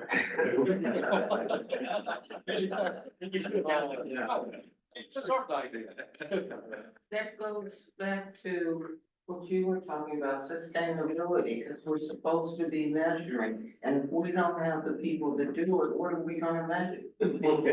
Yes. And as Jeremy well knows, you know, to get to these critical points, when you have the money, we have the support of city council to do these projects, and then the answer is, no matter how many one pages we have, we don't have people to do it. It's very, very frustrating. I know it's frustrating for staff as well. So, yeah, the good news, at least from the city manager's feedback is, you know, he's saying be creative. You know, if we have to combine positions to get a salary level that can attract talent, you know, get creative. Now, I realize there's a whole other department across the street that has to, you know, absorb all that relative to other similar types of job designs on the city side of the equation. And, you know, my feedback, and again, I don't have your job, is basically saying, let's just do it. You know, but I know it affects other things. We have to be respectful of that as well, but let's make that part of this plan as well. And demonstrate to the city and senior staff over there that, you know, and that all of this looks great and it's fabulous work and it's exciting, to Kevin's point. But unless we don't have the people to do it, I think we're gonna be pretty frustrated. Yeah, and to be fair to, you know, the city manager, I remember when we was last here in August with our colleagues from Daily Strategies as well, that we were looking at that creativity, and Scott was saying, we recognize as an issue, we have to get creative, but it wasn't a pushback. It was like, let's find a progressive solution here. So the intent is there for sure. I mean, we can certainly validate that. So, but we will take that on board and internally work through that for sure. And of course, with you know, the team's blessing, we would work that through a scope. Okay. Other comments, questions? I was just wondering, for my own gating purposes, if it would be at all possible to poke around in 400 lines of data. Or if that's, maybe it's not in a format that's functional. It's a public document, so sure. You got one pages, all 400 lines or? Not yet. Show us that. We have to leave a little tease. I know you've included, you see your packet, the examples, all the one pages they put in the packet as well. Is there anything else you want to share with us at this point? I think so, from capital projects now, if there's any other questions or stuff, we'd be more than happy to address them. Okay. Comments? Yeah, I just have one question. Is there anything in that 400 lines that is throwaway projects, like it gets us 5 years and then we have to throw it away when the master plan kicks in? No, it's a really good point. So one of the things that we were trying to be really cognizant of is we want to make sure that costs that we include in there are not going to be throwaway costs, so that they're really sensible of how the airport spends its dollars, because we recognize staff is a limited resource, but also too funds are a limited resource. So we try to make sure that if we're proposing to spend dollars, you get the most light of those dollars as well. So The one project that triggered my question was the apron around Agua Caliente. That concrete goes away once we do phase 2, doesn't it? right, but phase 2, it's my understanding that phase 2 is down the road to where you would be able to maximize the life cycle out of that piece of pavement. That's a good question. That's true. Did you get what you need from us? This has been great. Yeah, thank you for the time. Harry, any final comments before we wrap up? No, I mean, I know it's been kind of a long day. We traditionally try and keep our meetings to an hour and a half or so. Clearly, we're well over that, but I do appreciate the thoughtfulness and the time. This is very helpful to my team, to the Intervistas team, and to Mead and Hunt, who was here earlier. And we'll certainly take some of this input back and start incorporating it into the larger picture. So I hope you all appreciate how important our efforts are and our work is in influencing what happens here in the next 3 to 5 years. I mean, just this alone, ignore phase 2, phase 3 of the long range plan. I mean, there are a lot of decisions, a lot of things that you have to make happen here. So I hope this was a valuable time. I'm happy to keep it back 3 hours. And we scheduled it. Thank you for all your work. Any final comments before anything? We're all good to Jan, go for it. This happened, but there was in the Desert Sun, constituent complaining about the airport, and why don't we have the airport someplace else? And the chairman did an article, excellent article, and there was nothing else. Thank you.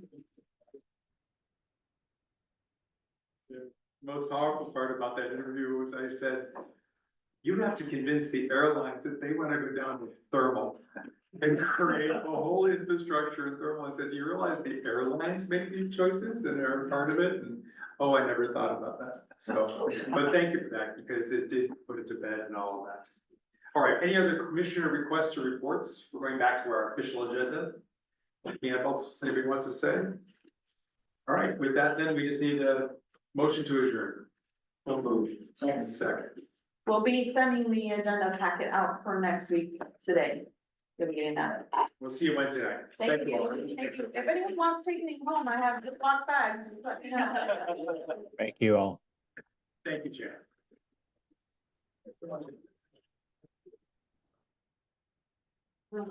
Thank you, Oscar. Okay.